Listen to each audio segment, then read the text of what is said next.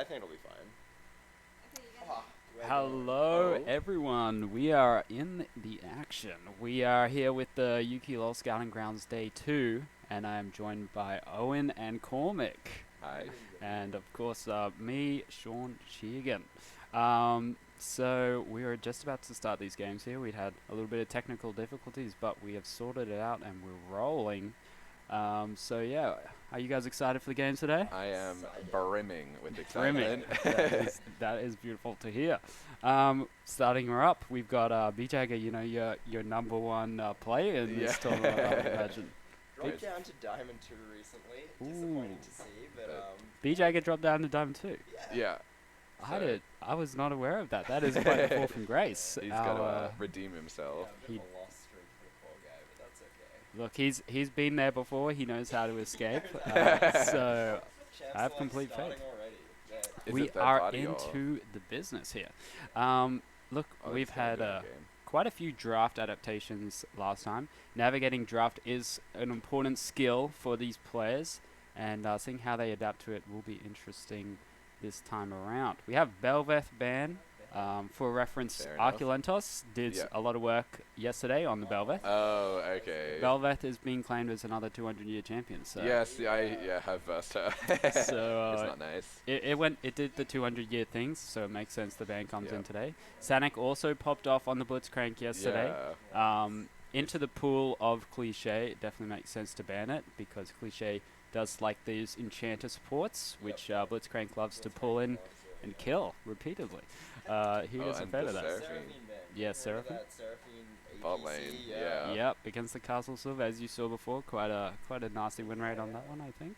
Yumi ban. No one likes versing Yumi. No, I hate Yumi. Yeah, on my team or against them. Hated. Just sucks. Only one that likes it is the ADC that is empowered to. Yeah.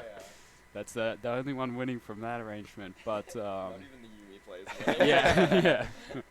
But the last ban here, interesting to see. There are all target bans, not really seeing meta bans per se, although Twitch is becoming a bit I was meta. going to say, wait, he banned his own Aurelia? Interesting. Like, who's the yeah, so FTR is actually the designated Irelia player now. B-Jagger's been dethroned. That's played a little bit too much Volibear, you know, he's dethroned now. But FTR is a big Aurelia fan, so interesting to see the ban there. Oh, but there's the Swain pick. Yeah. Is that the bot lane Swain? Yeah, the bot lane Swain, early pick, so we'll have to see how they play around that. Typically range is very effective into Swain, so picking it this early can really put your draft in a pigeonhole. Pretty risky first pick, I'd say. Definitely very risky. But we'll have to see how they adapt to it. Maybe they're confident that they don't have the necessary picks to make it work. But we see Jin. Interesting. Jin into the Swain's a pretty good pick. Yeah. That's a lot of range. Sprint Has that out of nice his burst E. damage. Yeah, and they probably have a pairing here with the AD. I would imagine maybe having a Jin and Lulu. Typically Lulu's not too great because the attack speed is wasted. I think like people that make you faster. Interesting to see Arculentos' Viego and Rek'Sai is being allowed up. But an early Rek'Sai pick is also very interesting. Usually you do not pick Rek'Sai too early as it can be countered pretty effectively. I have not seen Rek'Sai in a long time. Yeah, Rek'Sai. He's not picked that often. He had Yeah. It had a bit of a resurgence, but definitely hasn't been picked in a while. But Takai opting for the Udyr into Rek'Sai.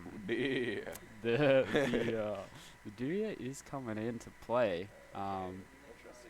Udyr, yeah, he's pretty strong pick recently.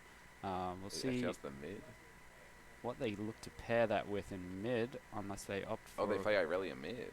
Okay. Yeah, that's the pick. I see. He has a couple of montage players. So it's a very engaged comp. Yeah, a lot of CC there. Yeah, for sure. I guess it's a Merc Trades game.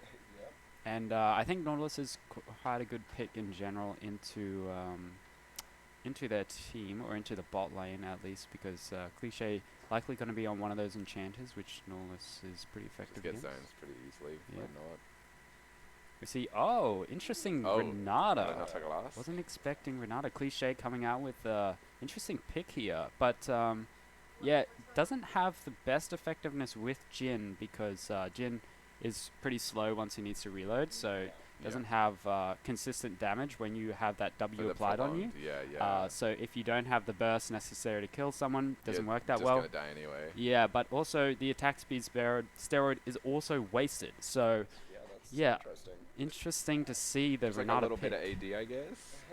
Yeah. Oh, obviously Fiora ban. confident in the Renata pick. Oh yeah, she's waiting for some 5-man ults nonetheless. There's gonna be a Swain killing everyone potentially. We'll see. Is there another hook champ? There's Thresh, Blitz. Because Blitz is banned, no it's picked. I think Renata's the only one apart from Thresh. Not that she's a hook champ. She's got a hook. I wouldn't necessarily. You wouldn't say it's a hook? I It's mean, like Pyke's a hook champ. it's its own thing. I guess it's hard to guess, really. yeah, I guess like- it's probably as hook as you can get, right? Yeah, Like Pyke is probably a little more. Oh yeah, that's more of a hook. Who else has? I guess in that case, like Yeah. Swain wins the pullback. Is Swain is the hook champ, yeah. Yeah. And we see FTR Azir is banned. FTR Azir was quite good yesterday, although they did lose in the end. They fell a little bit down, too far behind into a better scaling comp. But we also see the double ban into the B-Jagger. They're a bit afraid of the old Blake yeah, in the he's top got them lane. shaken. Yeah.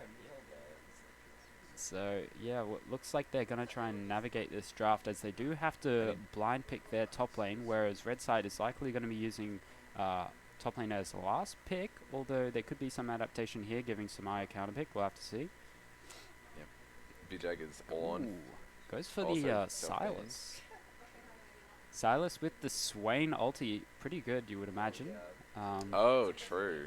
Good with the Norless ult. Oh, with Definitely don't Nord, want to be yeah. ulting the Udyr, but Oh, yeah. you know, Phoenix, maybe Silas?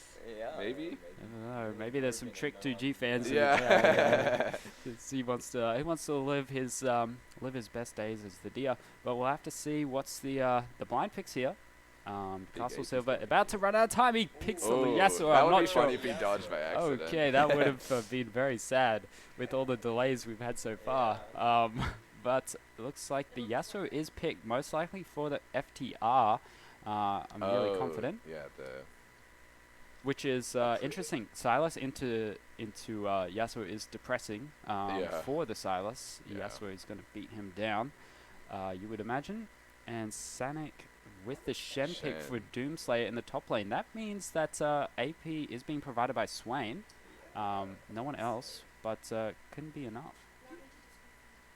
Yeah, so Peach we is looking like are... a pretty AD heavy team here. Depending on how the Swain builds, but Sure, he could go AD Swain.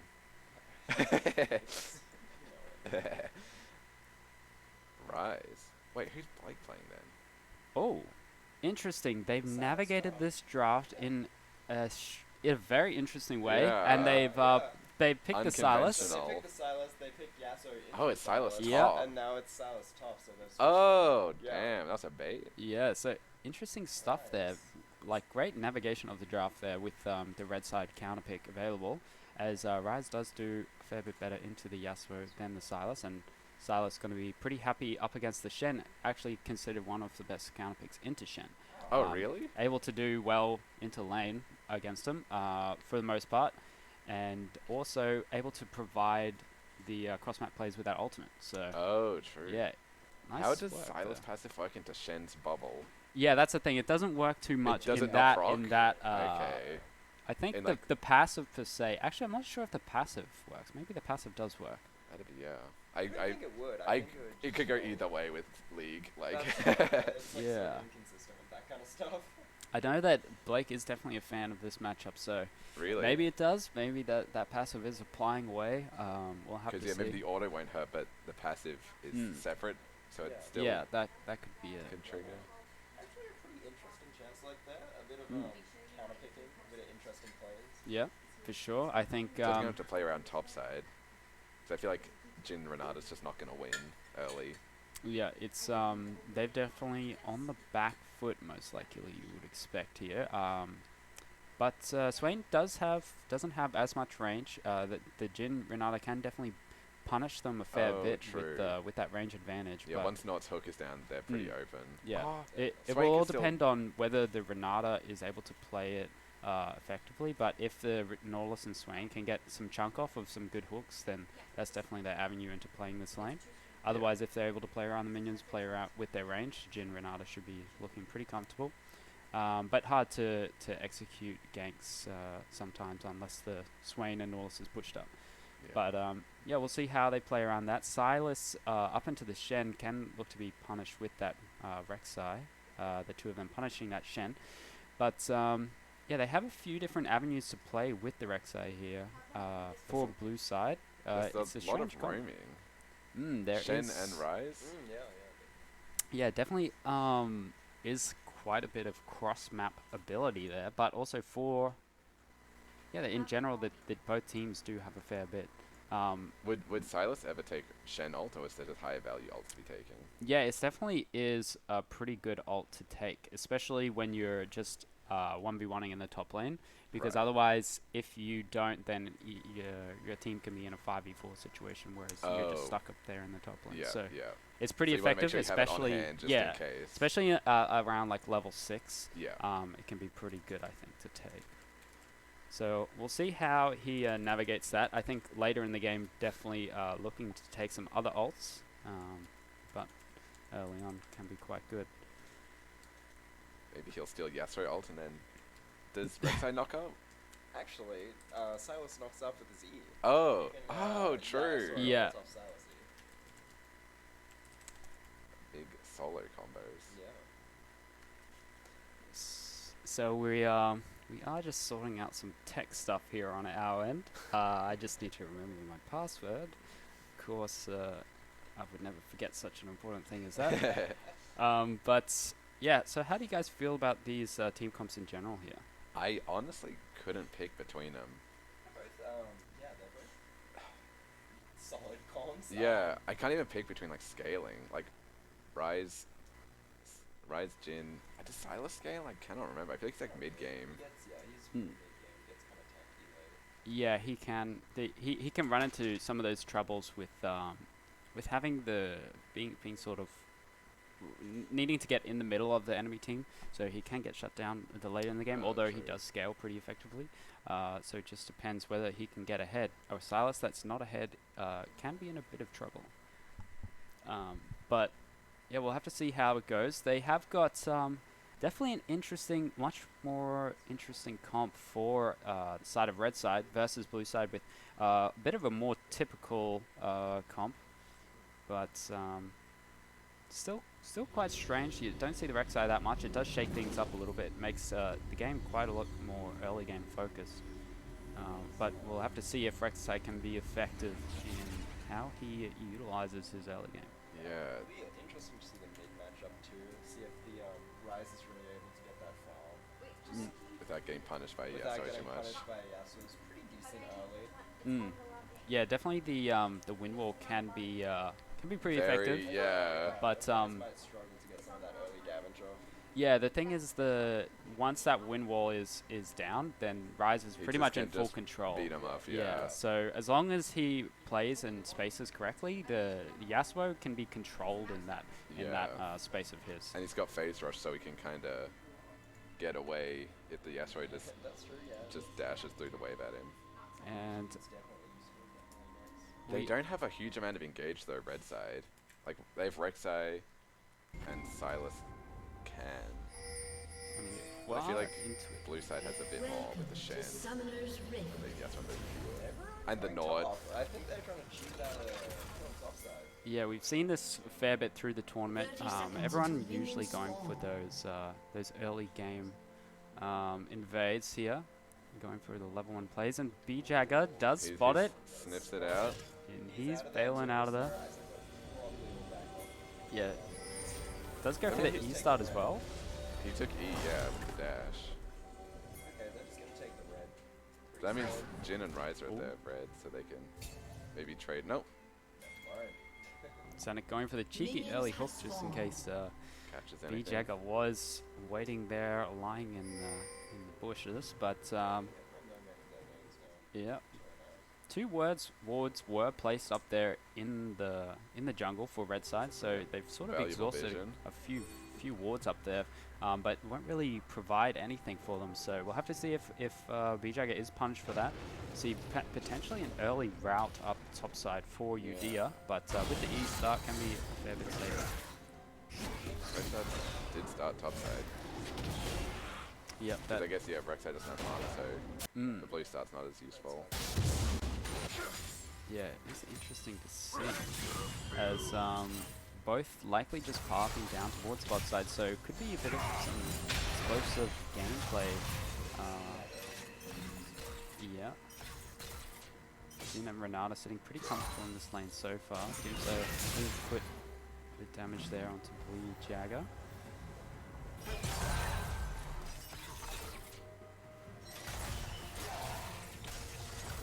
Level 1, they really don't have much follow-up when Swain hits a hook. Like, it's kind of hitting the, he kind of hits it and then just... Yeah. Almost identical health losses. I looked at Blake's a bit better off, actually. Yeah, it was pretty close. Silas almost getting punished there, but able to dodge out, so Vijega is looking good. But a nice hook from Sanic. That is exactly the sort of trades that you want, doing a lot of damage onto Cliché. And that is how you sort of flip this matchup. When you have the avenues, you play for the gauge with damage there. Vijega going up for the trade after Jen has used a lot of his damage there. It's going to go into such a big wave. As we do see down towards the bottom side, the junglers are getting pretty close to each other. Silas has been able to push in this wave and has the prio. Arculentos is spotting the mount. He sees the movement, but he doesn't realize Yasuo is right next to him. Unless he does, he gets hooked by Sanic, but he's able to get the damage off just in time. And he looks like he is going to fall down. That's a trade for the junglers. But Yasuo coming out with a red buff and a blue buff there. Oh, so no. yeah. Shadowmaster is in a lot of trouble here. Don't know what he was thinking there, but going to be a lot of trade and the plans coming through. Still committing to the Swain. Yeah, Sanic a little bit in trouble as well himself, but he's spacing away. Shadowmaster is going in for a kill here. Castle Silver and Sanic not really on the same page there, but Shadowmaster playing with confidence and rightfully wins that trade. Yeah, the flash from Swain really saved him from that fourth shot. Yeah. Because he might have been in a bit of trouble there. Yeah, it was pretty preemptive one.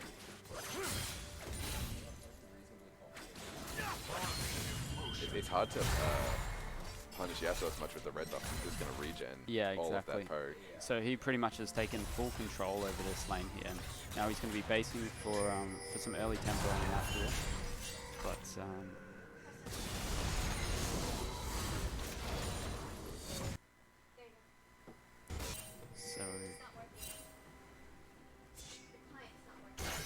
just having some directions here from our production side, but yeah, so we're all good here, and looks like Udir is parking up top as Vijag is caught with a little bit of his pants down here, as he is trying to get this wave in, but might be punished for it as such, maybe having to burn the flash, but that is a very slow Udir. Looks like they're not really going to be able to do enough damage. Get out with the flash. Yeah, he is pretty comfortable with that, and Takai wasting a fair bit of time of his there. See if Arculentos is able to get much done with it. Arculentos was parting mid, the Yasuo walking down, but and shoves the wave in after. Guess he's just not scared of the Udyr. Yep. Udyr without Ghost, definitely not as scary early game. When did he burn it? In that fight down bot side river? Yeah, I think that must have been it, but wasn't able to get much done. Doomso with a nice cheeky little freeze here, forcing Bijak to stay around. No real jungles in that area though, so it's just the wet noodle fight consisting to happen. And interesting to note, Shem without Ignite, as typically is not the case, so it doesn't have as much of that early game threat, which Shem can provide. Hovering around Drake and Udyr in the vicinity. Yeah, it's directed camera. I can't tell if she's taking it. Yeah. Going for the early dragon there, but Udyr's just too late to catch her out on that. Yeah, and you got to think that that play up in top side sort of punished him there. Yeah. Massa getting out of that one there. Cheeky little sidestep. But yeah, Takai a little bit on the back foot, and he gets punished for it by Arculentos. rightfully taking that dragon there. Was a nice look with the tempo that they had. What does lethal tempo do on Udia? Because you don't get the attack range on melee, I don't think. Just attack speed. Yeah, lethal tempo. Interesting.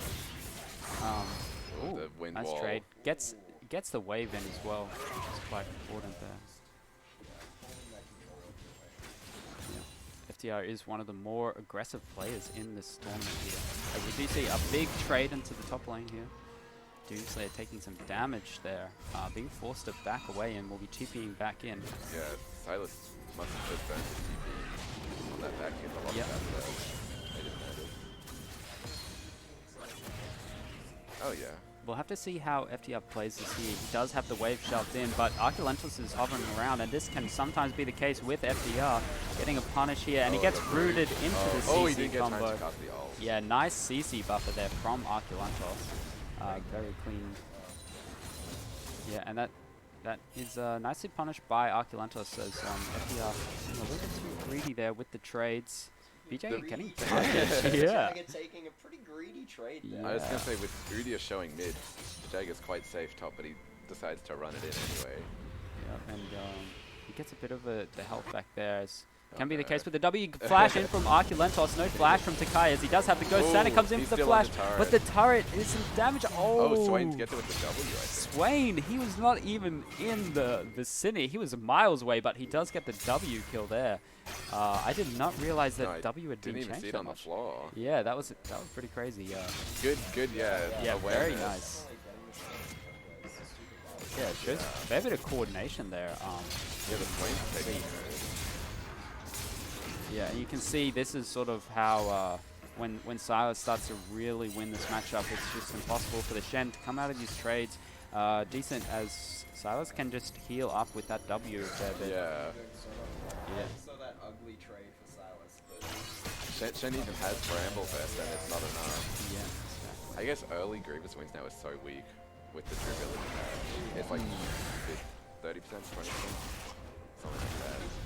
A low number. Yeah, top side has a control pressure, so you just rotate the food and it shows up. Yep.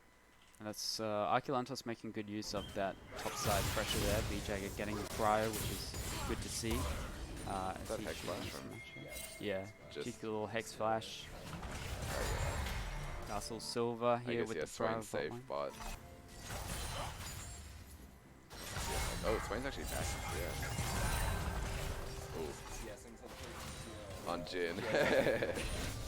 That caster auto attack.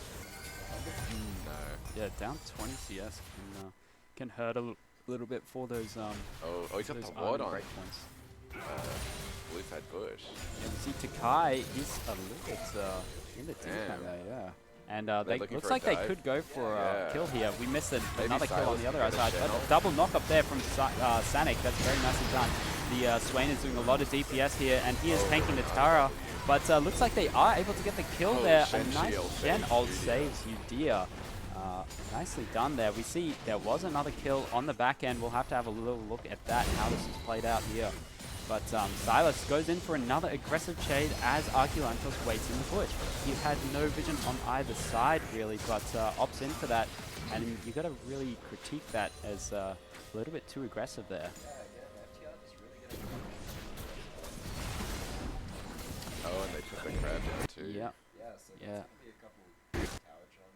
Yeah, yeah, definitely. a lot of lost XP. Probably, yeah. It's not what you want to see for blue side, getting punished very heavily there. But as we do see, also Silas B-Jagger has been left alone this whole time in the top lane. Will be getting that wave into the turret and potentially getting some... 40 CS really putting this matchup counter to work. He took Lucidity Boots. Is that common on Silas? I believe it is. Yeah, CDR is just so effective on Silas. So yeah. But interesting to see they've now role swapped. Oh, and he goes into the ultimate here. Has the ignite here. B-Jagger takes the ultimate. He doesn't hit the E. It goes into the wind wall, and he goes for the flash. That's a little bit fancy there from the Yasuo, and it looks like he escapes. And oh my god, he goes in for it. He's so hungry for it. Yeah, he did have the W, did have the ultimate. If that hit, he could be casting the E with the ultimate, as we said before, with that interaction. But and does Rek'Sai miss. once again. Yeah, Arcalentos looking to punish FDR as he is just too far up. And he shows us how that combo interaction just not letting works. Esso get an inch. Yeah. Arcalentos playing very well. Lots of map prep. Yeah. But again, the reverse, trading Dragon for topside pressure. Yeah, and you can see sort of a split map going on here at the moment. Takai taking Dragon there. Nice to see. We do have here the Norlis hovering around here in the enemy jungle. Takai is looking to push them out as... Oh! Good oh no, they had vision. I was going to say good presence of mind to get out of their fight. Oh, did he throw one? Yeah, he just threw it into the wall. Yeah, it just went into the wall, that one there. Yeah, yeah.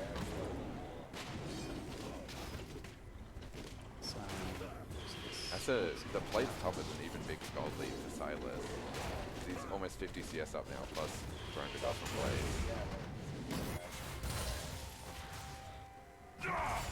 You see a nice root there from Castle Silver, showing proficiency on this champion. It is his main. A nice hook there from Sanic, and that is perfectly comboed there, getting the kill. And you might see a dive here from Takai if they want. They are going to be taking over this bottom side of the jungle here, you can see, as they're going to be moving through, clearing vision, as they know they now have control of this side of the map. You see Arcalentos is hovering in that top side as well, so might be looking for something on Doomslayer here, but he does have that dash. We'll have to see. It could be a little bit difficult to make work. Arcalentos comes in, does have the flash, but doesn't get in range. Nicely done by Doomslayer, escaped that one. But yeah, Shadowmaster really getting punished. It's not staying out of range of the Swain E there, so gets caught, and they get a lot of place, get a lot of XP there. Catching up for that Swain, but he's still 11 CS behind.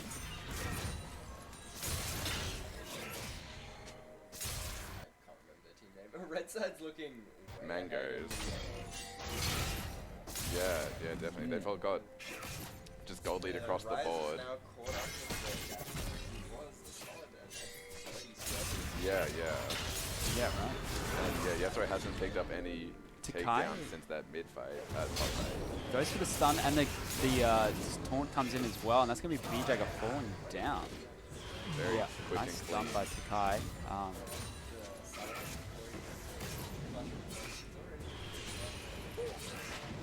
Shut that down. Yeah, and nicely done by Takai to launch there with the ghost straight away. And that's going to be a gank down here in the bot lane. Shadowmaster gets caught, but we'll have to see if this is enough. Arcalentos is getting damage there, and that's Castle Silver flashing in with confidence. That was quite poorly played. Shadowmaster getting really punished there for the team in what should have been a really easy to play dive, and they're going to lose out on this one, actually. That is huge.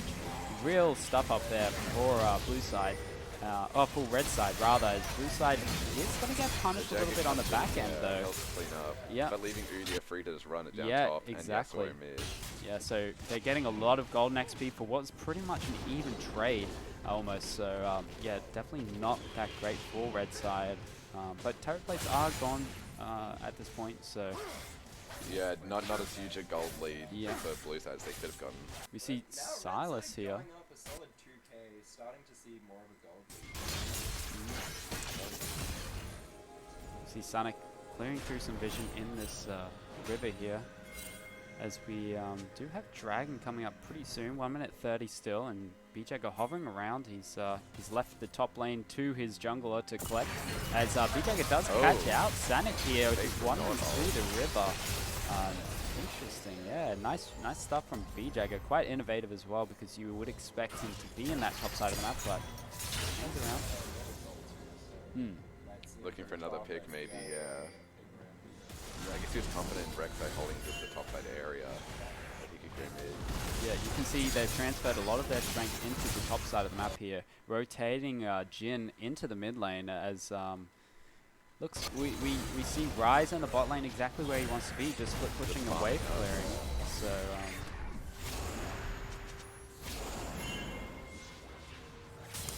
yeah, and we see that let me just fast forward a little bit here to catch up to the game. See if we can get live here, and not too much happening here before the dragon, but we do have 22 seconds here for this dragon. A lot of posturing, but seems Bluebird has better positioning for the Drake fight. Yep, definitely. They are, though, going for that mid lane access, and VJ are getting caught out. And we do see Swain is in the middle of everyone. He's going to be looking to do havoc. That's a big ult from Sanic. But UQLoL is doing some work in the back end. He ults onto FTR. Nice flash away, but flash followed by FTR. UQLoL gets the kill, though, and he stays alive. I don't think Doomslayer can finish this one off. He goes back in with confidence, and he finishes the job. That was incredibly well played by Red Side. They go 5 for 0 there, effectively almost winning the game just off of that fight. That fight was insane. Yeah, fantastic fight from Red Side.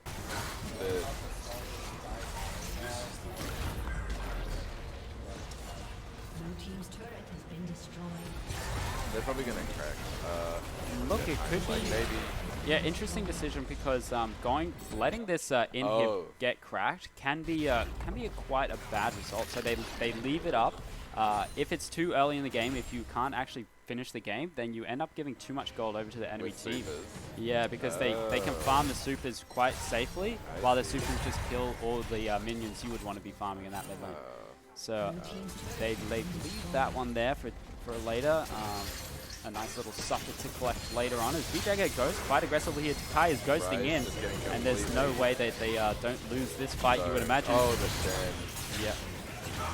And Red Side's not close enough to hell. VJ got forced to take the Udyr ult, and Takai is going to be spine, you would imagine. Oh, that's not it. FTR coming on in. A nice hook from Sanic there. So Takai out of any danger. But yeah, nice work by Blue Side, knowing that the enemy team is definitely overextended, out of tempo, and getting a bit greedy there. Should be a mid turret here. Should definitely be a mid turret, but he opts for the ward. Yeah, he's not. Now he realizes gets the gold, he yeah. grabs that turret there. As it is an objective bounty, it's quite important to grab that one when you can. Now he's back to the ward, but UQLoL is hanging around, ready to capture him if he looks for that one. But we have some missing pings onto Takai there, and the enemy team is not really looking to converge, but Jin is hovering there just in case. Goes for the cheeky steal, a little bit ambitious. Yeah, hopeful, and I guess not easy to punish. Just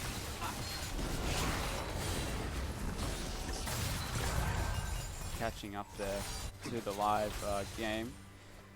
As another low point in the game here. We'll have to see if Red Team does look to use their globals a little bit with the Rise ultimate. As the Rise is coming in, as I said, the flash over the wall there. A nice play here by the duo of B-Jagger and Sumaya. As I said it, the Rise does use his ability to cross map with that ultimate there, and FTR getting caught with his hand in the cookie jar once more. He is a little bit aggressive, typically, especially in the side lanes.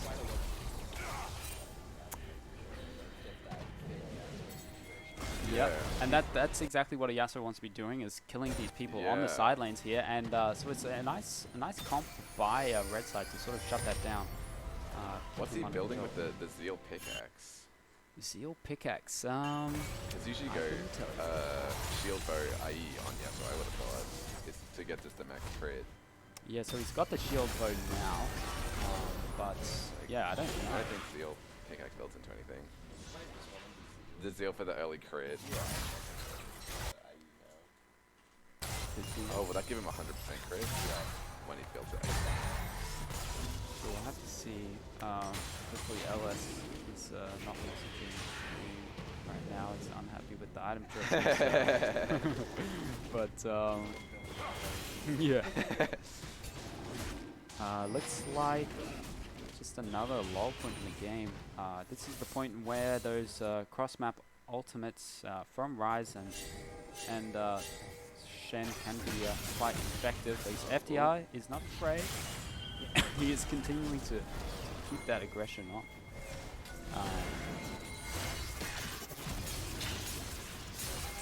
And how do you guys feel about this current game state at the moment? I think Red side needs to really push their advantage right now. Yeah, Because we saw get those couple of really good fights, but now it's kind of even out more. There's been some good picks, but if they're not careful, blue side can really push that. It's certainly not going to really no, there's definitely Red side is winning, but they haven't won.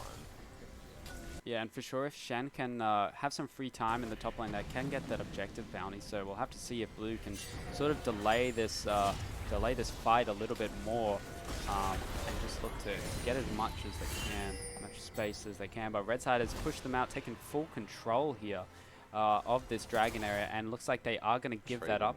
Looks to take top side for as much as they can. Although there's just a Krugs up there, they're not going to be able to get anything done with this mid lane, but it is a nice choice to get out of there. D-Jagger comes in with the Swain ult. Going to see if they can actually burst him in time. If that Swain ult is very impossible to burst the Silas with. And Jin is lining up, putting a lot of deeps onto FDR in the back line. If D-Jagger gets the kill there, this is going to be a beautiful fight for all red side, although blue did some effective trading there.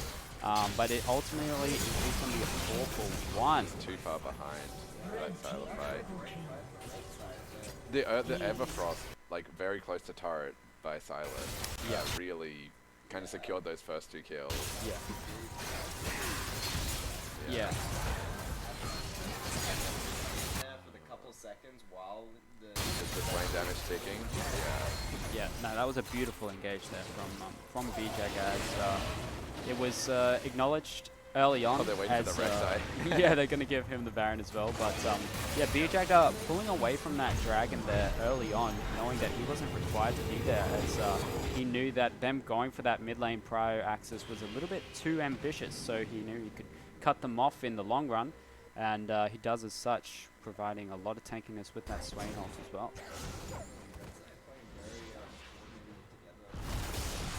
Yeah, really good. Collapses one of those 2 kills. And they're on soul point now, so the clock's kind of ticking for blue side. Because Earth Soul's just going to make those team fights even harder with like 500 more effective HP for red side. Yeah, it's going to be very difficult in a team that really is lacking damage as well.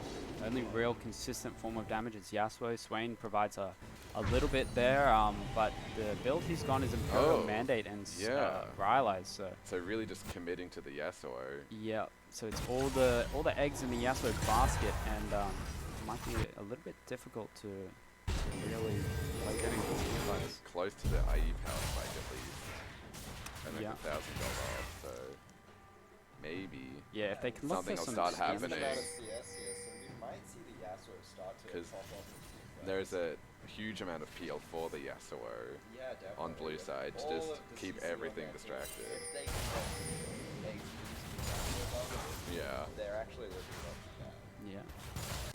But we do see as well the silent benefactor of this game so far has been that Rise. 8-0 and so 8. much gold. Yeah, a lot of gold in his back pocket, and he is quite strong at the moment. Has that Rabadon says cliche, and Arculantos were a little bit too far up, didn't have any vision on the top side of that jungle there, top side of the bot side jungle rather, and does get punished for that lack of vision control there, lack of vision understanding. So interesting to see, but they are benefiting from the cross map plays as they, I think they're 2-0-2 at the moment. FDR flashes out.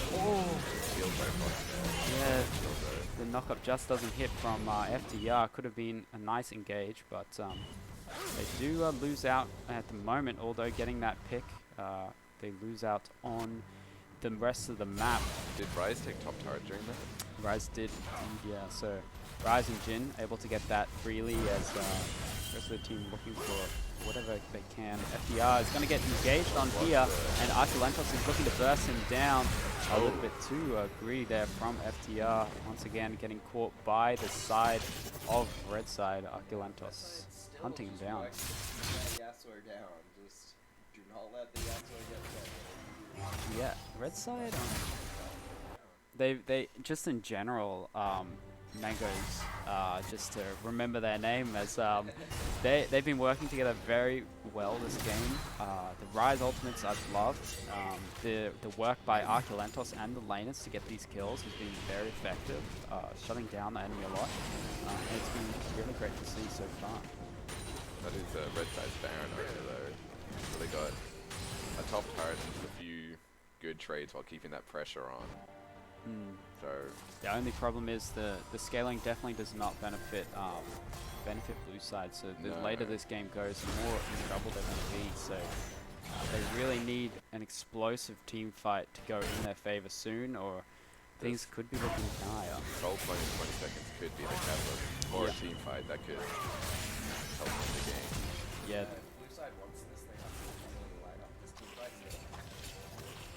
They've got the good idea so far. They're taking control of this area, but Red Side, they don't need this dragon. What Red Side can do is just take mid lane access if Blue is really wanting to commit to this dragon, and they can look for some control. As they do see those two in the bush there, they have the Rek'Sai, FDR.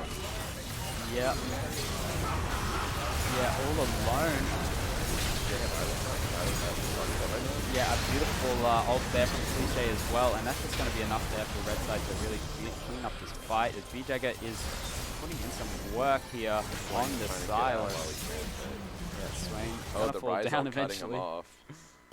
And that's going to be GG. That should be the end of it, although they go for the dragon here. We have 30 seconds. I guess if they're not convinced, they can end right now.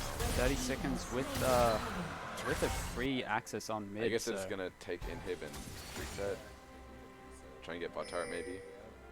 All their waves are pushing right now.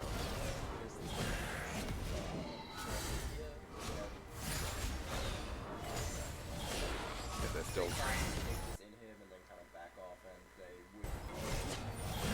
Yeah, they're still riding their power spike. They definitely have the scaling in their favor. Shadowmaster gets blocked by the wind wall, can't really do any damage as Arculentos gets caught out here. FPR might get killed, doesn't. Arculentos gets out.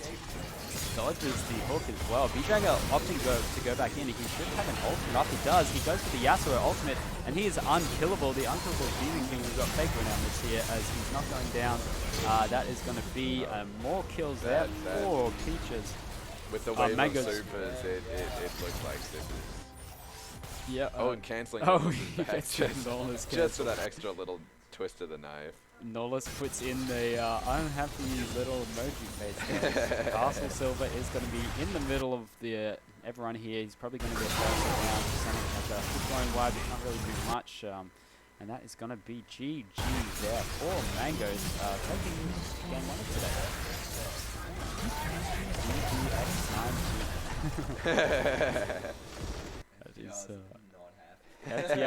FTR's roommate Jin. Oh no! He's quite unhappy at the loss at his hands.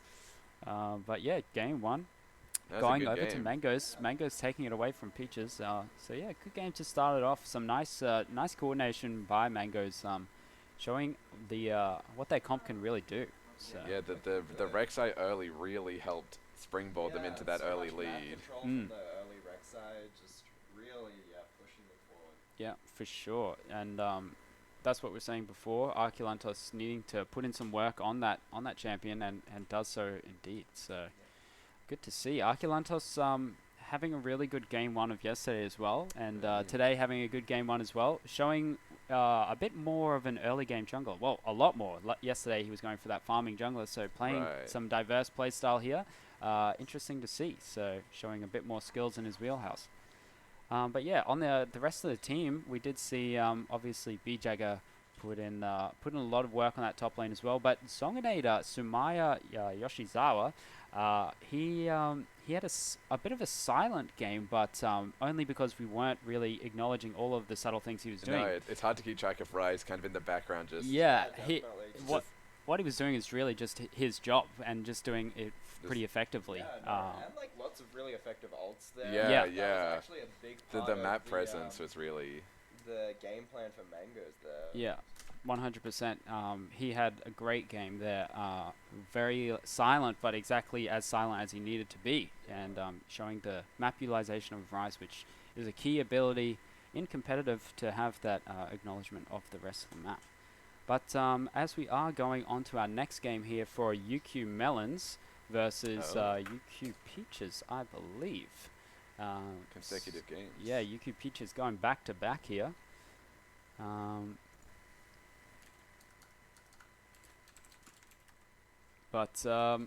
Yeah, UQ. Let's have a look at UQ Melons. We do have HD Times in the top lane. Trickster in the jungle. Masaki in mid.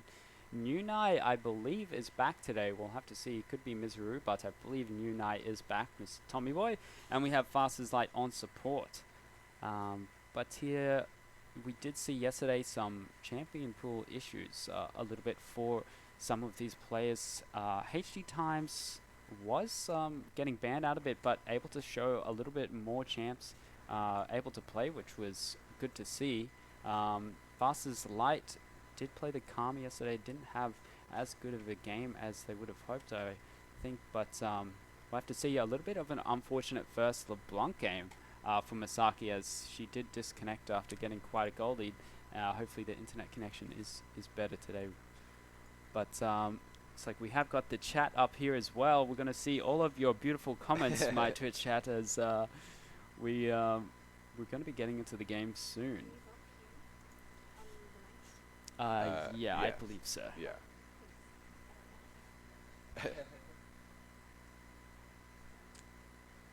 Can you guys hear both Comic and I with the mic? Are you able to hear me? I'm just... They can't? Oh. I hoped your mic was I was sure you could. Yeah, I think it's like really localized, I guess. Oh. Maybe that's why, but we do have Anna Maria saying gaming. Gaming This has is been current. gaming. B-Jagger says get them to swap mics around so everyone gets to talk, surely. I don't know if we wanted to listen to Comic. I heard him just now. Awesome. Anna Maria is hearing... Okay, Oh, so you could hear me a bit. Well, That's good. Well, in the meantime, we'll put these up just in case. Yeah, we'll try and catch Yeah, everyone's voice. hopefully that doesn't... surround sound. Yeah. Grab a little bit of the atmosphere here in the XP Esports room. Quietly, though. And we do have UQ Peaches as well. We just saw them, but Doomslayer, Lawful Boy, FTR, Castle Silver, and Sanic. But yeah, they had what was not as good of a game as they finished off with yesterday, which was very explosive one and quite well performed by all members for the second game yesterday. But this game lacking a little bit. Champions were a bit strange for the draft and difficult to execute, but yeah, we'll have to see how they change things up here and maybe go for a little bit more of a standard comp, a little bit less aggression in some areas. We'll see how they adapt, but we are hopping into champion select here. Just for reference, we don't have pro draft today, which is great news. No more delays in that aspect because Riot has graced us with a bug. Riot has graced us with a bug. They've given us a free Xbox Game Pass, which is beautiful, right? Very beneficiary. I think they knew that UQ Scouting Grounds was on, so they wanted to help us It's a out. gift for us. Makes sense. But looks like we don't have New Knight today. Interesting. We do have Mizuru again. So we will not be seeing New Knight at all. Okay. This tournament, it appears, unless maybe he will be gracing us a little bit later. Hopefully so. Was the ADC? Yunai was indeed Oh, yeah. the ADC. He was the top laner for Div 2 last semester, but seems as though we're not going to be seeing too much of him, if at all. Mizuru is swapping back and forth through this champion select like a bouncy ball. Yeah. To get the team started out. And it seems, if we're looking at, didn't have too much time before, but looking at yesterday just in general, some of the standouts from my perspective, watching those games had to have been FTR, Takai, and Destructopus specifically. This today, actually not showing as such as Apples. Sorry, I believe Apples were undefeated, but Yeah, even though Peaches was 1-1 yesterday, I think FDR had a great performance in both of those games. Apples, on the other hand, Takai did have a great performance in both of those games, I believe. Same with Destructopus.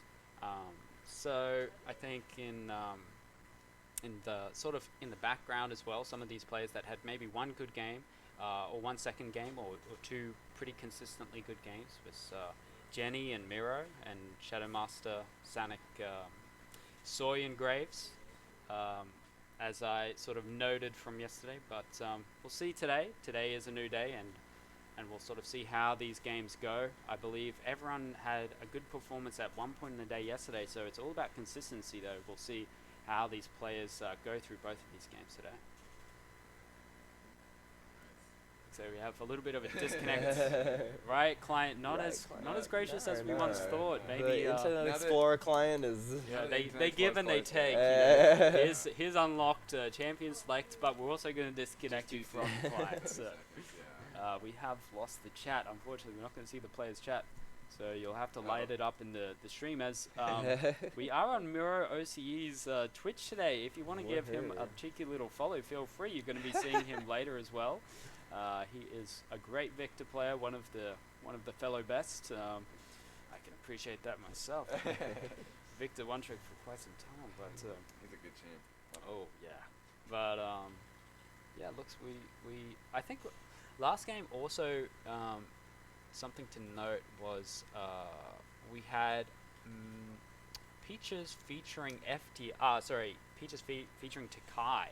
So Takai wasn't playing on his typical team; he was just playing filling in for filling in for a lawful boy there. So that we will be seeing more of Takai later on his apples. Okay. Busy man playing in all the teams. Yeah, he's got a busy night ahead of him. I don't know. Maybe he's is he clone playing himself. in every game? If he versus that team, he will have to create a clone. So we'll see how effective that clone is. He's got one game where he's not playing. The last game. No. Second last game. So yeah, busy night. Busy night ahead. What were the standout players for you guys in that game? Really? I think Arculentos really. Arculentos, really cemented that game for Mangoes. He made was just, I think, pivotal in Red Team's lead gas win that game. Yeah, definitely. Because he set up the Rise to really just keep just farming up and spiking, and the playing around the Silas top, I think, really just cemented the Silas already had the CS lead and just the trade lead, but those couple of roams top, I think, really helped. Yeah. Set Red side up. He got the key players ahead really, and shut down also the key players on the enemy team in that Yasuo. Really kept Yasuo down. Yeah. Just 2 or 3 times. I think Bijago also doing a good job getting that nice early Silas lead, getting a lot of the really good engages for Red side. It was looking nice for him. And then on the Peaches side, I mean, they had a rough game, but their bot lane was looking really strong there for a while. Was looking consistent. Definitely like early game it was looking very bot favored for the Mango. For Peaches, yeah. Peaches.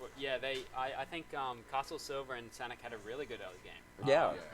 It's definitely easy to forget after how that game progressed. Definitely.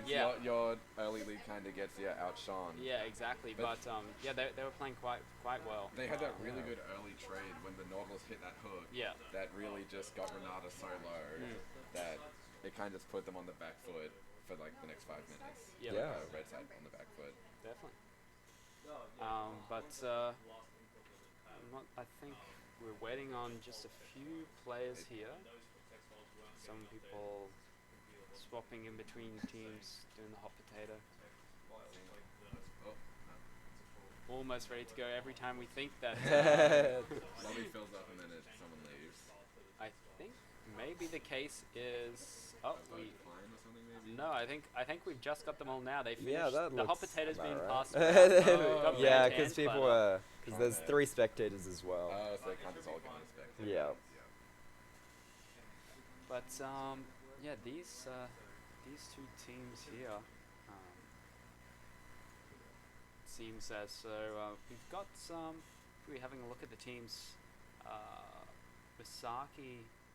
I want to watch Misaki in particular for this side, as she did unfortunately have a bit of a hemorrhaged game on the LeBlanc yesterday, but the second game, I believe, can't remember exactly what Misaki played, but if anyone remembers, feel free to tell me in the chat. But yeah, seeing how Misaki goes in these tournaments, I will be interested by that.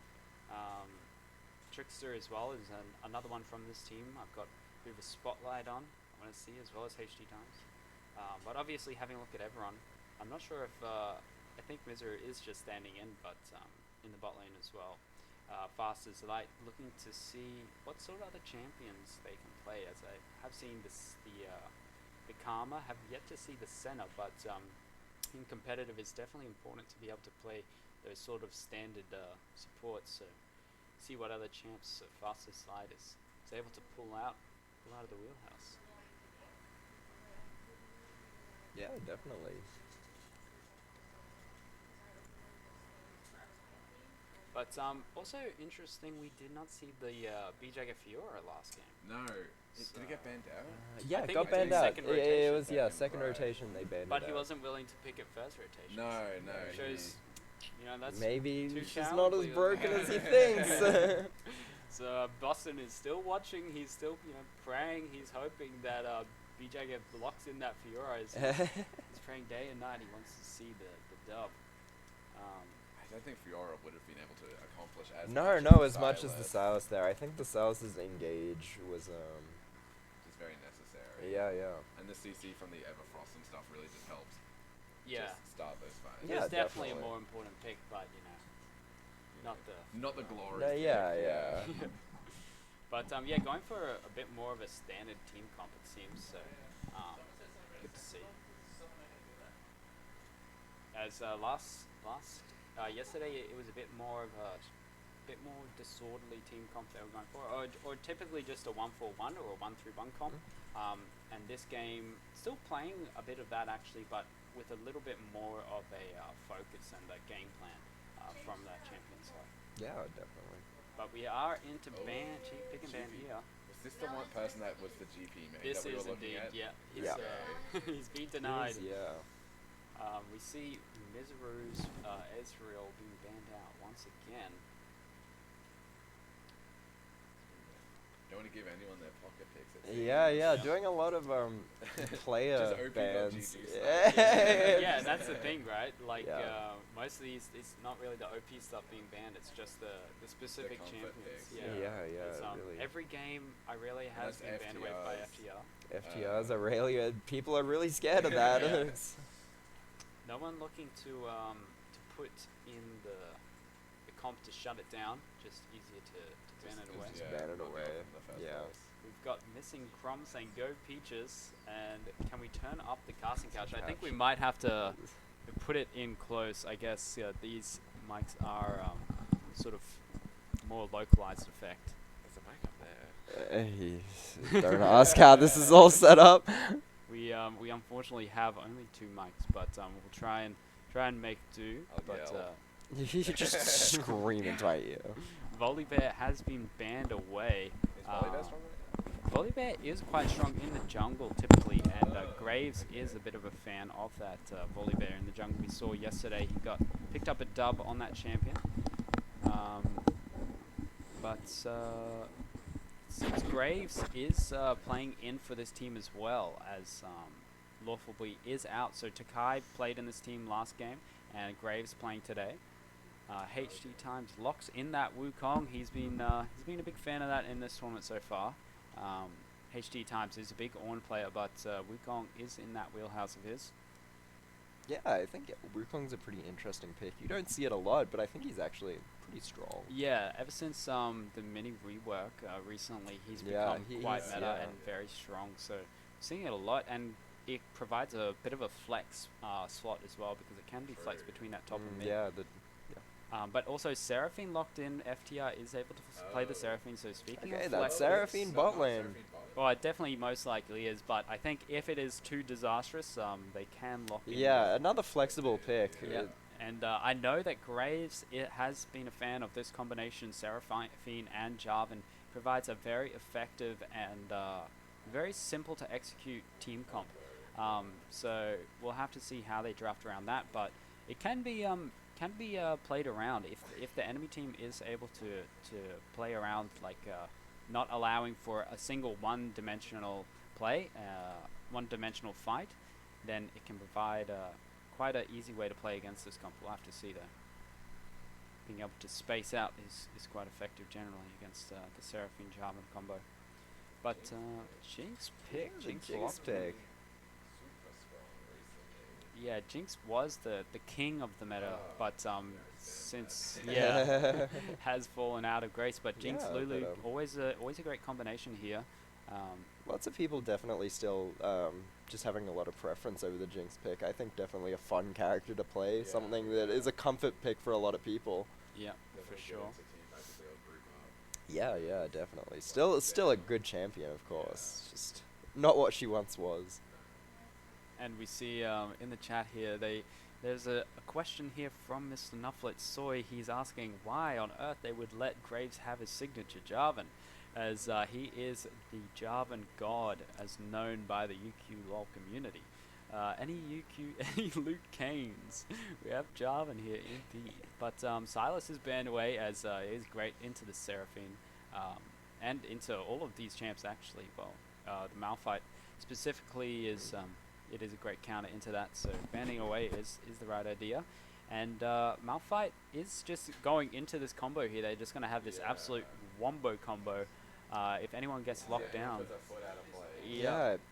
we'll have to see. Yasuo banned though, so they're scared of that much wombo combo. Yeah, and it seems like the enemy team is opting into a bit of a front to back. We'll have to see if Wukong can sort of create some disruption here and some flank to make this enemy team feel uncomfortable. Because if they are able to play in their designated playstyle, they can be looking pretty happy. Yeah, no one's a fan of seeing the Fiora today. Seems like they aren't fully confirmed that Wukong is going top. Could be going to the Trickster, so they're looking to ban out these champions in the top lane. But we'll be that Blitzbrand. Yeah, Blitzbrand banned. Yep, 100% great into Lulu. So good ban there. Yeah, good ban. We'll have to see how fast this like goes on this on the Lulu today. Lulu and Jinx, they can be quite a great combo. Okay, that Lux pick. Work together. Well, it could be the mid lane Lux too. It's still. That's a lot of AP, assuming it's AP Malphite.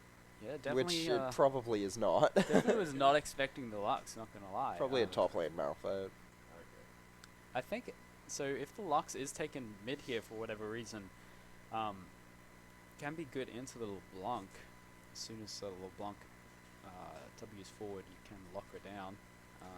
Okay, that Diana pick. Oh, I believe Diana is not allowed in this tournament. So it's like we need to redo the old champ as select. I believe I don't think Trickster reads Discord. That's that would make sense as to why that is the case. Well, but I think if we could communicate that to the players. Oh, it's fine. Never mind. Never mind. She's allowed. Seems like Riot has fixed up their naughty little behavior with all these crazy things going on in their client. But we do see the Ahri is picked up, and we have double AP mid and jungle, which is interesting, easy to tech into, especially for a tanky champion such as Malphite. And could see Jarvan as well go quick tank. Yeah, pretty. Form of AD carry. Right, yeah, so that's going to be the AD, huh? Interesting to see. Well, looks like we have double AP bot lane. Yeah. Yeah, interesting. I actually forgot about this combo. It is a bit of a solo QS combo that some people have liked running. Seraphine Lux, I think, definitely probably looking to have a pretty dominant lane. Yeah, for sure. If Jinx just plays safe, she definitely outscales them. Yeah, so... Looks like doesn't have a tank either. Yeah, that is true. They've got a bit of a skirmish comp, but that is sort of what they want to be doing. They don't want the enemy team to really get into these 5v5 scenarios, as they should always win. But we'll have to see how they play around the skirmish comp. They're going to have to take these fights a little bit earlier than the objectives that they're setting up for, and sort of get the team a little bit off guard, catch them in places they don't want to be fighting. So we'll have to see how blue side can navigate around that. But red side definitely have quite a simple press R team comp. They're all looking hovering to have around that level wombo 6. combo, I guess. Yeah. Yep, for sure. So Jackson apparently thought he found a bug, but actually, in fact, was not a bug. He was trying to protect the integrity. That is very true. What a great guy. I mean, makes sense to assume that there is a bug in Riot Games. Yeah, Because they love their bugs. Oh, yeah. You would think that they'd be pest control, but they'd be terrible at it if they're pest control, right? Because they aren't killing any of those bugs. No, they just they keep releasing the bugs. Maybe they're bug enthusiasts. Oh yeah. Oh. 2010. You even remember the day? Yeah. Amphilie was a great movie. I love that. Oh, good movie. Yeah. That was Or Bugs Life. That was Bugs great. Life, also good. Also, weirdly similar movies, released at like the same time. Yeah, those. Yeah, They have these.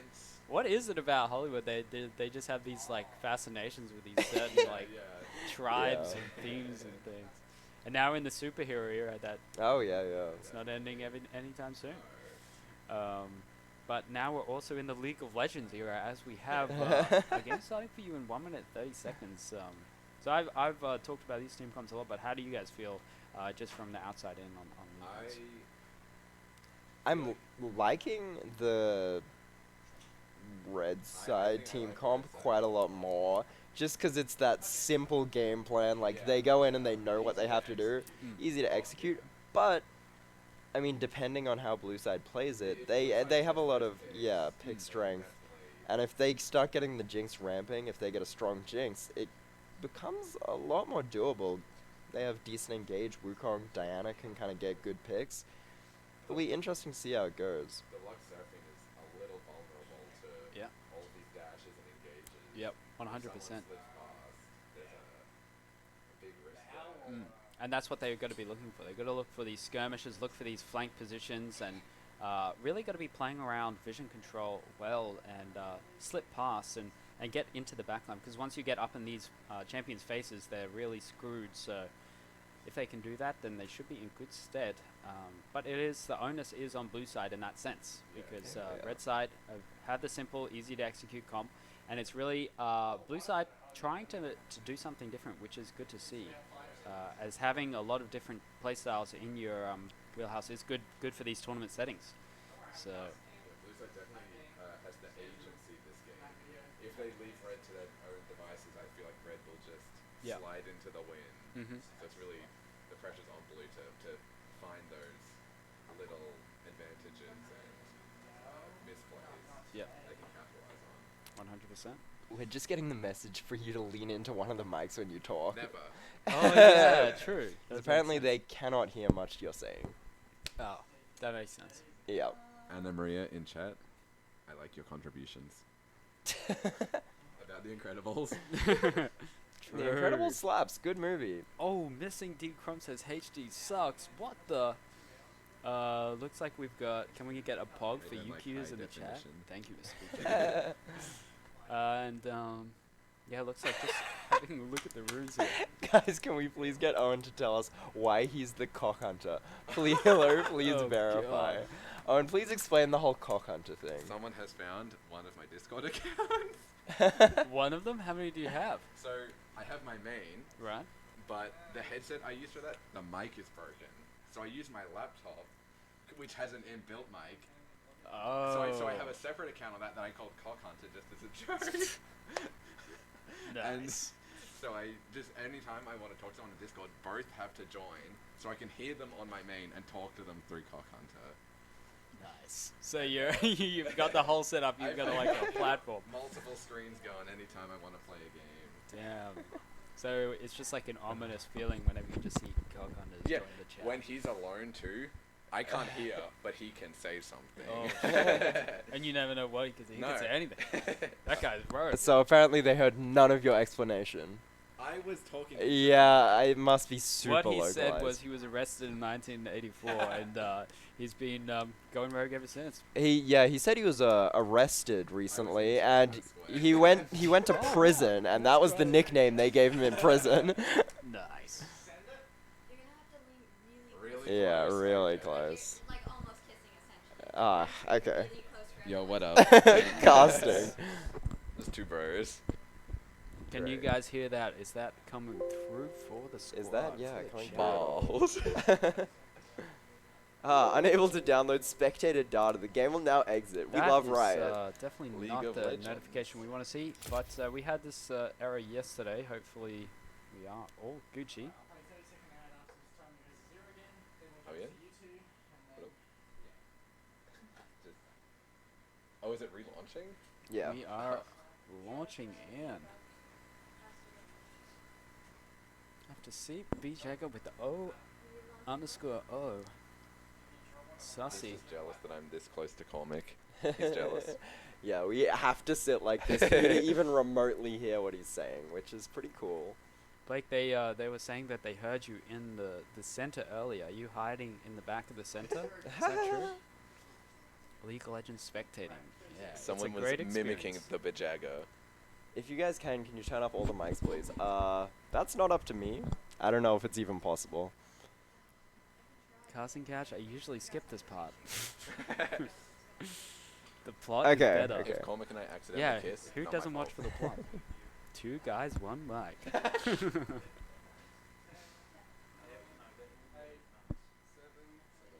We have got reports, I think, that we are at maximum volume. Maximum charge. Maximum as the Tsar charge. from Overwatch would say. Ah, yes, a classic. Sus. Sus. I'm pretty sus. We have got that same silhouette The of black darkness. screen. League of Legends loves to give us, but Yeah, great. we've got the time up, so we're good to go. Okay, the Ari instantly pinging 654 ping. Okay, that is very unfortunate, as we had that issue yesterday, and it led to it's a devastating incident for Misaki. We'll have to see if her internet does come good. When Cormick looks directly into the camera, Summoner's Rift. they can't see you. Nah, they anymore, can't but, see me anymore. I looked directly into the camera, just so you knew. Yeah, I'm sorry, Richard, but you're gonna Okay, have to look 30 next time. seconds until mid- As Fastest Light is hiding here a little bit forward and is going to get caught out, but it's going to require a flash from Lux and Binding. I mean, flash from Lux for the Binding. But they don't opt for that. And it is them pushing forward here.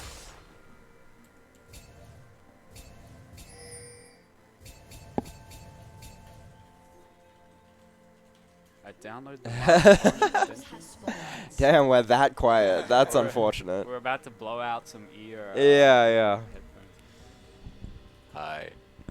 I don't even think that would have been loud. Yeah, right. No. All right, so that is Okay. it's the scoreboard. Okay, bug no on one the looking for outside. that cheesy invade this game. Yeah, Went well for the they did go wraparound for it, spots but there. yeah, it didn't really. They just sort of stared. Yeah, at the they ruler just and kinda did nothing, which is Didn't really go anywhere.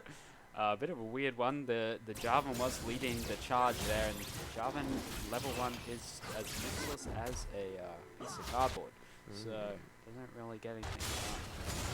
But yeah, they're going for a fake leash on bot side, but Doomslayer did not fake leash, so kind of confusing there. Doesn't really provide too much, but it is Jarvan's start without any assistance. I believe oops, maybe we missed the side. But Okay. there is some pings up there, some wards rather up there in the chicken camp. So like this, we'll find the Jarvan out. But I have to see. No tabbing out. Don't worry, we haven't been tabbing out, but hopefully it's not. The stream's not acting like it is. We do see pretty stale lanes all around here. Is Doran's start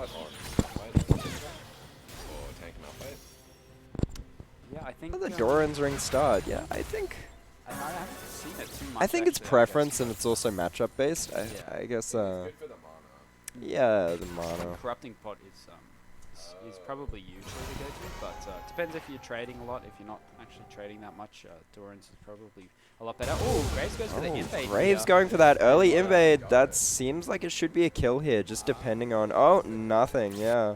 He does now have control, but he's in a bit of a spot of trouble. He has to go back in. He goes onto HD Duns. He does a lot of damage, and he's showing how much damage this Jarvan can do. I'll pass the mic. I'll hold it. Okay, hopefully the volume's a little better now. We've come up with a new way to use the We've mic. got a bit of a communal mic. We don't going need on audio here. around these parts. Because we do have Jarvan walking down towards bot side, leaving his top side camps as he wants to get his stop scuttle. So interesting decision. No, the bot lane's shoved in, so probably not looking for a bot lane gank after Yeah. that But either. might Not be too looking much to to do. counter gank before Diana comes Oh in yeah, here. looks like Diana's trying to set up for a gank. Oh, sees the ward, backs off. Looks Makes like he sense. could be looking mid here. Not really sure. He's looking Oh, actually. going for another invade. Yeah. Oh no, he's could get caught by the Diana though if he's not careful. I feel like Diana wins this early trade. It's a pretty strange sequence of Vision events there. ignite. Sort of wasted a lot of efficiency and benefit he got from that invade. He doesn't get any of his topside camps there, and also only gets the scuttle. So not. He could start top and path all the way down to bot side though, and maybe the lane side will be different by the time he finishes that jungle path. Chinese Hopefully. hero. We've got claims in the chat.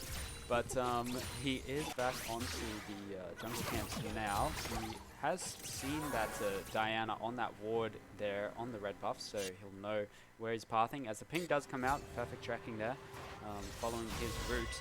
As Misaki has full control. Yeah, over really this having lane. a lot of lane pressure here. Kind of bullying FTR. Yeah, he's Looks like J-Force coming in bot side, but does just miss. Yeah, I think they had vision on him, so yeah, they pulled out. Yeah. Could rotate to Drake though if he was. Oh, We do miss a kill. Wow, was First not blood in the mid expecting lane. this. Wow, yeah. Ari going for a nice kill. Yeah, the charm missed, so I didn't think that anything was going to happen here, but FTR just FTR walks just up into delaying his too death. much, yeah. Jesus, that was really the last tick of Ignite. I that's think it not had what a you want to few more see. ticks still. FTR really getting punished there. Misaki pinging 100 ping after that kill too. Yeah. Really flexing. She can do it on 100 ping as well. Well, imagine what she can do on 20 ping. Oh my god. But we do see a dragon being taken here with the bot lane prio that they had.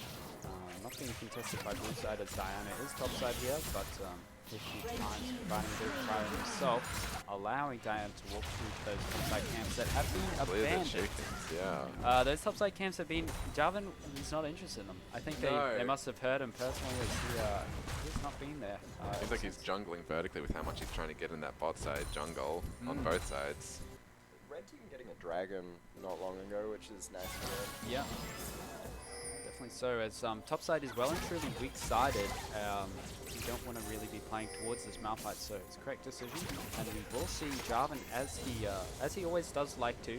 The champion is great at it. Yeah, Looking going for a bot gank side there. ganks. No wards in that bush. So Seems like they read it though. Yeah, they're nice pretty read from bot scared. side. Oh, Blue and the side, pink yeah. quad. Yeah, Rats great them work. out. tried helping them out there. Yeah, but already acknowledging they're sort of a bit pushed up there. They need to be be a bit careful, as they also would most likely know Jarvan is around that bot side of the map if they're correctly moving his paths. But Graves gets found out on the here. Going in for an aggressive play again, even after just dying, and a really good trade for him, so it worked out well. Yeah, Misaki does land the good charm. Okay, fair bit and of that's damage the right there. turnaround trade. Yeah. Oh, you could. That's the caster curse. So you've got your yeah, first caster caster curse. As I've become to known as an evil person, or a genie, some might say. Oh, FTR. He's getting. Oh, the charm lands. Beautiful Good charm. stuff. Flash comes out. God. Safe, but Misaki playing that really well. Yeah, 80 was ping nasty. gaming, right there. Yeah. 80 ping charms. Yeah. Look, I'm really liking Misaki's work here, putting in a lot of work back onto FTRs. You've got to wonder what is the idea behind the pick. I think they could have been in a lot of trouble. Graves actually going onto Misaki, but a no. beautiful charm that lands there, having to flash as she knows she was going to be in trouble there. But yeah, nice work by Graves, getting the flash out there. Nice look, is really chunked now, but able to get the red buff with the smite heal. Going back onto that, I think FTR a little bit uncomfortable perhaps in this matchup, but maybe doing so for the team's sake, as they did have AP bot lane. Trickster now going in hunting down FTR, but FTR's able to get out of that one alive. But yeah, FTR getting punished a little bit in this matchup, maybe taking one for the team, but we'll have to see. There was not really any AD damage otherwise, so... J4 is finally exploring the top side, getting those cans, what he can after what Diana took. Yep, I'm gonna have to ask you, hold up a seconds to just chill out for a second, my good sir. There's no tabbing. Unfortunately, it is just a little bit laggy. V-Jagger says, what the heck? Oh, nice little fighting lance there. Great Fair bit of damage there from bot lane. Yeah, nice trade. As Doomslayer's holding his own up here. HG Times and Doomslayer just having the wet noodle fight as expected. Getting a little bit low. As soon as they do get a bit low, one of these players could look for an all-in, as it is HG Times. He goes for the all-in, and he's going to get enough damage there. Wow, HG Times really playing it very well there. Yeah. Just bursting in before it can really hit Didn't the give spot. Malphite a chance to flash or ult out of that CC combo. Yeah, and he didn't opt for either of them, which was interesting to see. HG Times with the combo does do a lot of damage, and there's the combo right there. Yeah, that's Nice what you want to see from that bot lane. Yeah. That quick burst damage. She lived through that one, but FTR taking the aggressive trade. I Yeah, don't know yeah. what he is thinking here. He's FTR going all again in and taking Bit of crazy the trades. Yeah, psycho. I really don't know what he's going through his mind there. That was very strange. As HG Times, Doomslayer decides to let him live as he goes over the wall, and Doomslayer's sort of done with that one. Graves, he allows the Seraphine ult to come through, and that's quite the channel. We've got a telepath in our midst, and he is channeling the Seraphine ultimate there, but they're able to catch that Jinx out. Mummy, the Pito stop freezing like yogurt. Unfortunately, I don't think we can. I'm not really sure what's going on with the freezing. Maybe next time we're going to be able to sort it out. But Doomsday is going in here. Trickster might be caught out. He does have flash. We'll have to see. Nice combo there. And he's going to be able to get the kill. Wanted to give it over to FTR, I think, but correctly secures the kill. As the Trickster could have lived, since FTR doesn't exactly have much damage to go with here. But yeah, interesting to note, we've seen some questionable gameplay from FTR out of both of these last games after what was a very nice performance last two games from yesterday. So we'll see if he's able to turn it around. But on the other side, Misaki is playing very well these games. This game rather so far. And HG Times as well. Yeah, HG Times really putting in the hurt on Doomsday. It is a favourable matchup for HG Times on the but really putting in the work. Poking everyone low. This looks like it could be a really good fight for blue side if they engage correctly. Beautiful locking down the Trickster, as he was going for a humongous ult there, but he had no flash, so it was a bit hard to make it work. But you can see, trying to play front to back, running into this team is just not going to work. Red side has too much control of what's going on in front of them, too much space. Yeah, definitely. Created. Red team creating a lot of space there, getting all the CC off, really doing what their team comp is designed to do, in that they could just hold them down. Yeah, and yeah, nice work. With that rising, I think it was from the Lux.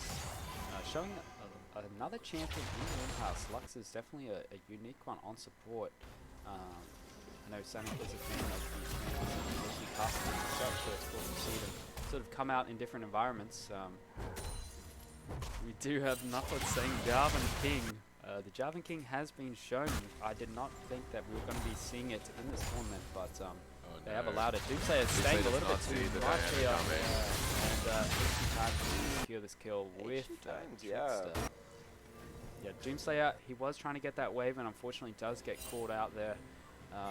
Pushing up a little bit too far. Yeah, just gonna have to start playing really careful around those ganks. And HE Times is getting pretty strong here, so it's gonna be a pretty quiet lane for Malphite now. Yeah, and we see the patented Graves Jarvan bot ganks here. He loves to sit in these bushes and wait for an unsuspecting player. But it does result in him wasting a serious amount of time as Misaki comes in, lands a beautiful charm, max range charge, and he gets the kill there. And he's going to keep on going. He has the ultimate reset. He gets the Q as he gets CC. That's beautiful play there from Misaki. She's playing insane right now as Graves, she bases in front of the Jarvan and gets the triple kill. And that's Misaki absolutely popping off. 5-0 there. Interestingly enough, the Jarvan ult coming out is actually a pretty big deal. He was already dead, so getting that free ult cooldown, pretty nice for the blue side. Yeah, indeed. As FTR looks to rotate, but it's a little bit too late. And without mid-turret there, they've lost a lot of control of this bot side of their jungle. So it's a bit difficult to walk through that area. And FTR gets punished for it. But Sonic looking for some cheeky damage there. FTR waiting here, and he's going to look for the kill on Fastest Light. We'll see. The Lulu ult is not up, but a little bit ambitious and does mean about 6 CS wasted there for FTR. The big picture. Well, good trades for HE Times. Yep. Doomslayer just trying to hold his own up here. He did pick this pick for the team fight, but he's getting punished quite a bit. Hasn't really been able to get to the team fight yet. He's just getting bullied in the top lane. Yeah, we've got to see if he can really survive this laning phase. As he said, HC Times is putting in the hurt on.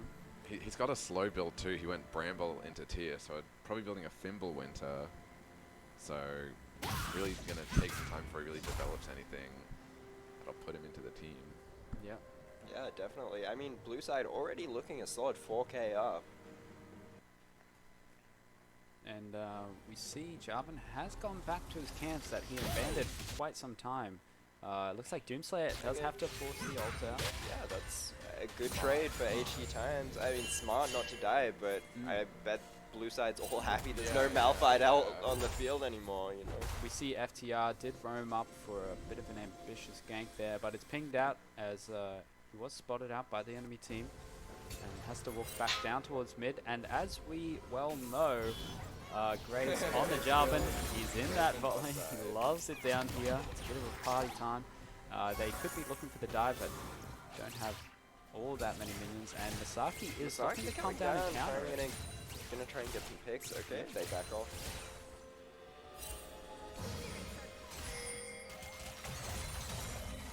Oh. Jinx ult was coming up, I guess. I think I was going for the Malphite, but he does have TP. Trickster's going to look to stop this though, and he does go in. Oh, he doesn't have enough damage. I think it's going to be enough to get the kill. Yeah. Nicely done by Doomslayer to pick that one up there. HG Times, yeah, wasn't keen for the dive, wanted to push that way first. Yeah. HG Times did not opt to help out that one. He was not having any part in it. Red team's turret That leaves the right side jungle up for Drake though, spawn. It has spawned, so they could get Soul Point here. Yeah, that is true then, and they're already looking to set up control here. They have this wood here hovering in case an unsuspecting Lulu is looking to get some vision down, but... Malphite's going top, but he has TP. This could be a team fight. Ari and Diana aren't there yet.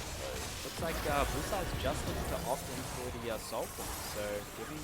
I mean, the soul, rather, as they are now on soul point side, so a bit risky. We'll have to see. Hextech Drake is quite a good Drake to have under your belt, so we'll have to see how blue side plays around this. They're going to have to be forced into what could be a potentially devastating team fight if they don't find the right avenues for it. But as we saw on the LeBlanc, Misaki is quite ahead at the moment. Hopefully no lag issues in the meantime, but it will be up to Misaki to transfer her lead into the rest of the team, as the rest of the team is not too far ahead except for HG Times in that top lane. And if they can translate that into some advantages, blue side can be in a good spot. Blue side has held that 4-ish 5k gold lead now for the last like 5 minutes. So they really just need to turn that into some more objectives. Yep.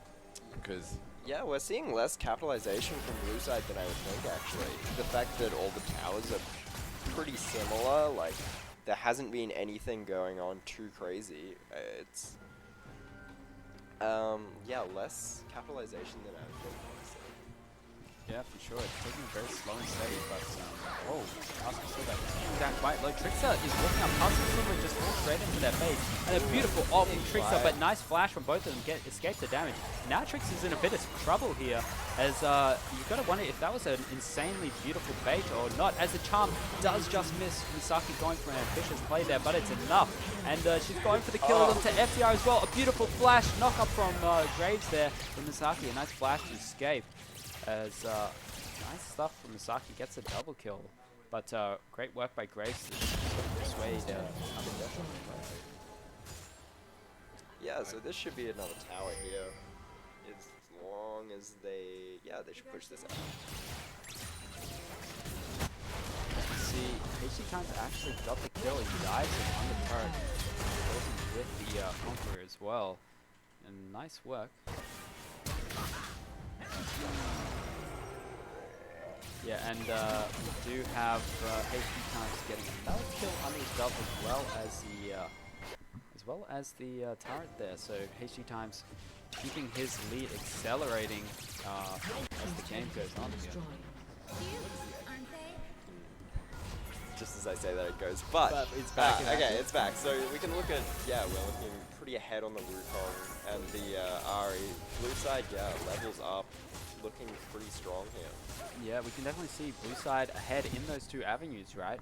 The rest of the team maybe not so much, but you can see the Jinx. The Jinx is struggling to get XP. Definitely struggling, but so it is really up to those two blue side carries to step up this game, and we'll see if they have been doing so far. But as we're looking to get close to this dragon, only 2 minutes away, that will be D-Day. If Red Team can secure this, they can really close the gold gap that has been surmounted here. As it is up to 7k. Okay, yeah, really growing. As much as there hasn't been any insane team fights and hasn't been like huge wipes, it's just been slowly building that slow and steady kind of safe game plan. Yeah, as we see here, the gold graphs for team members of blue side are ahead. It's not looking good for red side. Even the Jinx is ahead of the Seraphine at this point. It's a little bit surprising, but makes sense if you look at gold. You wouldn't expect it as such, and it goes to show that even the bot side is quite even for red side. And yeah, despite Jarvan's best efforts, he really hasn't been able to get the Seraphine and Deluxe too much of a lead. Definitely want the Archon to have a bit of gold and Fox to be able to do some 80 damage for this team, but they're going for an early Baron, as we saw from the animation before. Baron had just spawned, and it's down to 5k. Sonic, nice little ward there, acknowledges that they're probably on it, shoots his abilities out, but they all miss. And that is HC Times. Nice work here, zoning the rest of the squad off. And that is Lux just absolutely disappearing. A nice ult from Seraphine, rather not actually picking up there. And that is Jarvan falling down as well. Red side absolutely getting devastated here. Misaki throws out the charm, but just misses. And that's some great work by blue side there to acknowledge an early Baron is on the cards. Yeah, those are the kind of team fights that I was talking about. The kind of full team fights that we're going to start seeing now. That's a lot more dominant. You can kind of really see that lead in action now. Yeah, for sure. And that's exactly how blue side wants to fight, in that really just disorientated team fight. As we do have also the goal difference has been slowly and steadily building up throughout this game. You can see it's just a bit of a linear graph there. Hasn't been really any divots away. Blue side just been steadily taking this one step at a time. Oh, and Lux nice trying to steal the dragon. Yeah, just misses, but a good attempt there, was blind. But yeah, red side really struggling here, and you saw that sort of a team fight that happened before. That's a bit more skirmishy, a bit more all over the place, not straight front to back with one-dimensional channel of fighting. It's going to be happening more and more often as this game is going to be progressing. As the map is continuing to be exploded by blue side as the turrets fall down. It creates more avenues to fight in this jungle, and blue side to take full control of the map. Yeah, it's having that kind of quiet moment as blue side pushes out the lanes. They're just kind of playing safe again, just getting their leads, pushing everything. Looking nice from blue side, actually. Yeah, Strengths, really. yeah, for sure. Knowing that they really don't want to be taking that soul fight, and they're taking the Baron fight a little bit before it. So nice job there. And we do see FTR on the Akshan getting that top turret, getting the objective bounty, which is important to see in these moments. If you do just group with the team, you just fall further and further behind. So split pushing there was the right idea. Able to get a little bit of gold back in the pocket. FTR looking, laying in wait rather, but definitely cannot solo kill him. So he's going to need the help of his team, and Hickey immediately launches on him. Not enough damage there. Jinx Rocket just misses, but it means that they are able to just beat away on this window. Nice work by Trickster there to acknowledge that. But Trickster is a little bit too deep. He's cut away from the rest of his team. But nice work by Trickster, and the ult comes in. That was a good flash. Yeah, Trickster just escapes there by the skin of his teeth. But Luna's right for it as such. Yeah, look, red side trying to get back what they can, but mid-side has been blown up here. All they can really do now is just try and get as much control back of the jungle as they can. Draft if it says missing Chrome. Yeah, it does seem as such, but the lane advantages that HT Times and Misaki have been able to get from these favorable matchups have been so important, and it really goes to show that that's how these team comp team fight comps rather can be punished in the early game when they're not as strong and they're not as coordinated together. If you can build up some goal leads, you can sort of sway the game and be a little bit more chaotic than. Yeah, definitely on that Wukong Malphite lane. Really seeing Malphite punish his pick, really. Sure. And you can see that from going for a ambitious play for a nice crown comes in from Misaki. Oh, great little escape there, but it's not going to be enough. And Castle Silver does have a big ultimate here, but no one really follows it up. Everyone's sort of on their own thing. And that's going to be FDR getting killed there as well. Disorganized. Yeah, Misaki really thriving off those disorganized fights. They're just zipping around the back line with their ult, getting picks, getting charms. Yeah. Who says I'm used to ice there? It seems as though that but whether they can finish the game off now, I'm not too sure. They do have a minion wave here, but they opt. Well, 18 times is out of there. Not want to vote a bit of it. Yeah, Miseru thinks they can end, but oh, it was Diana, that's right. Oh, Fastest Light gets caught. I'm not sure if he's going to be able to. I think he should be out of there still, yeah. He's all good. Graves is still hunting though. He does have ulti, so if he can gap close with that EQ, he might be able to, as they do catch HC Hunt as well, and Fastest Light is going to fall down. He flashes the wrong way. There's no way he's getting out here. Yeah, I'm not sure what the goal is behind that flash, but he is going to fall down. Still goes over to him. Much needed gold in the bank, but is it enough? There is a 12k gold lead now, so most likely not. They're going to need a miracle team fight to be able to win this one, red side, as all of their wombo combos going to need to be going down perfectly for them to stay in I mean, this one. those picks are important and they're good, but it's just looking so dire for red side right now with that 12k gold lead. Team fights are rough. They've got the Ahri deleting them left and right. It's just going to be a struggle, but the nature of their team comp, if they get that good team fight where they get all the perfect ults, it's still doable. Yep, exactly right, but the thing is that Elder Dragon, Hextech Dragon is falling down. Means that they've denied another opportunity at Soul, and without Lulu, they could have looked to fight, but it would have mean that the supers would have been wailing away on those minion waves, so they opted to just get a little bit of gold in their bank there and sort of close that gap as much as they can. We have FTR himself coming in our chat. Yeah, Flaming himself. FTR is definitely maybe a an little unfortunate tilted, one. I'm not sure. But that could be showing the death of Team here, as it might be close enough to GG if FTR's in the chat. But they do collect Baron here for themselves, Blue side, taking this very methodically, knowing that they do have 2 inhibs down for the enemy team, and they have hasty times in the bot lane to keep the pressure on. So they can just go for a free Baron there. If Red Side were to leave their base, they would just die most likely. As Red Side doesn't have too much vision control in that area. So a little look here if they can. There's actually no FTs on this keyboard, so I will not Wait.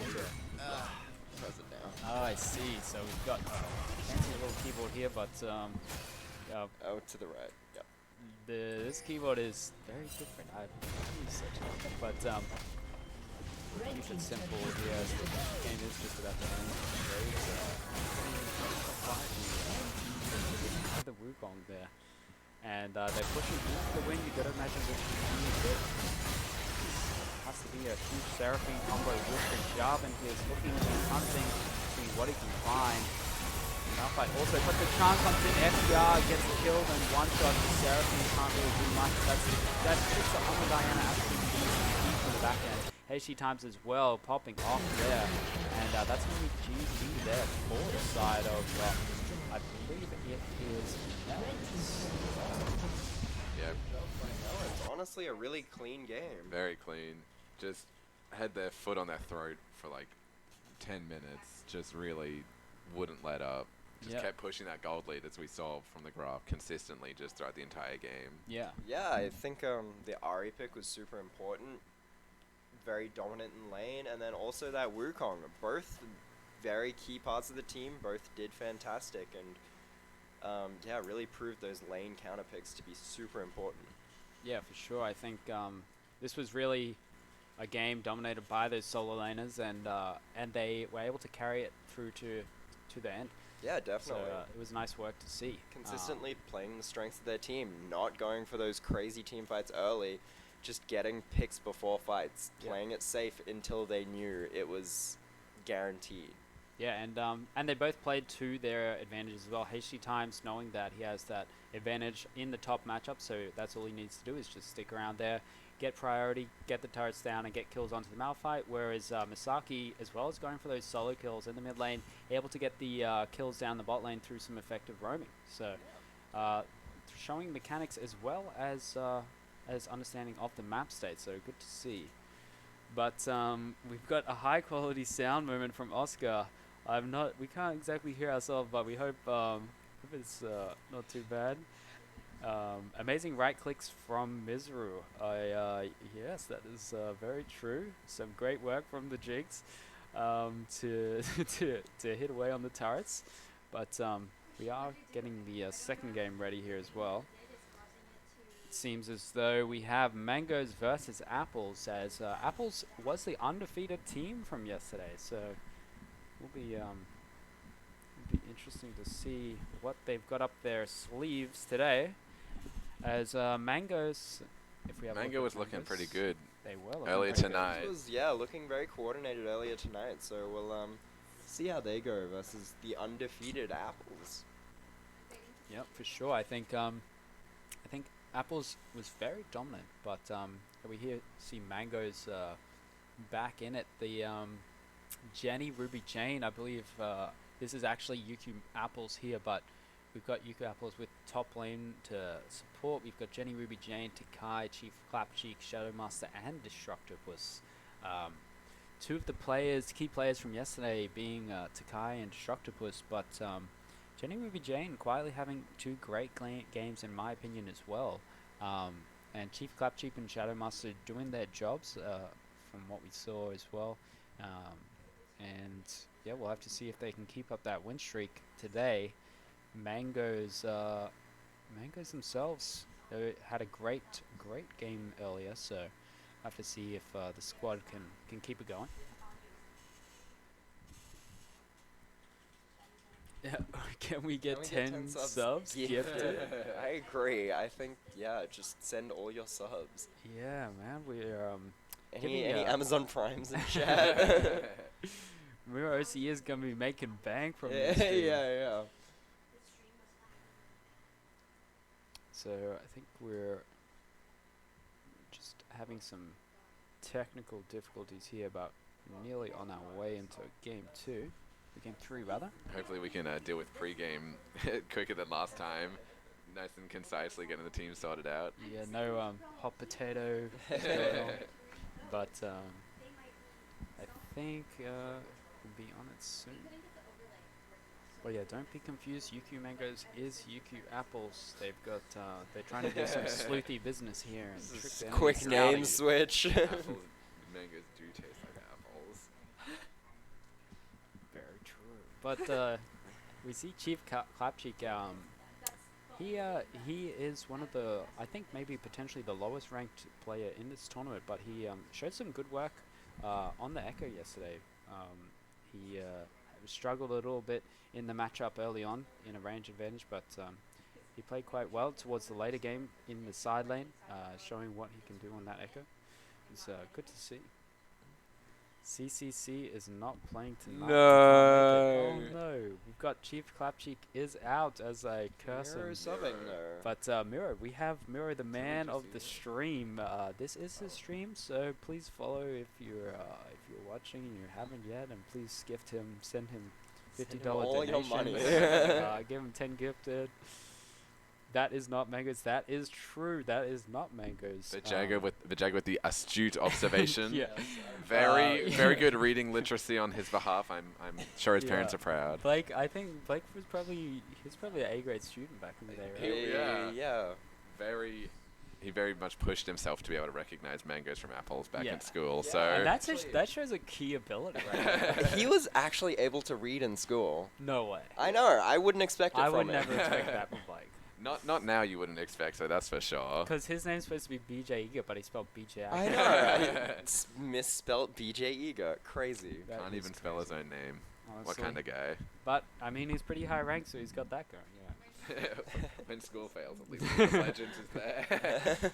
And we've got UQ Apples. So they've done the Wait. switcheroo. UQ Apples is actually UQ This is Mangoes. UQ Peaches. This is Uh, UQ Peaches. This is UQ Peaches. So UQ Peaches. You know, we've just keeping you gone on your back. toes, switching all the names around. You know. So mate, we'll get a little summary of UQ Peaches as well. UQ Peaches is done for today. They if we're looking at the team in general, I think well, Bountiful Boy obviously wasn't playing today, but had his subs in. Just in general, FTR was a bit surprised today. Was a little bit disappointed, to be honest, after the performances we saw from yesterday. Not having the same quality today, but yeah, interesting to see. Still a great player, but not these last 2 games not showing up as much.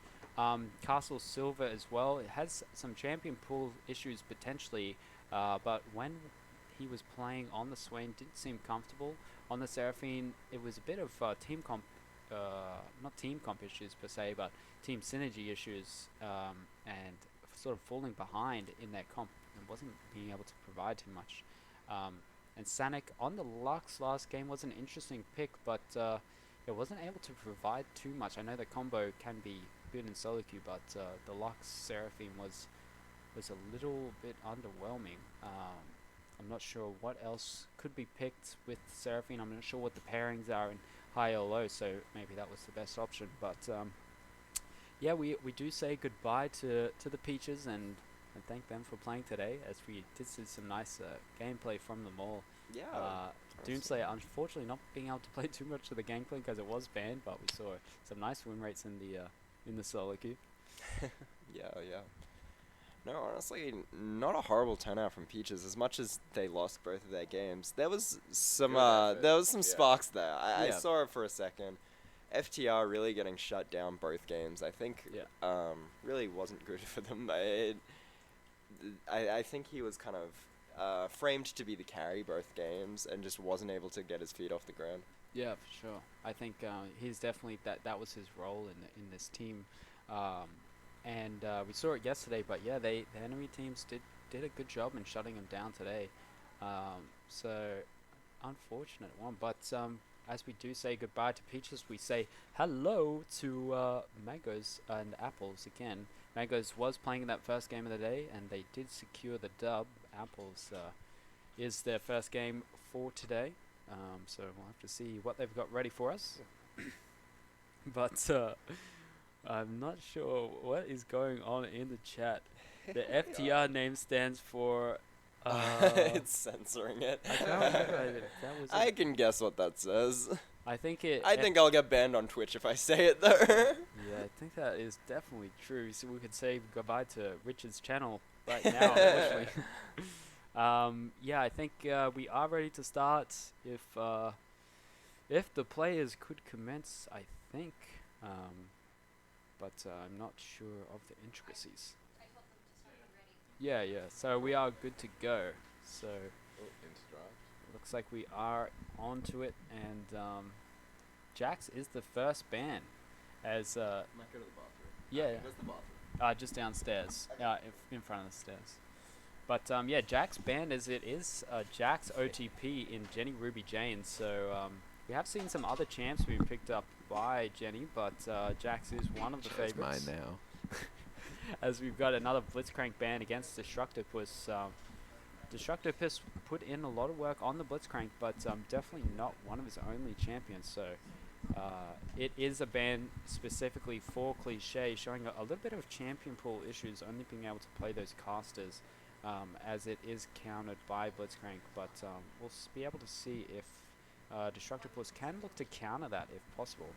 But Seraphine banned away also one of Miro's favorites. I think that would be the only sort of area where it's being targeted. But we see also the Yumi banned away from Cliche. It's been banned away every game. And also the Rek'Sai ban away from Arculentus. Yeah, I didn't like that game one Yeah. Rek'Sai pick. Yeah, Rek'Sai Oh, but the way Twitch is too up. strong. Oh, That was banned in the first game, I remember. that's a first pick Twitch. That is very interesting. It's easy to shut down a Twitch, so we'll have to see if the enemy team goes for it. But I know Goobmate is a big fan of the Twitch. Maybe a little bit too much of a fan if they're first picking it with this a little bit of desperation there from the feel of it. But I'm not too sure. Actually, haven't first Twitch in a while. He has been out of meta. Yeah, so he maybe there's some usually more of a avenues. cheese pick for like the early game roaming. Yeah, So so see if they can get that off. yeah, I mean, if they can't really shut down the Twitch, then it could be a great pick. And also considering Cliche is an Enchanter player, Twitch is one of the best pairings for that sort of a thing. So could be the right avenue. Maybe I'm a little bit too antsy on the Twitch being an ambitious pick. Jin Nautilus is quite safe though, at least. The Yeah. Nautilus can really get the Twitch off Jin's back if he Yeah. needs to. And Nautilus in general, Nautilus with Jin is one of the best pairings for gank setup. So if you're looking to shut down an enemy bot lane, Jin Nautilus is one of the best champions to do so. Right. So, and Nautilus in Oh, general against Viego. Enchanters. Oh, we have not seen Arculentus Viego yet. It's been usually banned, but is picked up here. We'll have to see what's the last pick. You would imagine it will be an Enchanter, otherwise could be banned away. Just but some more bans. we'll have to see what their plan is here. If it is not the Enchanter, that may disrupt their draft a little bit, as the other players will have to pick blindly. Mid and top, that is. But we'll see. Oh, what he'll they just come up. dodge. Oh, the Renata Glosk okay. again. The Oh. Renata. Renata Yeah. is quite good in laning phase, so it can be quite good as an option for an Enchanter player. Good into the Nautilus as well, or pretty good at least, but Nautilus can have some avenues. It requires the Renata Glass to misplay a little bit, but yeah, it is an interesting matchup to say the least. But Twitch ramped up by that Renata Glass W is definitely a good feature, and yeah, it's a combo you want to be looking for. But yeah, we see Lee Sin picked away. Takai yesterday. a big he, Lee Sin player? It was like watching an LPL pro player Oh god. go at it. That's was, always really good to watch. Just good Lee Sin play is so clean and so satisfying. Yeah, it was definitely some clean stuff. As he was a bit devastated by the nerfs on Lee Sin earlier, Oh. and he was almost considering quitting the game. You know. I'm back. My chair's been stolen, but I'm back. We have another ban here. It seems like Aurelia is banned away from B Jagger. Once again. Oh, looks like Fiora's still open. Oh, maybe we see the Fiora. We see the Fiora here. Could definitely potentially ruin his team's comp, but Maybe we see it anyway. maybe we see it anyway. As Echo is banned away. That's interesting to see. I'm not really sure what the Echo's ban is for. Maybe they're expecting a Viego role swap, or they think that maybe Samaya has been playing Echo a little bit lately. But we see some bans targeted towards Miro, though. Victor and Cassiopeia, one of Miro's favorite champions. Have to see what else he's got in his wheelhouse. Lysandra picked early on. Great at shutting down the Viego and the Twitch, but an interesting first pick here. Is also a great pairing with the Lee Sin. Can lock down the Lee Sin. Generally, champions with lockdown are great pairings for Lee Sin. They're guaranteed. Oh, the to keep a Swain. hit. Oh, a Swain as well. I think Oh. BJaga has been a fan of the Swain, but we do see Sejuani. Is it Sejuani top? I've heard whispers. I don't know if he's played it, but we'll have to see what champion orientation is here. But we have a Silas being offered. Is it the Jagger on Silas top again? Where would the Sedge be then? Sedge support? I've seen that before. But maybe that's... Okay, Not I think. Viego Oh, jungle? right. So, I a little bit confused here. I think maybe it's Viego mid. is that ever a thing? I honestly have. I have not ever seen that. I have not really, really? seen it myself. But into Lysandra, I can't imagine it's a great pick. But It was when he first came out. Oh, wow. right, yeah. Oh, and Um, Kale into... Yeah, Oh, definitely. so it is Sedge top, okay. Definitely has not been a thing for a while, but maybe he's bringing it back. Maybe the meta's changed, so Oh, Swain mid, like... we'll have 3 to years ago see. meta. Okay, it is Sejuani top, so So yeah, the Sejuani didn't top know Wait. is Jacob interesting. played it. Yeah, Blake's bringing out something new for us. But Kale picked into the Sejuani top. That That is, is, unfortunate. Yeah, I think it's gonna have to be some work put in to shut down that Kale, but it could be pretty difficult to do so. We'll have to see. Yeah, And- Blue Side's comp is looking a bit free-for-all. Mm. I can't see much cohesion going on there. Yeah, so I mean, the Sejuani and Swain and Viego can provide some frontline for Twitch and Renata to sort of work together in doing some work there. But yeah, I've not really seen most of these champions ever played together, so I'm a little bit confused myself. We do see Jenny on the Kale again. Into a melee top laner can be the right orientation, but I've yet to see the Sejuani top myself, so don't really know what it can do. I know that they take ignite and teleport, so Oh. I guess they go for kills. Yeah. The death pig, but yeah, we've got the Takai on the Lee Sin with Lysandra. If as I expect Mira is able to get prio, can move around the map with this Lee Sin and look to create some havoc and most likely target this bot lane, but we'll have to see. Maybe Kale needs a little bit of help able to get into this game, but you would expect this 4-man bot side of the map is just going to be rotating towards the bot lane to repeat dive it. Toilet break gaming. Toilet break gaming. Yeah. Yep. As we are just waiting 2 minutes to get into this game. How do you guys feel about these drafts yourselves? Yeah, I mean, interesting drafts. We're definitely seeing like the solo queue type draft. A lot of from blue side and red side a bit too. Yeah, red side. I think red side has a pretty typical comp, except for the Kale is a bit weird. Yeah. Sure. Yeah. But yeah, the rest of the team other than the Lissandra, maybe a little bit off key, but yeah, it's interesting. It's a bit more standard, at least than the blue side, which is it is definitely all over the place. Seems like they're a bit playing for late, the red side with the Kale and Jin. And Lissandra also scales alright into late. Lissandra usually can get outscaled, especially if you fall behind. But if you can get ahead in the early game, your passives in team fights can be the passive like really deadly just enough. kind of gets out of hand. I don't know how she works into Swain though. Swain mid is not. He's been played support a lot more in the last couple of years. The thing is about Swain into Lissandra, Swain is tanky enough to be able to survive burst damage, so Swain is typically good into burst damage champion. So isolated in that matchup, Lissandra versus Swain is quite good. And maybe the idea was to try and dissuade being targeted by this Lee Sin Lissandra combo, which can be quite deadly. So it is able to survive there, but it doesn't have the push, so it is going to get pushed in most likely, and the enemy can rotate to other sides of the map. We'll have to see. Can we get predictions? I think we would need Mirror OCE to be able to organize that, as we have moved on to his channel. I think, am I a mod? I'll have to check. Mod check? Mod check.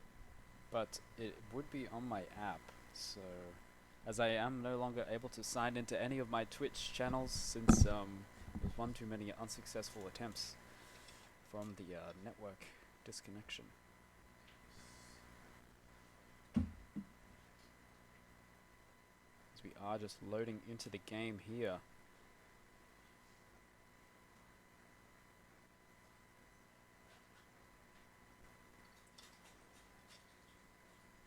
And it seems like, unless anyone has any ideas on how to, I can't do it from my phone, unfortunately. So I don't think I'll be able to do the predictions. Maybe Blake? Pause the game, Blake, and set up a prediction. Or maybe that's their prediction, that Blake will win. Oh. Good. Beast Hunter Blake. Beast A distant Hunter. relative of Cock Hunter Blake. But yeah, he's going for that Ignite teleport with the grasp as well. Interesting. Yeah. Yeah, interesting to see how that works out for him. Yeah, it seems to be quite successful in solo queue, and in LPL they've been playing it a lot, so I guess it's pretty good. But The Sejuani. yeah. Really? Yeah. I mean, it was played a little bit more last season, I thought, which is even more interesting. Oh. Like, I think it was like the RNG top laner was playing it a lot for some reason. Oh, really?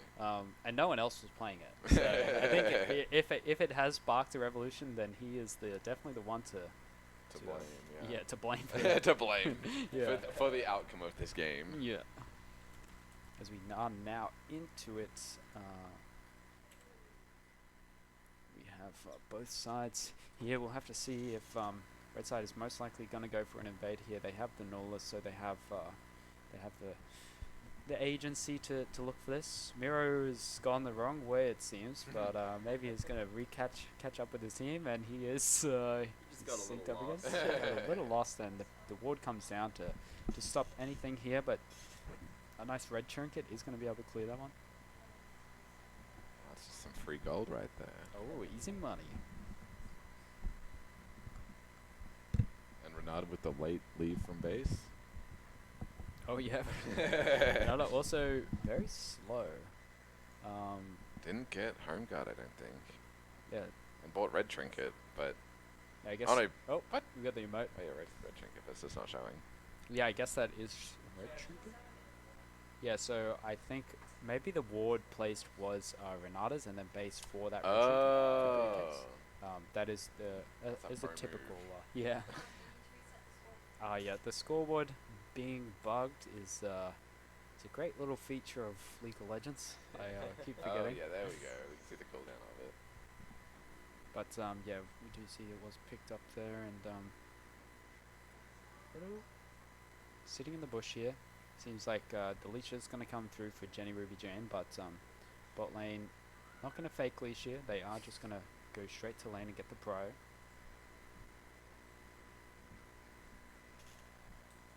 We We do have B-Jagger waiting in Trying in to the cheese bush. and Going for a getting little cheese. a little bit of nothing out of it. Yeah.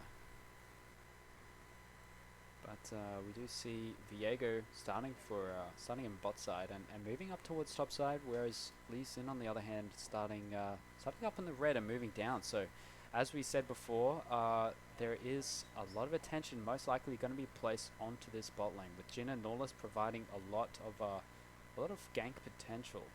So,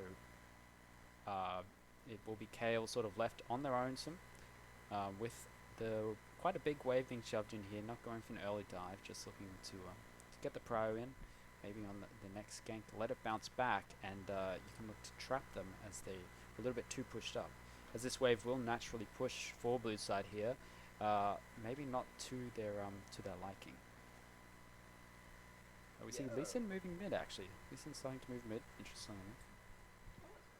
Yeah, he's trying to get the wraparound on Swain there, but the wave's shoving, so not really an angle. And the clamps are cleared, so unless he wants to go and try take Krugs, not a lot to be getting here.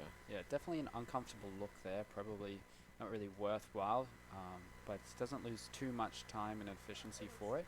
As we do see a hook comes on. Good engage from the bot lane there. Yeah, interestingly. Lee Sin finishes the Krugs. He could have a good angle on a gank. Yeah, the wave is pushing through. They have a huge wave here, and they're definitely going to be looking for the dive, you would imagine. Takai, they're not going to be looking for it, as I think Cliche does not have W, so that could be something. I don't think they have the damage for the dive. Yeah, I guess they're not going to look for it. Just kind of letting them. It could be a bit risky if they don't kill Cliche before getting that level 3 and getting the W, able to revive whoever's been targeted, but they opt to be a little bit risk averse there, not go for the dive. But interesting to note for Destructopus, goes for the aftershock, and quite surprising from my opinion. Oh, we do see a gank in mid lane as Takai comes through, misses the Q, so close, but doesn't get that connected there. But yeah, considering the North, I'm surprised he doesn't go for the Glacial here, especially in a matchup like this, where you're not versing another melee support. You're versing quite a squishy in Viego looking here to try and clean them up. Yeah, Viego coming through as it was an interesting attempt at a dive, and Arculento spots it out. As we see B-Jagger showing what this pick can do, absolutely slamming down onto Jenny. Very nice. Looking like a bit of a lane bully there already. Yeah.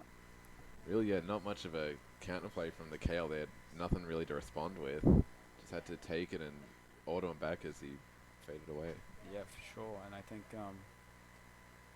oh, Destructopus goes for a hook, gets caught on the minion, but they're chilling. They're just going to back away here. Nice little sidestep from Jenny Ruby Jane, avoids some of that poke, and B-Jagger's not taking much damage himself. A nice root from Samaya there, but Miro is not too worse for wear. Able to get that push in, and likely going to base after that. But B-Jagger putting the hurt onto Jenny.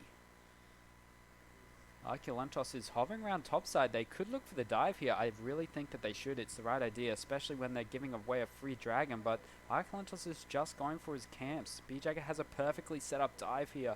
And maybe is just going to be able to do it on his own. He can't walk in because he's going to take aggro again. But he perfectly juggles it, and Jenny Ruby Jane is forced off.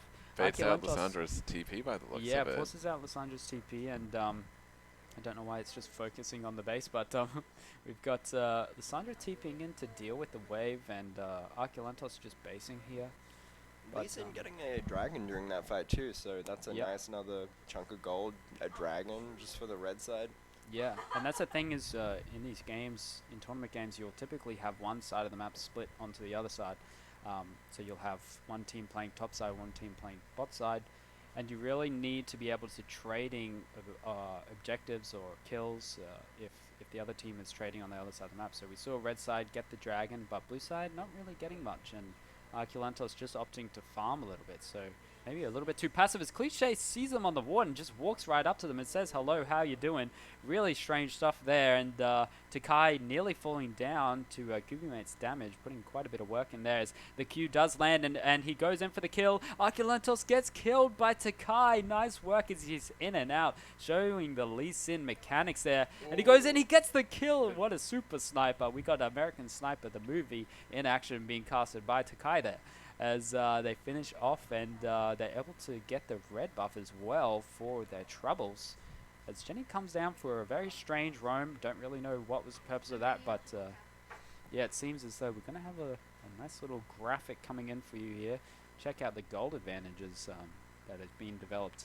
But yeah, it seems like Shadow Master actually is on the top of the gold graph. Wasn't expecting that, but Red side comfortably in the beautiful lead there. setup. Perfectly set up by Miro there to allow Takai to get that free kill, as that is showing exactly how this how deadly this mid jungle combo is, as Miro is able to guarantee the Q for Takai, and they want to get the wave shoved in before the TP comes in, able to give Richard or Miro rather a free base. Look We at the also CS have, per CS minute per min. here. Miro looking really nice in the CS, so is Jagger. All around, yeah, those two are a little ahead, but pretty equal in the CS. Kind of, 5.5, 6. yeah, showing that, yeah, those kills are really what's with the gold lead at the moment. Yeah, they're definitely like further ahead than anyone else on the map, really. Showing some good CS per minute numbers, surmounting a 10 CS lead at the moment against Swain in the mid lane for Miro. And yeah, surprising to see a 30 plus CS lead for BJag in that top lane. Was not expecting this against Jenny, but Destructopus lying in wait in the river here, able to hook there onto Gooby Mate, but they have a little trap here set up, and Destructopus was maybe a little bit ambitious here, setting up this trap without much vision or knowledge of the enemy team. He's going to fall down for that one. Yeah, blue side getting a nice pick there. That's pretty important for them now. If they try looking for a fight, it'll be heavily in their favor for the next couple minutes. Yeah, and this allows them to really take Herald freely here, as top side has free prio and able to come to assist any fights that's going to be going on, but seems as the red side might actually be looking for this, but if they do, BJaker will be able to come down and assist. We'll see if he does. He is moving now, but maybe potentially a little bit late. Jenny Ruby Jane has showed up, and seems like the Rift Herald has been started up again by Takai. Blue side has knowledge of this, but not able to do much. Can't force him off, no, Yeah, not by the and looks of it. the mid prio as well is really assisting here. Swain not able to push against the Lysandra. You see, this whole time, Shadow Master has just been chilling just here trying in to the pump bot him in. lane. Oh, cancelled with the bit of a Renata. strange incident here. Shadow Master just ulting in Cliché's face and gets cancelled there very easily. Goobymate gonna get a free kill here, and you gotta wonder what was the plan there from Lee Sin Shadow coming Master. bot. Hopefully he's gonna try and clean him up, but Yeah, there should be some free kills here. Goes for the early ward hop, wants to get the kick, and does get the combo kill. Nice little cheeky Very mechanics nice there. from Takai. And Miro gets one for the consolation prize for showing up. I would say more about that if I knew how Lee Sin worked, but he did a circle attack and it killed him. He gains vision when he does that. Oh. Yeah. I played Lee Sin twice and I entered both times, so I stopped. Nice. Oh, and it seems like the Herald has been summoned. Gonna go for the early gonna, yeah, bots turret break kill bot here. turret. Yeah, no, they're probably going to get a second charge out of this too, depending on how this bot lane fight goes. Yep. Miro escorting Okay, it in. backing off, Yeah. seeing if they get the charge, but probably not. Yeah, a bit out of tempo here. They got a lot off this and able to get the dragon here as well for their efforts. So nicely done by red side, transitioning exactly what we were saying before, diving bot into taking over the map, as Miro is going to be able to get a lockdown here onto Cliché. Cliché does have that W, able to survive for a fair bit longer, and they are going to get the kill onto Cliché. Yeah, a little bit out of position here. We've seen that quite a bit. Cliché getting caught out a little bit, being on enemy vision or in enemy area. Might be an area to look for to improve for Cliché if possible. But Cliché is a support main that has been playing jungle, so a little bit of adaptation might be required to get back into the theme of things. This did have to play jungle for the women's intervarsity team, as the support role was occupied. So good work being able to learn that new role and adapt is an important feature as well. Yeah, important flexibility too. Yep. And it provides a fair bit of insight into how the rest of the game is played. Yeah, definitely. Especially the jungle role. Yeah, for sure. That's one of the most macro-oriented roles. So if you're able to sort of play that role, it really helps out with your understanding of the game. Yeah, playing other roles really allows you to play your main role better because you can kind of think how the enemy would think and predict what might be happening, especially jungle. You can think, oh, if I was playing jungle here, this is what I do, and it'll allow you to play more efficiently. 100%. And we see Miro and Takai showing how lethal their combo is once again. Miro providing the CC and Takai getting some free Qs with that lockdown and just executing whoever they find. So really showing exactly what needs to be played in this part of the game, and that's playing to these side lanes and playing to whoever shows up, just killing them on repeat. So they're really putting in some work here and getting a fair bit done. Their next objective will be that mid turret if possible, but it can be a little bit to take down. We do have the player golds here, as Lee Sin has the most gold in the game. Definitely not what you want to see usually, but maybe that can be translated into the rest of the game, as we see Arculentos going for a nice little gank up here in the top lane as Jenny tries to survive, but it's not going to be enough. A nice ult comes down there from VJag, and Arculentos secures the rest of the kill. Yeah, looking pretty clean from blue side and red side right now. Red side having a nice lead, but Ooh, definitely nice comfortable. lockdown here from the red side. Beautiful. Takai as well survives, gets the flash and shield to safety. Takai hits the Q, but the Lee Sin Q syndrome is not going to take over his body this time. His body is telling him no, but his mind is also telling him. But we see Sejuani getting a free couple of plates up here in the top lane. So pretty happy. Does not have a huge amount of turret damage No, at the does moment. not. Really Sort just of, wailing away at just it. wailing away like a wet noodle. Yep, slapping the tower. Yep. But we see the map is starting to be exploded a little bit by red side. They have got the first turret down, likely going to be looking for that next turret as Destructopus, as he likes to do, takes over this river, and anyone who comes in, he's going to be looking to lock that down with his team. But Destructopus has not been playing with Takai as much as previously, so I think now we're going to be more of seeing those pair picks than with the rest of the team rather than hanging around Takai actually. Yeah. So I think now we might see the mid jungle support syncing up a little bit more and working together, but the mid jungle has definitely been a lethal combo so far, as they've sort of taken over this map. But yeah, if we look at blue side, how do you think? What sort of win avenues for blue side do you guys see? I think it has to be through Twitch, and he's just so far behind right now. Like, oh, it's a player gold graph. Another player gold graph as we see Shadow Master. Still Shadow Master, decent gold, but the Lee Sin surprisingly having the most gold in the game.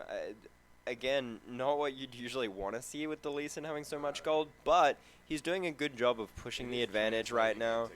Yeah. So hopefully that'll set up a game state where Jin can really start to get funneled. So we'll skip forward a little bit here, but yeah, I think Jin being the second most gold is important to see, and we will see hopefully some more gold go into his pocket. But yeah, we do have a little bit of action happening here, it seems, as Arculentos is behind enemy limes with BJag, looking for a bit of a flank, but Miro gets a nice little lockdown onto Arculentos if they can get him his kill before he's able to get the resets, and that's very important, and they are able to secure that as such. But the rest of the map is, the rest of the team, Takai goes in, but he might be able to get killed here, and he gets a kick off, but it doesn't do too much. Yumai is super tanky on that Swain, able to survive for a fair bit. But he's hunting down Destructopus. We'll have to see if he can get that lockdown. He can't, and it seems like they're a little bit split here. The Jag is a bit deep. Is going to fall down here, you would imagine, as Takai gets another kill under his belt. Shadowmaster flashes in, but not able to get the kill. he is a big fan of flashing in for those kills, but has yet to really be successful. Yeah, again, another fight that was just kind of messy from blue side. I think their team comp is kind of lending itself to that. They're very split apart, kind of trying to get picks, but while being this far behind, it kind of ends up in just kind of disorientated team fights that are very hard for them to win.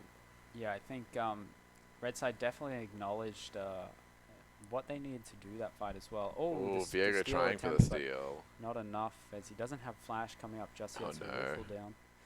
But That's sole point for red side too. yeah, red side acknowledging that fight to shut down the priority target, which was Viego, and allocating the damage to him accordingly. Definitely not putting any on Sejuani, which would have been the wrong idea there. And killing Viego before he can get any resets, which is what you need to do in these team fights. Just looking at the gold difference graph, it's pretty red. Red favored this whole game pretty much. Yeah. There was Blood in the water here. yeah, since about 7 minutes, it's been looking pretty good for red side. So Yeah. we'll see if blue side can pull something back here. See if they can get a couple of good team fights. But red side's really in control right now. Yeah, and the clear, like, linear aspect of it is important to note as well. It shows that the team knows how to snowball their leads. They know how to control that lead and not be throwing the gold at all. But as we are going to just speed up a little bit in the dead time, Herald is just about to be slain here by Lee Sin.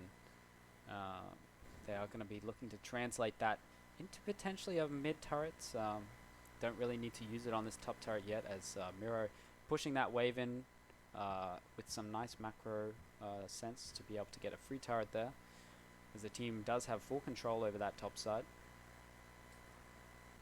And we are up to speed as Shadowmaster goes in for the 1v1 there, not hitting on the root, but able to get a fair bit of Didn't damage. quite have the damage there to finish him off. Yeah, like the aggression, but you see Takai. That is his Gale Force down, which makes him a bit more vulnerable to being caught out. Definitely on Because he Jhin as doesn't well. have No flash. yeah.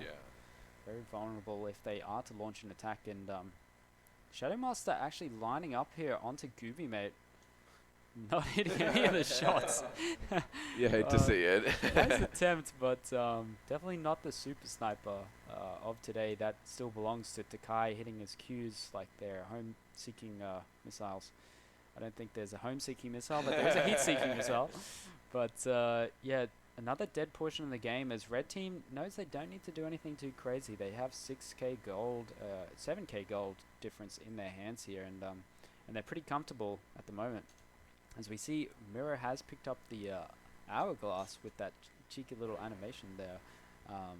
He is looking very comfortable. He hasn't got the gold lead, but that's not really what he needs to do. As we see, Lee Sin pulling further ahead in gold now. yeah, 2k almost ahead of Miro, the second highest for Red Team. So Miro, yeah, also coming up in gold. We were seeing the Jhin as the second most before, but Miro actually pulling ahead of the Jhin now, becoming a bit of the powerhouse. yeah, we definitely don't want to see that the gold bounty on Lee Sin being transferred to anyone, as that is a lot of their power in Lee Sin, and he is an early game champion, so they need to be able to translate this into the rest of the team and onto the objectives. But they're still in quite a comfortable spot to do so. But that is definitely an avenue for blue side. Try and get the gold bounties there. And looking at blue side's player gold, Bajaga actually had the most gold on blue side. So pumping the Sejuani might not have the most gold to damage or output ratio as you would hope on someone else on the team like Swain or Twitch or even Viego. Yep. Definitely don't want most of your gold into the tanks. Yeah, I mean, again, looking at the CS per minute, where most of blue side's gold is coming from. Yeah, Gooby Mate caught wandering around the jungle on his lonesome. Blue side with terrible vision control and being punished heavily for it. They don't have any vision control of their jungle, but they're very pushed up, so definitely getting punished on the fundamentals there. Yeah, just cancel Nord ult with his own ult. I think so. I think that's what I saw. Yeah, that was a pretty nice good. little interaction, but unfortunately not enough to save him. As do see Swain up in the top side. Jenny having a very quiet game this game, but doesn't really need to do much. Just needs to survive and scale away. Shadowmaster hitting freely in the mid turret. Nice to see as well sometimes. ADCs can get caught up following with the rest of the team, but they're fine to be on their own. A good bit of solo gold there for him at least. Hopefully get to his third item. BJag, you can see, is trying to fight, but the rest of the team is quite far away, and there's no real avenue for them to enter into this area. As you see, Destructive was here, is on bodyguard duty. Miro also following him as such, but that's a free soul, and that is probably the nail in the coffin there for blue side. It's going to be pretty hard to do anything. Yeah, a low damage comp against a team with Ocean Soul is really going to struggle to get anything done in team fights. Yeah, definitely so. Yeah, red side really just doing nice, clean, safe, pushing their lead. Nothing crazy, just, yeah, getting picks where they can and just pushing out lanes, getting objectives. It's just been a pretty simple game so far. Yeah, for sure. I'd say Lee Sin has been the linchpin of this game. Like, if I had to definitely look at one thing of why is red side ahead, it would have had to be Lee Sin's early game. Those plays bought 100% KP. Yeah. Oh, really? Yeah. Oh, yeah, well, there you go. Yeah, definitely is telling of who's controlled this game. Yeah, he's definitely taken over. We see Destructopus as well with 9 out of 14 KP, showing that he's contributed quite effectively to this game as well. Yeah, high KP across the board, really, apart from Kale, who's kind of kept to herself in the top lane, as Kales do, just trying to scale. Yep. Everything has been quite... They've been working as a pretty cohesive unit in their picks. Yeah, for sure. I think they're going for Baron now. They actually don't have very good vision control. They've got some wards here marking the entrances. Destructive was covering this entrance.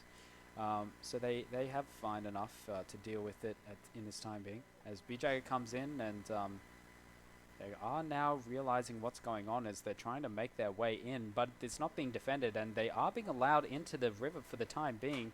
UQLoL looks to make his way through, and they're allowing them to walk through. We'll have to see if this is going to be to their detriment, as Sejuani is a huge tank as UQLoL comes through, but he gets kicked into the rest of his team. We'll have to see if he can fall down before getting a reset, and he does get the steal, and he gets a reset as well. This is huge for blue side. They're going to get a kill, and they're going to be able to finish off this fight. That was insane turnaround, and I can't believe, I don't know what they're thinking, red side, as they just let them walk through the choke point without any contestation.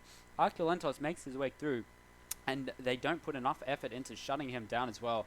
I think Twitch as well was likely doing some work in the back end of that fight, as Sejuani putting in some nice work, able to really shut down them by being a huge meat shield there. Yeah, what a great fight from blue side. You see the gold lead already dropping down to about 1.5K. Oh, wow. Looking at the player gold, now the most in the game is B Jagger with 10.6K. It's really a quick comeback for blue side. Yeah, that's just a complete switch, right? B Jagger. Oh, that was a cheeky little pullback. Shadowmaster once again lining up his ult in someone's face. It's a strange decision, but it does enough. It actually gets Sumaya to hang around and cancel that ulti. So maybe he's got the right idea there. Shadowmaster is hunting down Cliche, but I think they're going to be able to find her as well. Yeah, so Cliche without... Oh, it does have flash, but actually opts just not use it. So we'll fall down there. And... yeah, so blue red side side coming just back playing into a little aggressive after that really good fight and just getting caught out. Yeah, that is pretty disappointing to see. In that team fight, that was really well set up by the squad, and then sort of just throwing away all the lead they just got by pushing up a little bit too far on their tempo. But B-Jagger is looking for Miro here, and Destructopus gets a hook onto UQLoL. They're going to get enough lockdown here. No. That should be him falling down, and that is huge. UQLoL is one of the big avenues for them to fight these games, as they need some resets here. But that's Sumaya in the middle of everyone. A beautiful kick from Lee Sin there to Kai, kicking him out of the middle of them all. These fights are just Ruby back James and forth. TP's in, but has to just immediately flash away. That was a terrible TP. But is now getting hunted down by B-Jagger. Gets the clip there. We'll have to see if he is going to be punished. And yeah, you got to say that was a really strange decision there to TP in, and is punished for it as such. Gooby as well gets the kill. And both teams with some really sloppy gameplay. Red side was playing quite cleanly before, but that Baron play was really the the nail on the coffin for their beautiful gameplay, as blue team is coming back into it, and it was hard to see a way back into it, but one of these explosive team fights off of blue team's mistake with a lot of Viego resets is definitely the way to go. As player gold Takai is still at the top of the leaderboard for the time being, but got hot on his heels. yeah, V-Jagger really putting the team on his back this game, putting a carry performance on Sedge. What can't he carry with?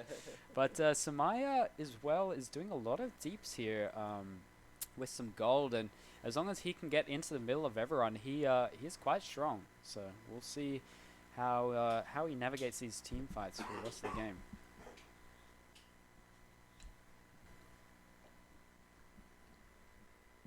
We see definitely a lull period now. We do have Elder Dragon spawning in 30 seconds. This will be the key objective. Whoever wins this fight is most likely going to be able to win the game. So blue side probably looking to do one of those flip team fights where it's... Oh, and Cliche is going to get punished for not having game awareness here of what's going on, and that's just going to be a kill. Samaya can't be shut down, a little bit too tanky. As we see, GoobyMed is trying to line up, but Takai gets the kick onto him, and he gets one shot by Shadowmaster, but they've been able to clean up the rest of the fight, as V-Jagger is a bit of an unkillable raid boss right now, and he's going to get chased down. They don't really have enough damage. They really need Jenny Ruby Jane here to be able to deal with B-Jagger. He is so tanky that Shadowmaster on the Jhin really not able to deal with tanks. The champion is designed to blow up squishies, but really struggles against these tanky champions. So we'll have to see how they deal with B-Jagger in the time being. As Takai himself, he's not really able to provide much damage there either. So. Yeah, really starting to see Takai on the Lee Sin fall off as Lee Sin does. As it gets to around 30 minutes, he's starting to struggle to do as much as he was doing early game. Yeah, so a nice little cheeky setup by red team to really bait blue into that. But Cliche just letting it reset, yeah. Getting punished there for the positioning. And it seems like red team just decides to back off. They've got probably a fair bit of gold in their pocket at the moment they want to spend. Cliche getting a nice ward over the wall there. Getting some nice vision here set up to sort of control the entrances into this area. Jhin pulling ahead in gold too. He's now got more gold than Vijago. Right, that is definitely not what you where they see, want the gold to be funneled for red team, but not too good for blue team. But Jenny as well. Jenny's going to need some of this gold to be able to do some damage. Ooh, the pick. Destructo Puss. That's an ult. Wow, baits him out. Nautilus. Yeah, has to flash, but probably got to say that's worth it. Ooh, a beautiful double root. As what are they Very doing? nice. Just wandering into here aimlessly. It's a very strange decision. A beautiful kick comes through from yep. Takai, but Miro and Takai are going to be in danger here. As oh my God, Miro gets an absolutely insane combo there. He absolutely one-shots everyone from his passive right now, and blue team just overextend. They get the engage onto them as they walk through that choke point, but follow a little bit too far. Not really with a plan there, as that's just going to be GG, as blue team unfortunately throw the game for themselves and are likely going to fall down here. Miro flashes in to finish the job, and a bit of a back and forth game in the end, but red team's going to be able to finish it off. Yeah, unfortunate for blue team. They were really looking good there for a second, but red team just able to get those last couple fights and just actually finish it off. Yeah. The Kale ult on the Lee Sin really turned that last fight, I think. Everyone was just focused on him, and suddenly all their damage was going nowhere. Yeah, and that's the thing, focusing on the Lee Sin, he had a lot of the gold, but he's not that great late game, so it's a little bit difficult to manage. But yeah, we do see the side of mangoes. Oh, sorry, of apples continuing their Yeah, retreat. still 3-0 undefeated team. They were looking really strong there. Mangoes gave them a little bit of contention for a second there, but in the end they were just able to pull through again. Yeah, and Takai on the Lee Sin showing what he can do on that champion. As yesterday he popped off as well. Important champion for that team, definitely. Like, having that much pressure early really just let them run away with it. Yeah, for sure. I think I think he really controlled the tempo of that game. But not to mention Miro also playing incredibly well that game, finding a lot of picks and setting up a lot of those early fights, those early picks, doing a lot of work. So good to see from them. But Jagger also doing really well. Yeah, I think that game, the reason why it went so long was because of B-Jagger's Sedge.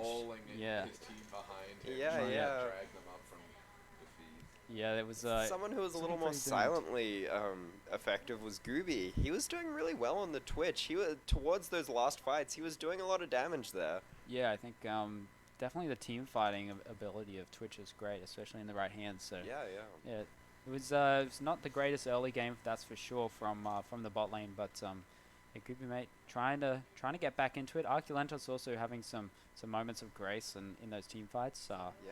With the Baron steal, keeping his team in the game, but the early game was a little bit too much, unfortunately. So they weren't able to get it done. But yeah, they really showed a glimpse of bringing it back there, but unfortunate they just couldn't get it done. But great job to the Apples. Yeah, we have a Bananas as well. UQ Bananas, we saw them yesterday get one dub and fall down as well to Peaches, I believe it was. They haven't played yet today. No, yeah. So the yeah, next so two games are yesterday they Bananas. went 1-1, but we'll have to see how they go today. UQ Bananas with Mentalman, Graves, Miro, Soy, and Sanic. Seems like Sanic filling is in for them, yeah. Or And Graves. I think Wait. We haven't seen Banana play today, but we've got Graves, Mirror, and Sanic. I think Summons. potentially. Oh, so Sanic is likely filling in for Top Diff Gaming, I believe. So that that is most likely the case. And yeah, this team is pretty strong. This team is pretty strong if that's the case, I think. But yeah, we saw some good showings out of all of these players in their respective roles yesterday. But some inconsistencies at time, not having two amazing games for any player, I believe. But UQ Melons as well is the seeing HD Times team. come back. Yeah, HD Times. HD Times had a beautiful game on Wukong. Yeah. I think HD Times in general has had a great tournament so far. Maybe on the Gragas, not having a very good game, but on the other champions he was having a pretty good showing. HD Times, Trickster, Misaki, and Nuna. I think Nuna is likely replaced by Misru again, I believe, and Fastest Light. But we'll have to see. And yeah, we have some chat that the Baron power play. That Baron power play unfortunately did not last very long. But yeah, whoever called that Nash, they need to be fired immediately. But it was a close game and gave some avenues into blue side. They nearly used it to launch themselves back into the game. It was a nice attempt, but red side having the gold lead, able to finish it off and grab that dub. But GG's Arculentos. I think, is that your final game? I believe it was. So thank you for playing, sir. Mangoes, who are now done for the day. Yeah, they are done. They ended the tournament to, did they get a win earlier? They got the first win. So yeah, 2-2, so 50-50.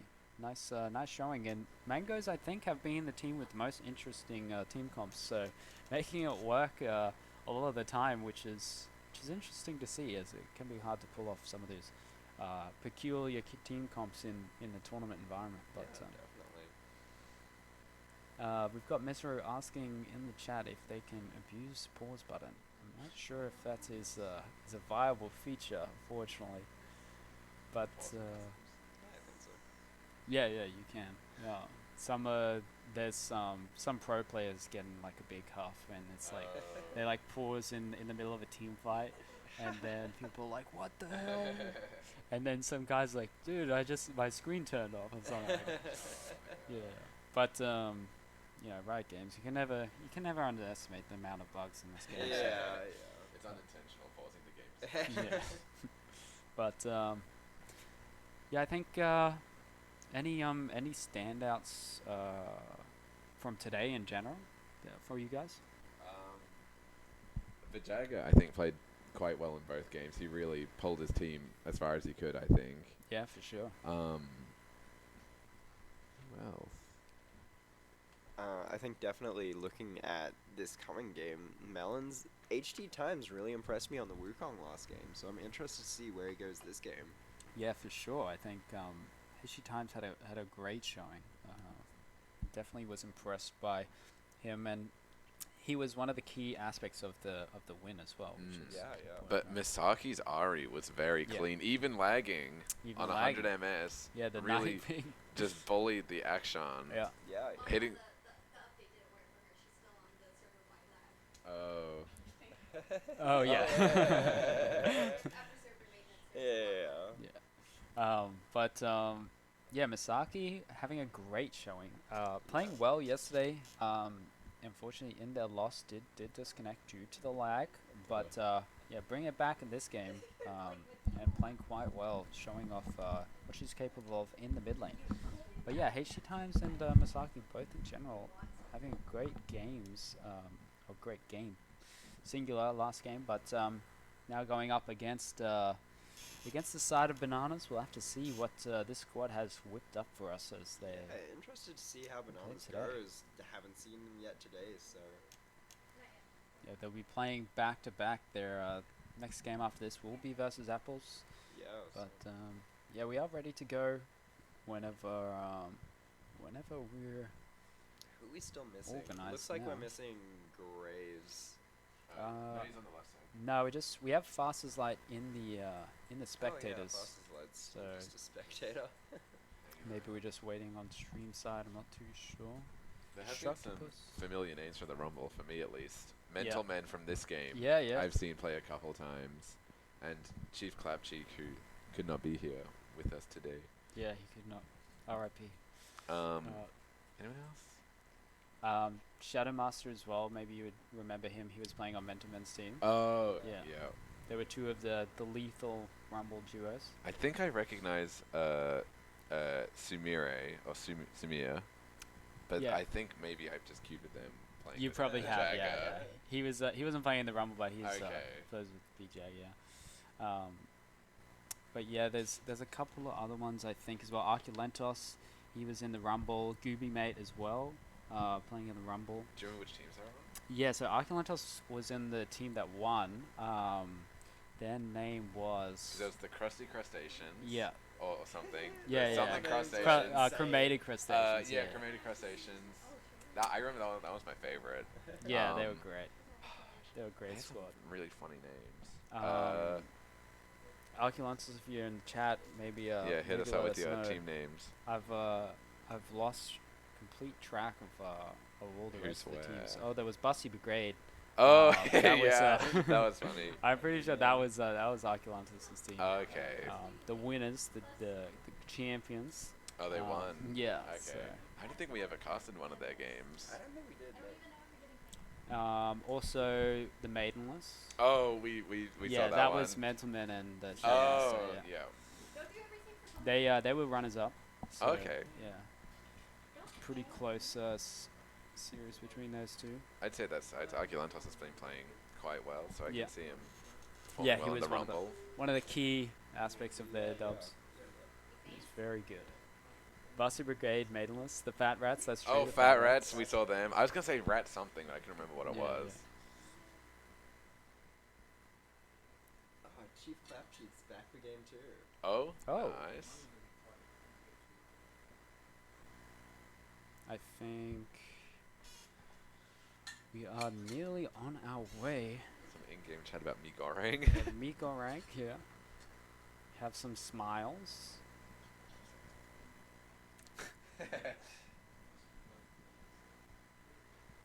Let's cook mee goreng in mid lane, says Misaki. Mira is on board. No trading. I'm gonna see a homie lane this game. Yeah. Yeah, can you guys deliver some here, actually? That would be nice. Yeah. I love Oh your my God. sweater, man. It's so cute. I'm hoping He's that's got me. so many Thank you so sweaters, much. Sweaters. So many sweaters, yeah. So many sweaters, so It's- many Yeah, how many sweaters, did you yeah. bring? It's your third one. Yeah, there's like 7 under here. Yeah, how many compliments is that today? Like That's my 5? third. That's my third. My boss, I worked this morning, and my boss said my sweater was epic. So That's quite the compliment. if a boomer thinks it's epic, that's pretty high praise. Yeah, that's as good as it gets. They're rare. Yeah, yeah. Also called it a perler, which is I don't know what that is. That's definitely an Australian term. But no, thank you, Hero Pig. That is Takai, I believe. Oh Yeah. shit. So yeah, the super jungler. You know, Yeah, that's as yeah. good as a compliment gets as well. My team equals bananas. Vote for us in brackets. We have. Seems like some admin abuse here. We've got predictions this game. This Oh? seems like favoritism. Yeah, does Yeah. predictions for his team. Puts like 1 million channel points into. Damn, I would make bank right now. Damn, I'll have to fortunately make my Miro OC points back another day, but looks like we have got the ban onto Miro already, banning away his Victor. We also got the Ari ban after Misaki's last performance. Not wanting to see that again, because it put in quite a bit of work. The center ban onto Fast is Light. Not interested in seeing that this tournament. As this is the last game for the side of Melons here. One surprise for me has been HC Time showing pretty well-rounded champion pool so far, and in particularly on the Wukong, putting in quite a bit of work. So we'll have to see what he's got whipped up for us this time. As I know, previously playing with him, he had a bit of a small champion pool, but he's been slowly expanding it before. They don't want to see it again though. Yeah, the Bananas Wukong Soul ban has- Game 2. Yeah, it's a bit of a tricky thing to work around in the draft as well, especially if Trickster can play it as I think he can. But we do have Ezreal ban against Soy, one of his favorite picks. Is Mordekaiser a pocket pick ban there, or someone just didn't want to go up in oh the mod? yeah, so Mentalman's big fan of the mod, I I believe. see, Oh, I see. I've seen him on Darius a lot too. Yep. There's the Oh. Darius. There's the Darius. As, Into On. oh, the On Pick has been On banned. into Darius, is that? I don't think that's a great pick. No, I but, feel like... It might be a tough lane. Might be a yeah, tough lane. Let's go, B1 Darius. Goat On time. That is good. The On has not been allowed for HG times this whole tournament, so interesting Yeah, to this is see. the first Excited On we've to seen. Pull it out, even if it's against a Darius, I guess. Yeah, so Oh, yeah, On's his most played. yeah, it with seems Fiora. like Fiora. the way to navigate that, they've Another allowed them change. to have On, but with the Darius in the pocket. But Might have been, yeah, a preemptive Darius into the On. Although he's comfortable with the Darius anyway. Yeah. so they knew, I guess HG times maybe does still have those champion pool issues, not able to work To, around this yeah, Darius account pick. for the Darius. And we do have Jinx and On, shows a very clear sign of a front-to-back team comp. Yeah, yeah. Jin and Jin not Nautilus. again Yeah, we for the see third time today, I think. classic combo, that one. No, we saw Jin Renata. But yeah, Jin Renata, that's right, not the best combo. No, yeah, into not that first game. Yeah, that's right. But see, Draven Hobbit. Is that the by meme hop, or are we Misaki. going Draven mid? I've seen that before. I think it would be Tyler 1 Draven running it down mid if we did see that one. But Renata Glass, interesting. Seen quite a bit of Renata priority actually this tournament. Interesting, like amount of Renata. It hasn't gone particularly badly for anyone, but it still hasn't been like game changing. So it's interesting to see it such high priority. Yeah, and it's great paired up with a hyper carry ADC like Jinx. But I'll have to see how they build around this comp here. It's a very traditional start front to back team comp here. Banning out the Lux for the mid lane here. Yeah, banning out Lux. Interesting to see. I'm not sure if Lux is Might OP, be, but it could just be for comfort. Pocket pick of Misery, maybe. Oh, Misaki, sorry. Yeah, Misaki is a fan of that champ, I believe. But Lissandra banned away from Miro after last game. Yeah, I didn't want to Yeah, don't deal with that wanna see again. that again. Oh, Cassiopeia. Cassio ban as well. That's 3 mid bans onto Miro here. Yeah, really removing all of Miro's chances. Yeah. Does have a few more in the toolkit, but we'll have to see what he pulls out here. As red side will have counterpick. It seems like they're most likely going to be using it for mid lane. Another from mid how they're ban. Thinking about it. Draven hovering again from Miseru. Miseru and Misaki, the designated duo here.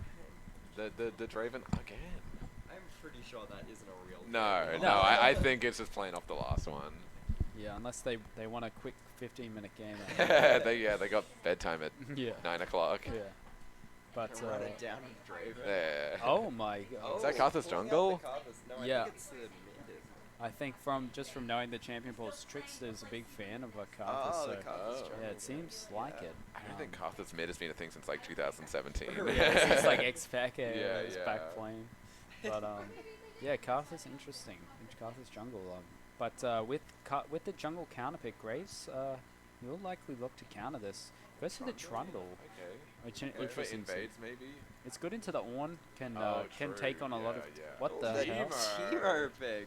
Mid lane Teemo. Mid lane? Oh, true.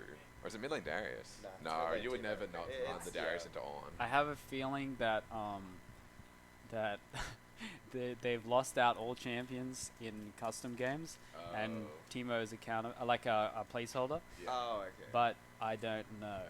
Oh, so they'll just redo the Teemo Oh, is Cassio. maybe. Cassio is banned, man. Cassio's banned. You can't do that. What? Oh my god. Who You is insta-locked. Teemo? I even saw the Teemo insta-locked. Oh my god. Oh my The three God. head plays. What do you mean? I haven't seen a faster insta-lock than that Teemo pick as well. There was no Yeah. thought about it. It was like, no, we're picking Teemo as the placeholder. They said Seraphine ban. What the hell is going on, man? A breakdown of communications has occurred. And we've got Mike issue wrong pick. I don't know what the hell's going on here. Everyone just lost their minds in the sequence of 30 seconds. We got an XD from Takai. Enjoy the spectating, my good sir. As it seems as you have left the tournament, the craziness has entered. Yeah, we're using League Client. It's What, League this Client. should not have gone wrong. It does it for you. Yeah, this.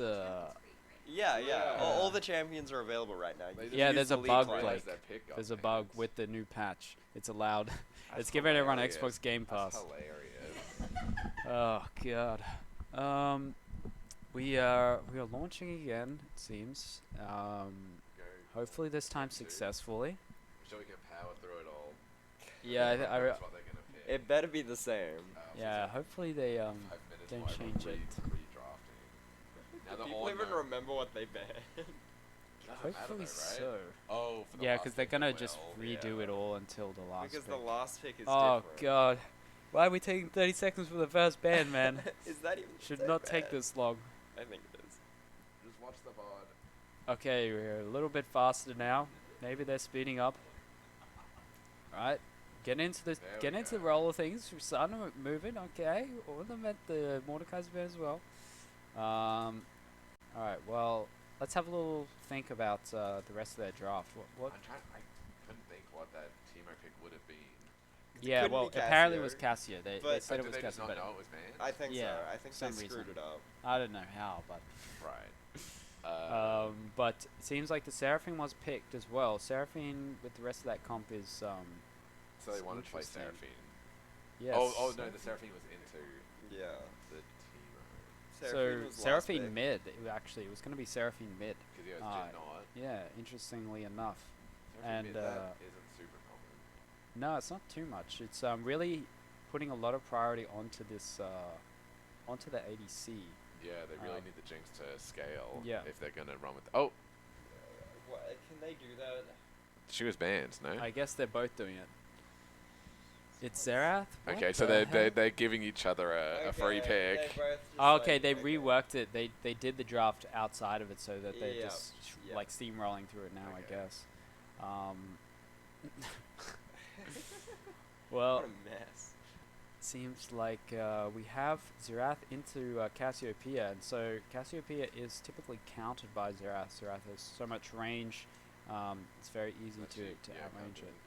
Yeah, so doesn't really it's not too great of a combination here. The Karthus Xerath, that's for sure. Not the Draven Hopper. Yeah, I love Miseru. Okay, is Miseru. really taking a while to lock that one in. Big fan of the Miseru hover there, but the Draven is not picked in for the third time, as I believe Nautilus is the last pick. There we go. And I think we're ending with a Renata Glask. So, Draven. Oh.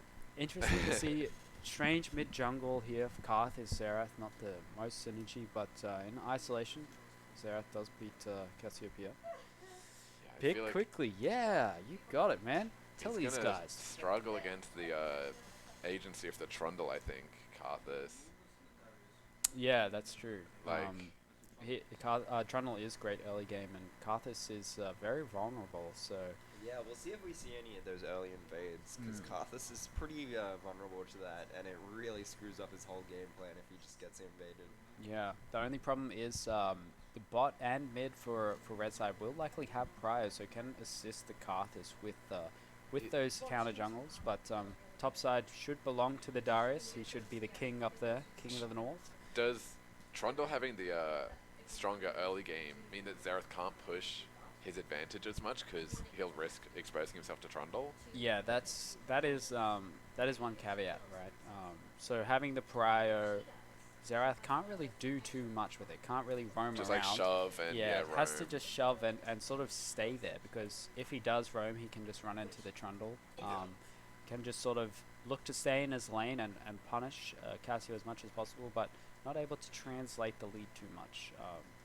And not able to assist the Karthus too much as well. But we'll have to see. Jinx, Renata can get some deep vision, provide a bit of assistance for the Karthus in being able to jungle, but it is really going to come down to that Karthus, whether the Karthus gets shut down enough. And we have seen that done in the past through some late invades and some cheeky work from Graves on the Trundle. But I hate that. Yeah. So bad.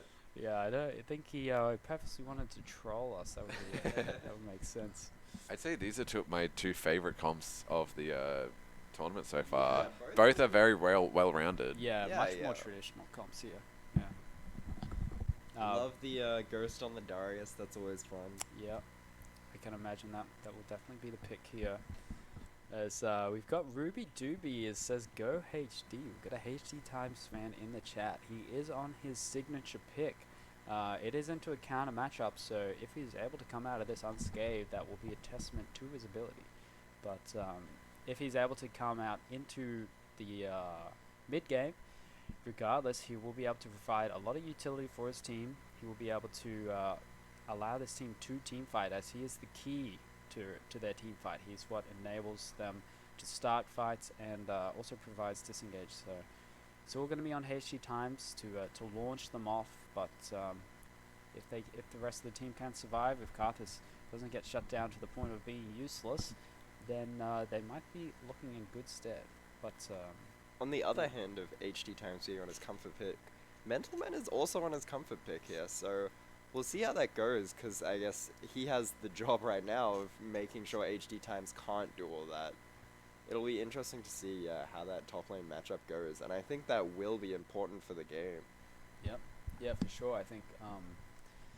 I think Mental Man, since if this is his most played, I think I'd either be this or the Mordekaiser. He should definitely be able to punch this matchup, and we'll have to see how he goes about that. But Trundle, Graves will be able to assist up there as well. We'll have to see which lane he passes through. He is a big fan of pathing bot to assist in that way, but yeah, the matchup being so favorable might mean he's playing towards top side. But Just looking at it, it feels like this is the most skill-dependent game. You know, a couple of games have been like, oh, you know, draft diff, the Sejuani top, really, like, you know, that kind of thing. But this one, I'm just like, it's really, each lane is just who can solo lane the best kind of thing. yeah, it's much what more it feels like, traditional. yeah. So this will mean might see a bit more team fighting than usual. Whereas in the past we have it's a bit all over the place. Yeah, a lot of picks and yeah. catching people out and that kind of thing. Yeah, skirmishing and big advantages in the laning phase. But We'll have to see Misaki with the counter matchup again, as she did have last time. Might be able to get some more solid bowlers, but interestingly, they both opt for barrier. I don't know if this is just the tech of these players, but opting for barrier is it's a little strange in my opinion as a past mid laner. But maybe I'm just a boomer in the mid lane now, so you never know. Maybe barrier is the OP meta. I would like to say that I hate that Xerath skin. That is not Xerath, that is a man. Yeah, I don't. That I'm is not a fan. Vladimir. That is 1,000,000% Vladimir. Yeah, I got that skin in my shop. Like Oh in yeah, my shop. yeah, like, yeah. Didn't even bat an eye. Didn't even look at it. No. No. Didn't even contemplate. 60% off. You could make it 100% off. I wouldn't Not take it. interested. No, I see it. I'm like, who am I? Oh, that's Xerath. Yeah, Right. it's so strange, but One of the biggest like changes in champ design from a skin. Like that looks. You would not look at that, cover up the name, and be like, I know who this champ is. yeah. Well, that's I mean, the Karthus one, I guess, is. It's just the only thing it's got going for it is creepy. That's God, the yeah, only that thing, also like, doesn't look a lot like Karthus. Yeah, that's true. Could almost be like long-haired Garen or something. Yeah, a skinny Vladimir like again. Vladimir, yeah, true. Everyone looks like Vladimir apparently. Yeah, both of them could be Vladimir. actually. Yeah. But we are almost in the game, I think. Wow, we got another HG Times fan. Damn. Yes, HG Times got a Colin. following over here. I think that's the same person. They've got another account, yeah. Yeah, No, someone's desync true. There's only one HD Times message. This- No. Oh, he said HD. Oh, okay. Yeah. Got it. That's how they're so close, you know. He's like, Yeah, HD, yeah, yeah. yo. Oh, and it crashed again. Oh. Yay. Riot Thanks, Games, Thanks, number Riot. 2. Oh, boom. We're reconnecting.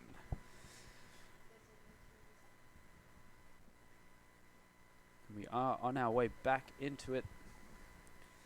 Almost onto the start of the second last game here. Bananas being 1-1. Melons, on the other hand, I believe they are 2-1. 2-1, yeah. See if they can finish off 3-1. Yeah. Try and contest apples for top spot. Yeah. Well, it depends how Apple's last Doing game goes. banana Yeah. against banana, yeah. The Apple's 3-0 currently. Kings of the leaderboard. Definitely, yeah, showing dominance. Another slow loading. Oh, Desync taking the claim of HG Times #1 fan. Sorry, Ruby Doobie. We've got the #1 fan here, president of the fan club. Did you guys ever join the B Jagger fan club? No, Oh, I would damn. never. I would never? I'm not a fan. Actually, a hater. I'm part of the BJG hater club. Oh yeah, you're the hate watcher. Yeah. Nice.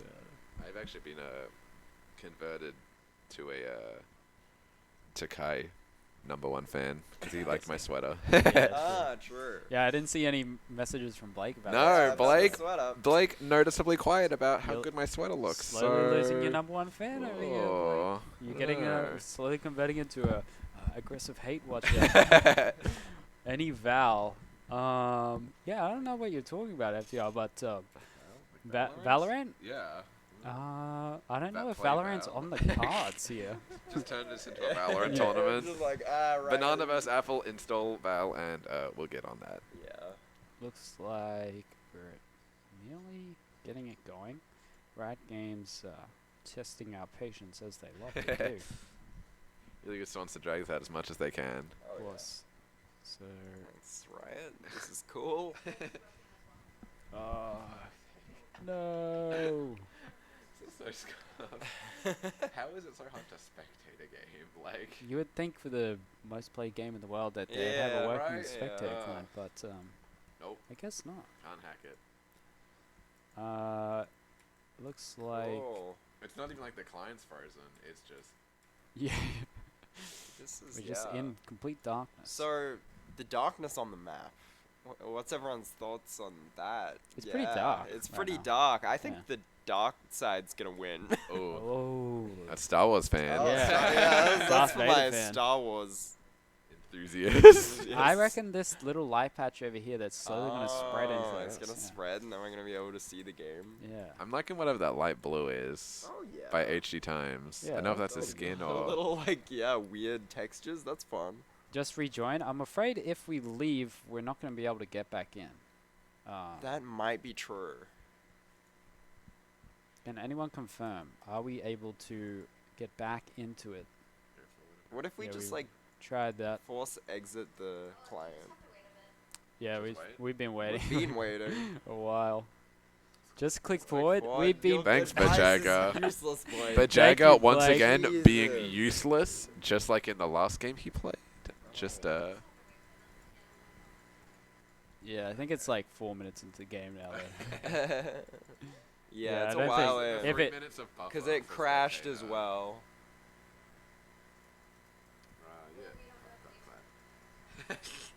Maybe it's paused, isn't it? Maybe. Use arrow keys. Yeah. Can someone message them? Guys, arrow keys. The functionality of it's not going to change by using some arrow keys. Go window. Literally. Oh, okay, go maybe that's actually maybe Oh, window. Window might. That's a hot take. Oh, Like, oh. never mind. Cannot interact with the game in any way, sorry. FTI is actually providing some good advice, but we've been countered by the client. Well, looks like we're just gonna have to like force exit the client. of the Yeah, game. I don't know what this BJack guy's talking about. Let's play Never Have I Ever until the game fixes itself. You know, let's try and fix this game quick. Never have I ever liked Darcy. Oh, you don't know what that means, but spicy. Never have I ever liked Cormac. or Bajaga. Leave game HD release. Ooh, He's calling big it here. claims. Can someone message them, by the way, and ask if they're paused? Is that how that works? I don't think that's how that works. I don't think you can spectate custom games. Yeah, you like can't. Oh, you can't spectate custom. Thank you for Like the that. advice, Jackson. Oh, but, with all the, I see.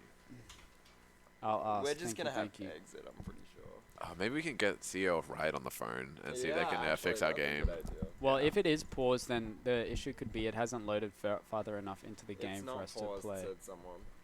Okay, well, looks like we'll have to leave. Oh, well, looks like we're gonna have to use Task Never Manager mind. to close this Yeah. one. But you need to be friends with them on League. Well, I think this account is friends with Darius, I believe. Is it Well. friends with any of them? Oh god. Is it friends with any of them playing right now? Well, Do you think they'll be mad if we ask them to replay the first 10 minutes? Damn it. Join Oh, Discord call and get someone to spectate. stream it from there. What do we have it up there, Certified Marley? Is it scuff. possible to get that that but then it's broadcast just to one play? person's spectator cam. Oh really? It's even on there. It's only going to minute. Oh, Oh my god. looks like the league can't.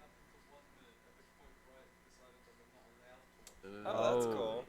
Riot has revoked our broadcast rights after a minute of gameplay. Is it because we abused the free Game Pass they gave us? Yeah. yeah. Damn like- it, they called us Yeah. out. Got us. We've all been shadow banned. Can you exit out of this, Marley? I don't know how to. I mean, yeah, it's a bit too stuck. But there are 3 minutes in game. I'm watching right now. Okay, can we have some live?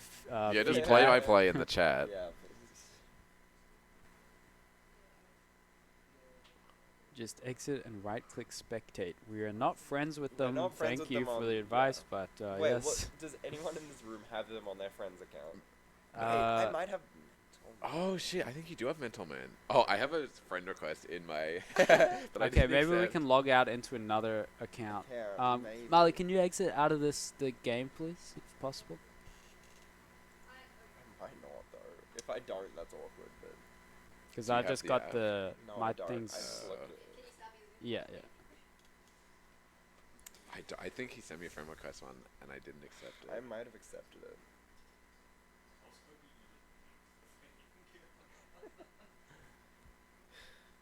Oh, is that working? You've got to Control Alt Delete do it. So I mean, it's not working at all. Yeah, you're gonna have to can you just manager task and, manager Control Alt Delete task manager?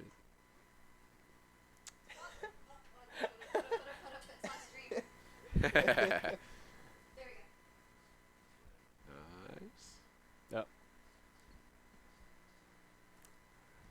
Riot Games. Riot Games. Riot Games. I love Riot Games. love Okay, I can log Riot into Games. my account and and try and get it to Oh, yeah. spectate? Only issue is I don't know that I can. You just walk over. Oh, so does- once we're out of this one, we're out of it. I mean, that's no big That's deal. fine. Oh, shit. Can I try that? You guys good? Yeah. And then we'll just have to run off your account for the next game, too. Yeah. That's fine.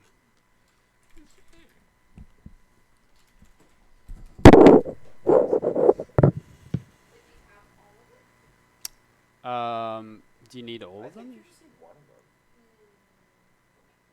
I think. I could be wrong. I signed into my Smurf account, so let's see. Maybe I need to sign into my main if we need all.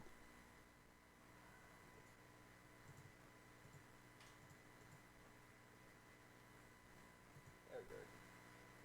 And then Okay. spectate. Wait, can you add? Oh, Wait, yes. wait, Sean! No! Oh, But rip. I needed you to add the other account so I can join. okay. It's fine. I mean, if you're friends with me, then it's not gonna work. It's not friends with.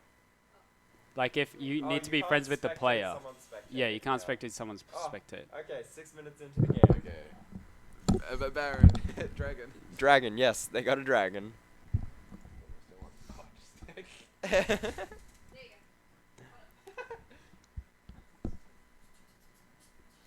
All right. Yeah.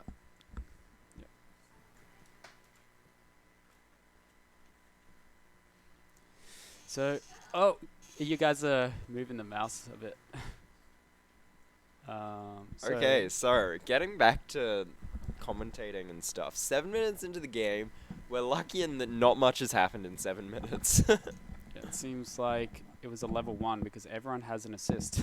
Oh, Flash, nice flash from Misaki there. Escapes. Oh, going for the kill yeah. actually. Wow, going for the kill. Did not realize that she had Oh, enough damage, but she Graves with does. the nice flash. Oh, Oh. Karthus ult coming in clutch here, getting that nice kill on the Trundle. Yeah, nice work. And we are back in business. So nice little combo there, good coordination. Misaki realizing that anyone low enough is in the lethal range with this Karthus combo. Yeah, that map awareness with Karthus is so important just to pick up those free kills. Yeah.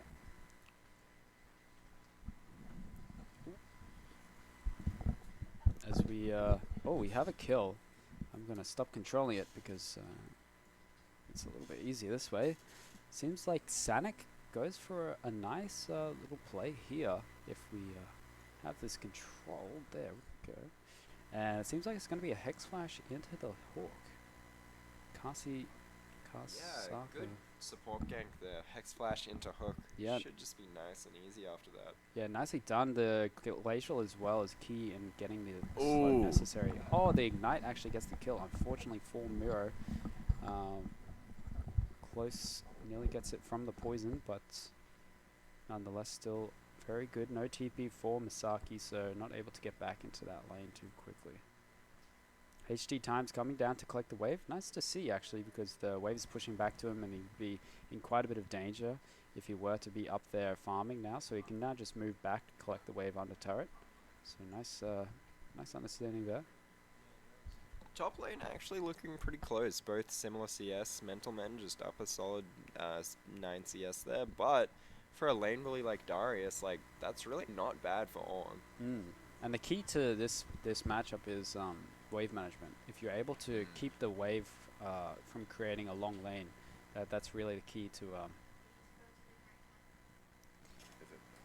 Yep. So we just fast forward to the current time here, and that will be quite a bit ahead. So not sure if we're going to be able to catch up too fast to that, but we'll try to do our best. I'm not mentally 10 minutes into this game. So much of the time, like they've taken a Drake, and I'm just And not. looks like we have an engage here. Sanic. Engage from bot lane, but it looks like they're not going to be able to follow that up Yeah, too they. much. Got Jinx's heal at least. Why this shit so speedy? Don't They're worry. all ghosting, don't worry. So we have been directed to try and Ooh. catch up. Oh, we have another Ooh, engage. another That might engage, be a good enough hex to get the flash kill. again. Oh, fastest light with the pull away. Dissuades any more Jinx engage. still on full HP here. Low on mana, but could probably. Oh, Oh, no. Soy going for the kill here. Oh, Good hook. quite Yeah, close. that's actually looking quite Missouri. good. If he can get a snipe with his W here. Oh, forcing the flash out. Pretty good. Yeah, nice work. Soy and Sonic picking up some cheeky flashes and abilities there.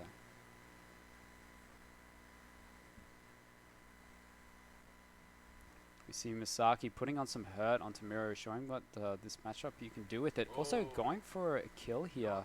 Not quite Just getting missing it, the last but of his gonna keep on trying to catch up as directed. But yeah, we do see some fight up in the top lane here. Mentalman getting baited into a fight here, it seems. And a nice combo there. Oh, no! A nice flash from Mentalman actually pulls him into turret, and this is going to be a counter gank from Graves, but they're able to get the kill, and HG Times walks on out of there. Trickster getting baited by the that Graves that little body killer blocking there actually. Ooh, Graves with the fancy feet. He's dancing around, and he does just survive. Wow. Yeah. Trickster. A Misery great with snipe the by Misery. snipe. Beautiful stuff from Misery there. Nice map awareness, acknowledge what was going on. And picks up a cheeky little kill there, but is 26 CS behind, quite far behind. And we see Sanic engaging there onto Misery. Good traps at least to get some space. Yeah, Sanic walking up a little bit too far though. Doesn't have ult to fin. Oh, Karthus ult though. Yeah, that was a little bit ambitious. The play was already dead. Take the trade and walk away, but wants a little bit more. And it does get punished for it. Nice Karthus ult there as well to help secure the kill. Karthus 3-1 already. Really picking up lots of kills with his ult. Yeah. Oh, fast as like catches him away, and we have to see.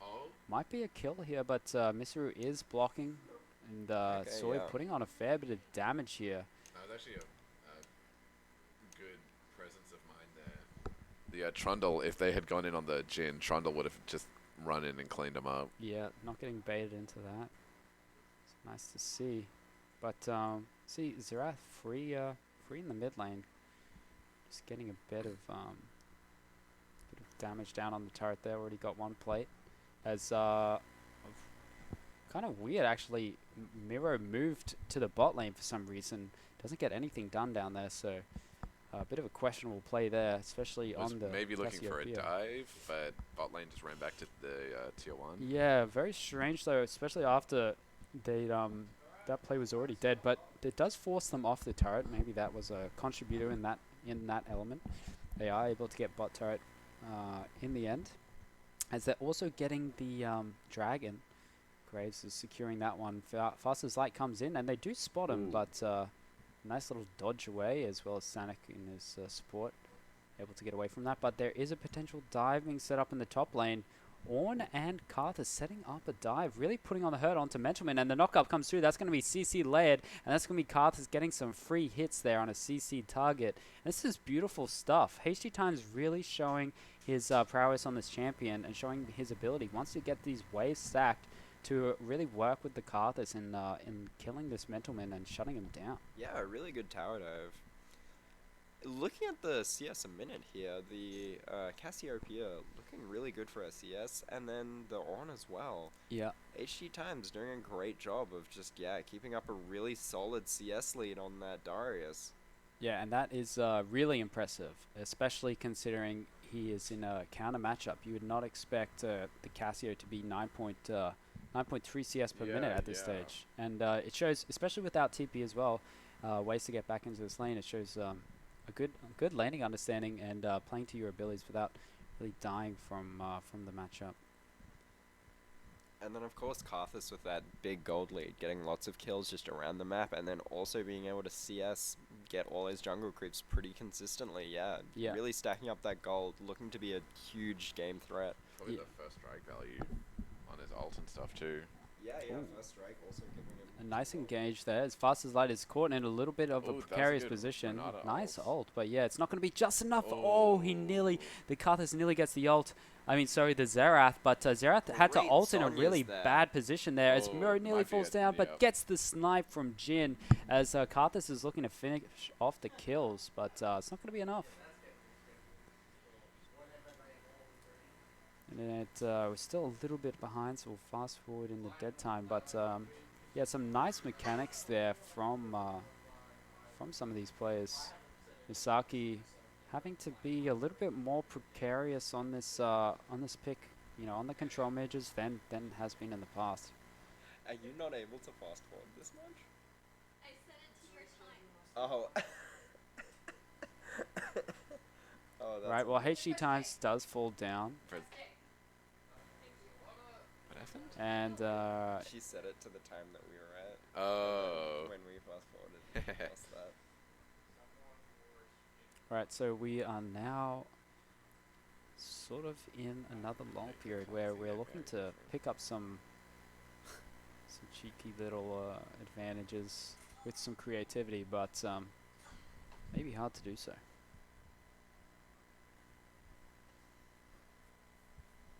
And Karthus, yeah, as we were talking about before, if Karthus can get ahead, then it puts him in a good position this game, and we see that the Karthus is 4-1-3, so nice work by Trickster to navigate this game without falling behind. Yeah, already got his Ludens built, and he had like 10-ish K, no, like 7K gold. Yeah. So he should be looking to back for his second item soon, I would imagine. Yeah, and having actually more impact than Graves on this Trundle, so that is quite important to note.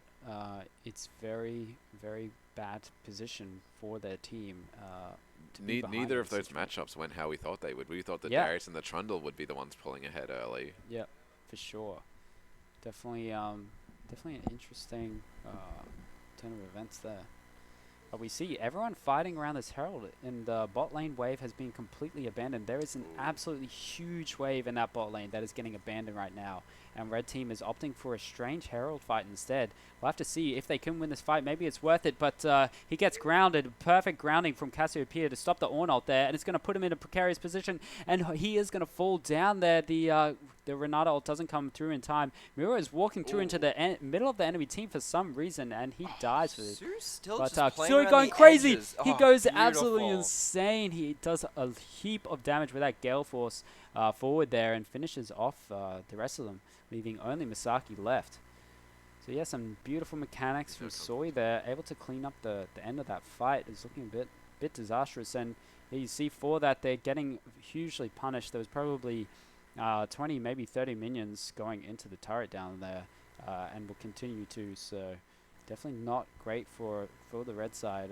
Yeah, Su in this pulling event. with a gold lead now. 8.2k most in the game. Really doing well that fight. Yeah. Played that fight fantastically, kiting around the edges of the team and then just getting those final hits when he could.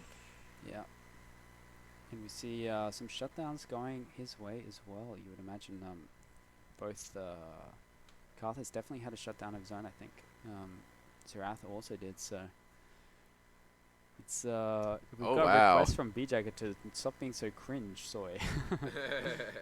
But HG Times on the zoning here, he goes for an ambitious knock-up, but maybe he's baiting them into a fight as the Renata pulls him back. So tanky And there. Ornn's probably going to fall down here.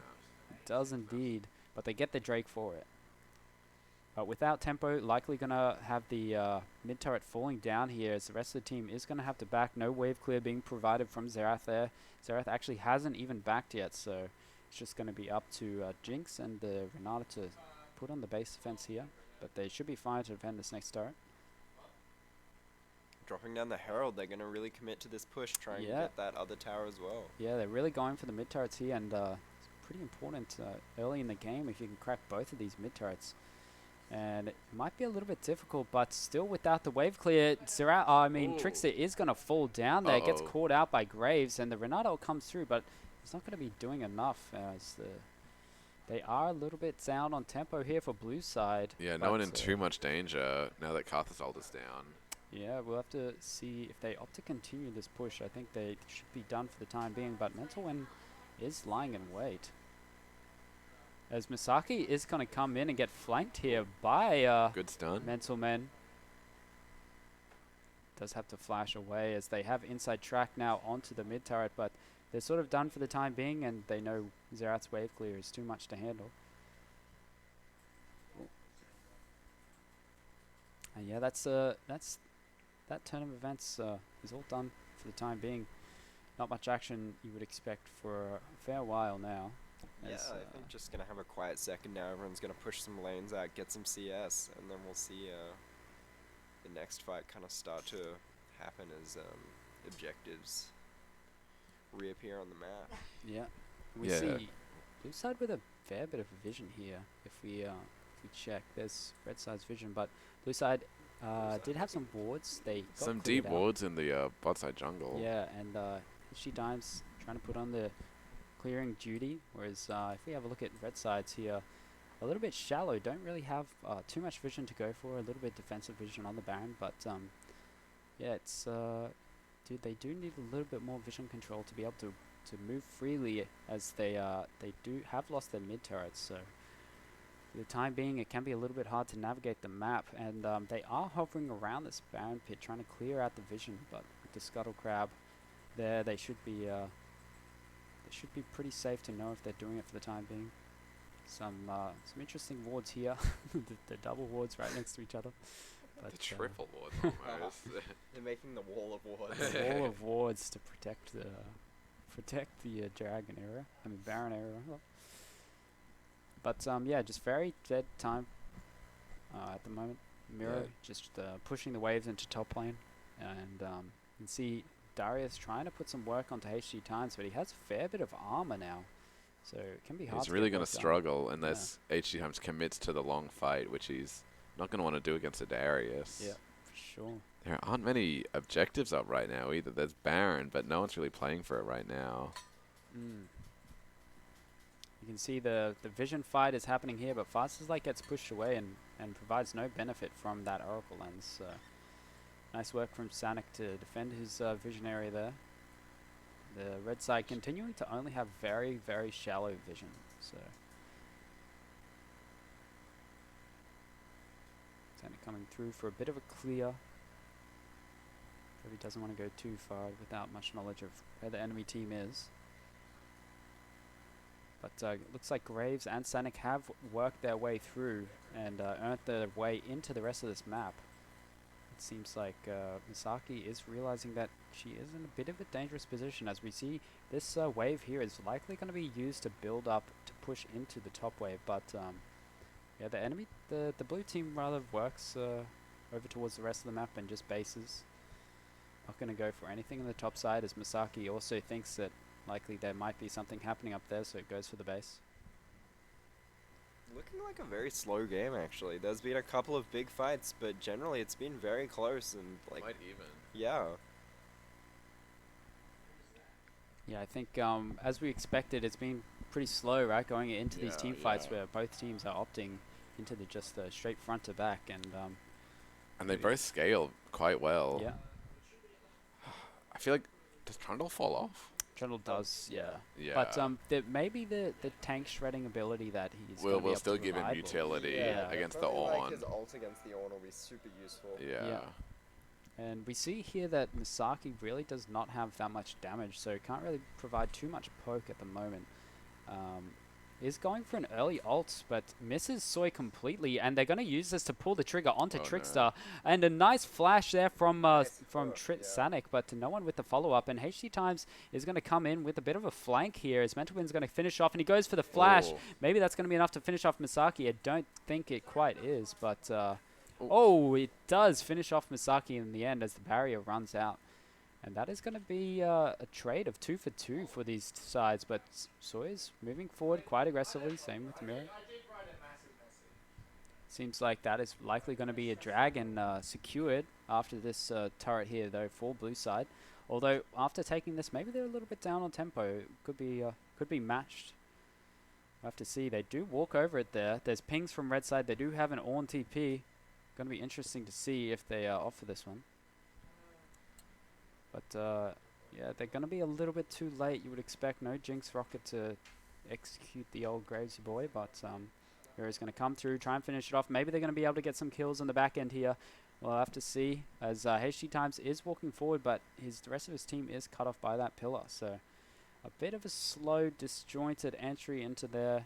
It's a bit of a weak attempt. They don't really get much from it, so red team just loses out. And blue team now gets soul point. Yeah, looking at the XP charts, it's kind of, you can see who's been CSing a lot here. The Cassiopeia, really high level along with the Ornn. Both, Mord and Mentalman are really close neck and neck. neck and neck, yeah, for the 2 top laners.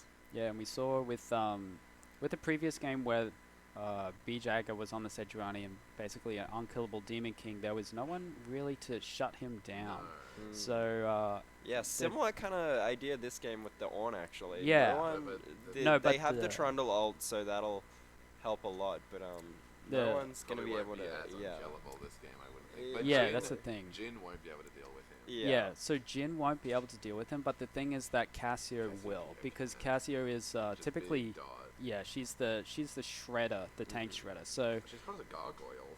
yeah, that's the okay. Going for that build that provides a bit of tankiness, doesn't I haven't provide as seen that much before. damage, but yeah, it's an interesting adaptation that became meta for whatever reason, I don't know, but for some reason it is, and it seems to do a lot of work. As we see Miro just go straight onto Trickster here. Doesn't quite get to go to fully engage on that one, but Yeah. definitely threatening, keeping that map control. Look at the graph. Unfortunately, we have multiple screens in front of us. We lose track of one of those screens every once in a while. Look at this Yeah, graph. I think that's Look at this go graph. We see the XP gold diff over time. Here we go. Yeah, Oh, it's been yeah. quite even. I guess now Mm. blue Yeah, side's kinda starting to jumping pull back ahead. and forth for Yep. the first The first almost time. 20 minutes. yeah. Now blue team's starting to consistently pull ahead, but it's been a close game. Yeah, and even now, just 2k gold is Yeah, really not just comes huge. down to execution. Yeah. In these team honestly, the fights. next team fight, it could flip. That's in like, yeah, a matter of like, what, 400 gold per person. That's really not much. Like a Yep. longsword isn't going to make you just clean up a fight. Yeah, exactly. So, how these teams execute the fights will be pivotal, and typically you'll see Ornn provide a lot more utility than Darius in this late game, Definitely. and you're going to see the Karthus real scale into this game, whereas the Mentalman and the Trundle is not going to be providing as much in these team fights, just due to the nature of their champions. So, going to have to see how this pans out. Do know HD Times is on a signature pick. We've have him donned as the goated Ornn. Okay, Blake's just singing in the chat now. Blake singing and a UQLoL Twitch stream, they go hand in hand. We see Metzelman pushing HD Times out of the jungle and taking back that ward there.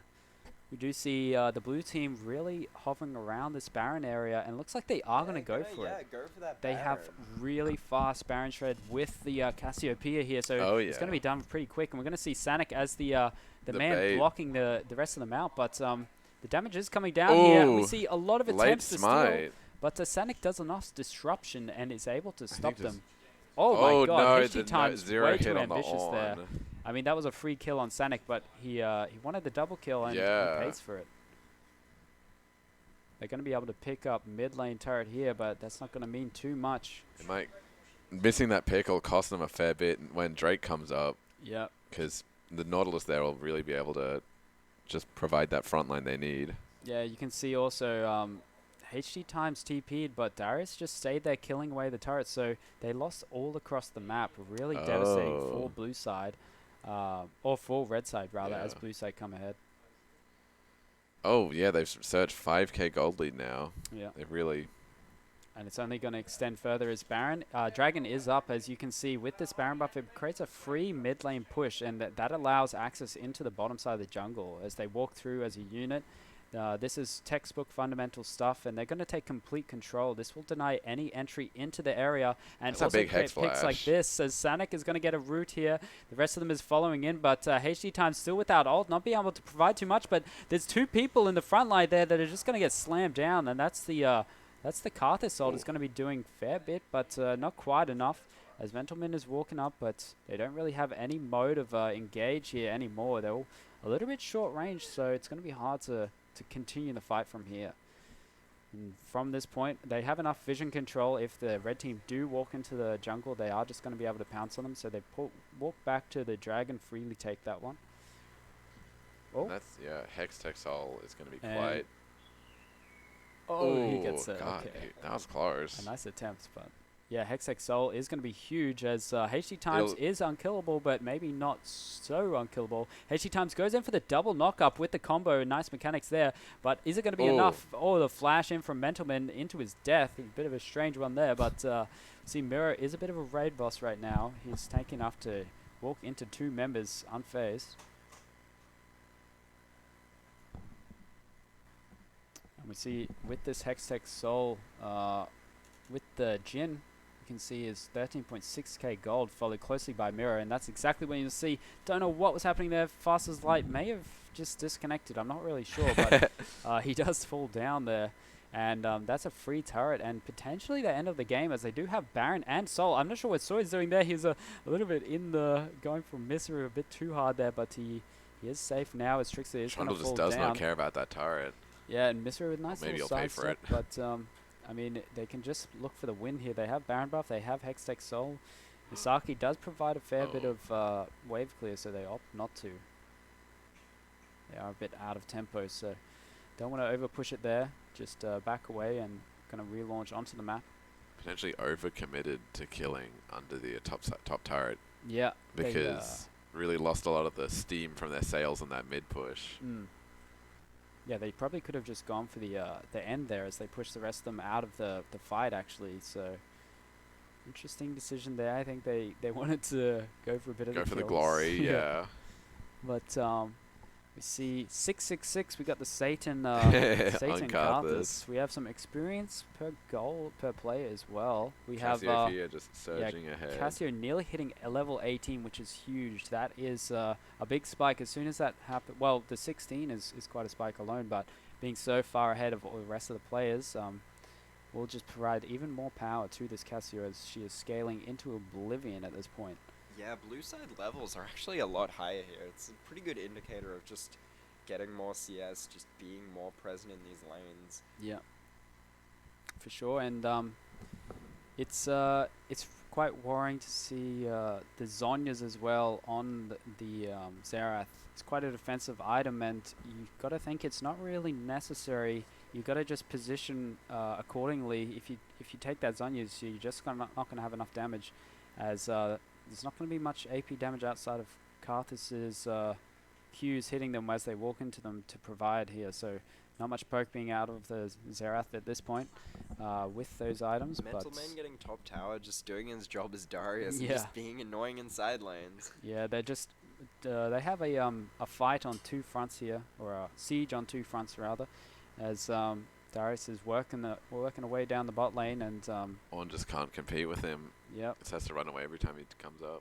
They're now, with no Baron buff, it can be quite hard to siege further, but we'll see what they do. They have all these camps to take at their leisure, and that will just further deny Red Side from coming back into this game, as they don't have many resources to use. As you see, Mentalman as well clearing away, taking the frog, whatever that thing is called, Gromp.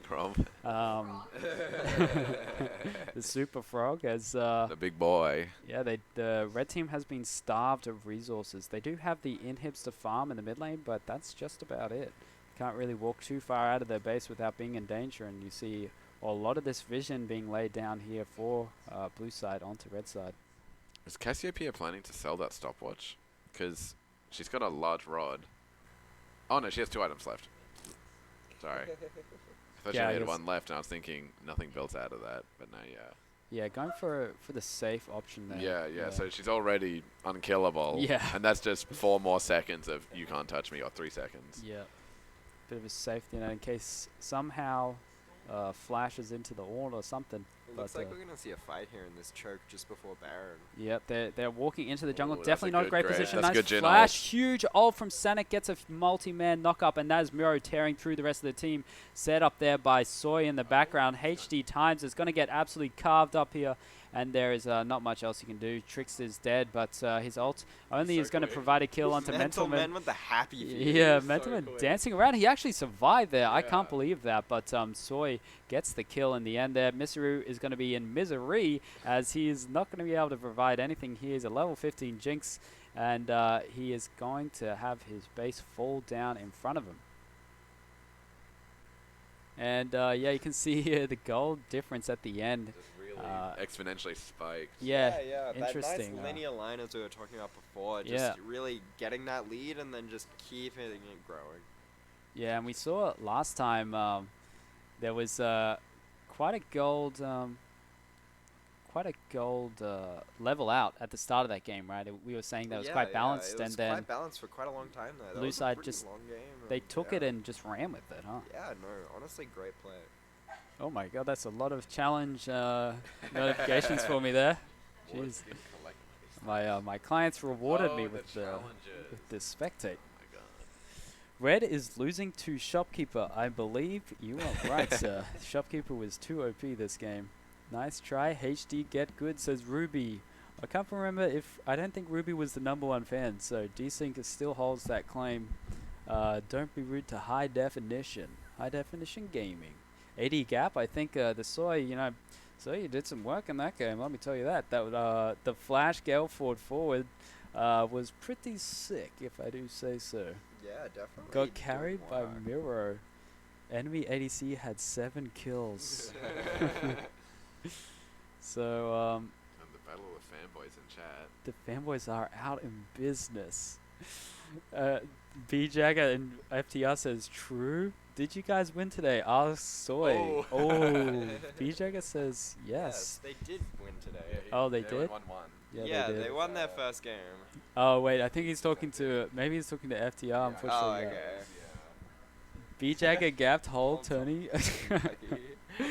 Well, looks like we are almost onto our final game of the day as we have Bananas versus Apples. Bananas was looking pretty strong in that game, so I'm interested to see how they go against the undefeated Apples. This could, lead them into a tie for first. Yeah, it seems like this is the showing. We've got 2-1 Bananas versus the 3-0 Apples. So, I think it will be interesting to see the clash of the so-called Titans so far, but The best performance in that game. yeah, I think I that's think right. Bananas is tying with Mangoes right now. Yeah, so They're still Mangoes with is one 2-2, go. so... Oh, they're 2-2. Okay, so Bananas is, depending on this game. 2-1, yeah, so Yeah. could be launching themselves into the lead of our Scouting Grounds tournament. If this damage chart will allow us. I mean, yep. We are organizing the sound for the next game accordingly. Turning the music up. Hell yeah, big music. But, I think. Okay. And we have got the invite here. I'll take. Are we? Oh, We have to click X. no. Right, it's given me 16 different challenge awards. Very generous of them. Wow, thank Yeah, you, yeah, Riot. just Very so skilled cool. at spectating. Yeah. And looks like we're almost ready to go. Structoclus hanging around with spectators. Shucktopus wants to see what we've got next, as it's been a while since we saw the old Apples squad, as the Apples is featuring Jenny, Takai, Chief Carpcheek, Shadowmaster, and Destructopus. Yeah, so interested to see how this goes. Undefeated team, let's see if they're crackable. Yep. I think looks like we're ready to speed run this no more hot potato business. Damn. Everyone's in there Yeah, in I their think that was roles. sorted Woo. out. Nice to It see. only took 5 games and they figured out how to get in. But I think we'll be about to launch. Have to see. I think adaptations for that game seems like Mentalman and Graves. I believe. Yeah, so I mean Mentalman on the Darius. He did pretty well in the end there. He Yeah. was playing a pretty good late game Darius. Yeah, he provided a fair bit of utility to his team. He plays it as aggressively as I've seen it. Yeah. Flashing in for the Yeah. ultis and Yeah, whatnot. even kind of acting as an engaged tank almost in the way that he just flashes into a fight or goes in. It's it worked well that game. Yep, for sure. I think also Sanic as well with the the Nautilus had a lot of good ultimates, multi-man ults. Yeah, Getting some that was good work done. very valuable engage that game. But not to mention the two carries, Mirror and Soy, really putting in work that game. Yeah, Soy was doing great work as the Jhin that game. He was kind of the main catalyst for that one fight that flipped it, and then blue team just ran with it from there. Yeah, creating some nice juicy montage moments with that game, that's for sure. Is yeah, and Miro, the control mage man in the mid lane, really providing the consistent damage. Nothing too flashy, just that constant tick of damage that control mages are so used to, and so key, especially in dealing with these tanks like an Ornn. Yeah. But we'll have to see if they opt for the front-to-back teams again, as it was interesting. It was more of a level playing field we saw with those teams that game versus in other games we've seen in the past where it's more explosive and one team just loses or wins early. But yeah, to the other team we've got here is Apples, and they've gone for some more interesting playstyle in the past. Is champions such as Lee Sin providing a bit more early game utility, typically. Chief Clapcheek liking the Echo, which creates a bit more of an interesting dynamic. We usually play for 1-3-1s and such, rather than playing for that front-to-back team comp. But have to see what they are for. I don't think we're going to see the Jacks this tournament, as Jenny has, I think, 130 games on Jacks with the 60% win rate, so I'm not solid. sure. Probably going to be a band out then. Yeah, I haven't seen it yet. I can't imagine we'll see it soon, unless Mentorman has a secret little pick up his sleeve. I know Jace is one of the counters, but we'll have to see. I suspect Akai's Lee Sin is also going to get banned after. Yeah, after last game it being Game so 3, dominant, I yeah. can definitely see it just getting banned out pretty quickly. No, it was brutal. Yeah, I think we are good to go, and we have launched into the champion select here, because we have first ban coming across. Immediately with the Jacks. Yep, not messing around with that Jax. Win rate is a little too ridiculous. Too scary. Yeah, but we have seen Jenny opt for the Kale now twice. The second time, maybe not as warranted, but There's the Lee Sin ban we were talking about. Yeah. Just shutting down that early pressure Lee Sin gives. Yeah. yeah, all targeted specifically at the players themselves. No real meta bans so far, really. But we'll have to see. Also the Echo ban coming against Chief Clapcheek. Might be playing towards the Vega, as he is known. But double ban coming onto top lane. Jenny maybe doesn't have the champion pools necessary to deal with Mordekaiser and Darius, unless it's just easier, they consider, to ban them out than deal with them. Yeah, makes sense. That volley pick, pretty good still though. Do we think it's jungle or top volley? Top volley, I'd say. I think Graves has played it in the past, and it's from what I've heard, it's a bit more meta in the jungle than it is in the top nowadays, at least. Twitch again? The Twitch first pick, interesting to see. A lot of people been liking the Twitch first pick, but I know that Soy is a veteran of the bot lane. He'll likely have a plan specifically to counter this out, having played with him many times in the past. As we do have Takai picking now. Going for the Udyr. We saw him play the Udyr early today, but it wasn't too effective. To see if it's any more useful this game. But Trick2G is smiling down there somewhere from his boat. He can just feel someone picked Udyr somewhere. He's got that tingle. Yeah. But we've got the rest of the picks. Zaya, interestingly enough. Okay. I like the Zaya pick.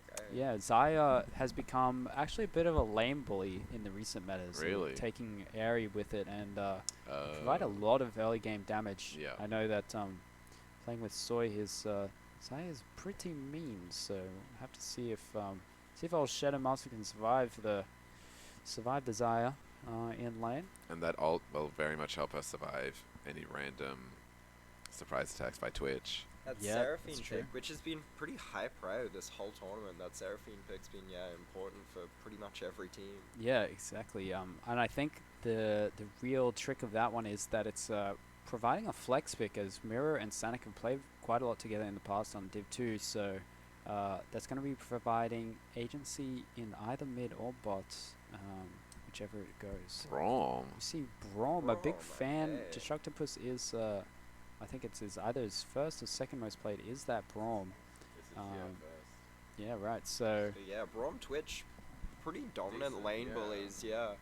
we'll We'll have see to how it goes. see. Oh, the Kale ban. Interesting to see Brom is picked a little preemptively, potentially. Maybe not wanting his pool to be banned out, but it's usually good into those melee sorts of champions. So with a bit of range in their back pocket, it can block the Seraphine wall, but yeah, we'll see how that really works out. If blue team opts for a bit more range here, then can provide a bit of a counter into the likes of the Udyr and Brom, which is very short range. But we do see the Ornn and the Camille banned out. That's 4 top lane champions banned out so far, as blue side follows suit, banning out to the Wukong and Kale. Is Brom counter pickable? Brom is counter pickable, not too Oh, they've many already got things. their bot lane. Oh, they might not. Yeah, so the Yeah, flex. the Flex Seraphine, they could pick a different supporting. I see. Yep. So typically you can pick things like that outrange it very hard and can space it quite easily. Right. Range things like Zillion and whatnot. But Oh, yeah. it's not. It doesn't really conquer it too much in the laning phase, per se. It just sort of counters it in general. Right. So we'll have to see what they opt for. That's the Vega you're talking about. Yeah, the Vega comes Chief through. Clap Cheek. Old Chiefy boy is a big fan of that. But we Ooh, might see here we the, go. Fiora. It's going to be a Finally, Fiora we've been blind. talking about it. Yeah. And so this definitely means that they don't believe Jenny has any counter picks for that Fiora. I see. Because it's top last pick still, and they picked Mm. Fiora, so could Yep. be risky, but we'll see how it goes. Camille into Fiora's pretty good, isn't it? Or is it Yeah, the other way around? well, actually we saw it Camille's yesterday, banned, but I'm so- not Is she? sure. Yep. Yeah, Oh, she is they banned, thought yeah. about that. Wait, are they banned No, themselves? yeah, they did And nothing. Karma as well. Karma is another Yeah, great pick okay. into Brom because you can space it so easily Just, and you can play at entry range. queue him. Yep. Yeah, yeah. And you can root him as well. So once you can root and run with him. So once the shield runs out, then you Yeah. can lay all your damage into it. Oh, it looks like we're getting an Udyr top. Interesting. I have seen Olaf top be played a lot since his rework. Okay. So yeah, it definitely could be that option. I guess we'll see. And Oh, yeah, actually, I think that is quite good matchup into yeah, the Fiora. Olaf top it is. As long as the Fiora doesn't outscale the Olaf is sitting pretty up there, Yeah. I believe. But yeah, definitely a winning matchup here for the bot lane on the blue side. You see Seraphine in the mid lane here. It's going to be pretty comfortable into the Vega and able to really Fiora is assist really that good into Volibear. Olaf. Oh no. Is really Blake good with into his Olaf. Diamond 2 insights. So they counter pick themselves. Ah, It's interesting. unplayable, he says. Okay, so Unplayable. maybe like up to level 3, he's got the agency, and then past level 3, then Fiora just takes over the game and. Maybe the slow, he just can't get away from her. Oh, oh damn! R.I.P. Sorry, Blake. Yeah, wait, no, that's just Blake's Fiora. Blake thinks like. his Yeah, Fiora Blake's wins Fiora everything. is counted by Olaf, but Yeah. Blake's Fiora is counted by everyone. Yeah, so true. That, as Boston would say. No, other way around. His Olaf is counted by Fiora. He's saying that the Fiora Olaf matchup's good. Oh, you think it's good? Yeah. He's saying they counterpick themselves. They shouldn't Oh. pick Olaf. Okay, well, I don't think Blake knows what he's talking about. I don't think Yeah. Blake, you're hysterical, okay? Yeah. Leave it Yeah, alone. Calm down, Blake. Calm down. Why would I take advice from a Diamond 2? Yeah, noob. That's practically silver. Yes. Yeah. They're like a similar color. Closer to gold? No, closer to platinum than Grandmaster. That's not Closer as... to. I would say it's probably closer to silver, that color, right? Like. Oh, Yeah, true. yeah, similar to So silver. Blake's physically silver. I would say he's like silver 4. I have beaten Blake in a 1v1, and that's not a fact. That's Wait, not... who hasn't? FTR says, "Can I report the stream for cyberbullying?" Okay, wait, guys, let's chill. FTR It's not then our stream.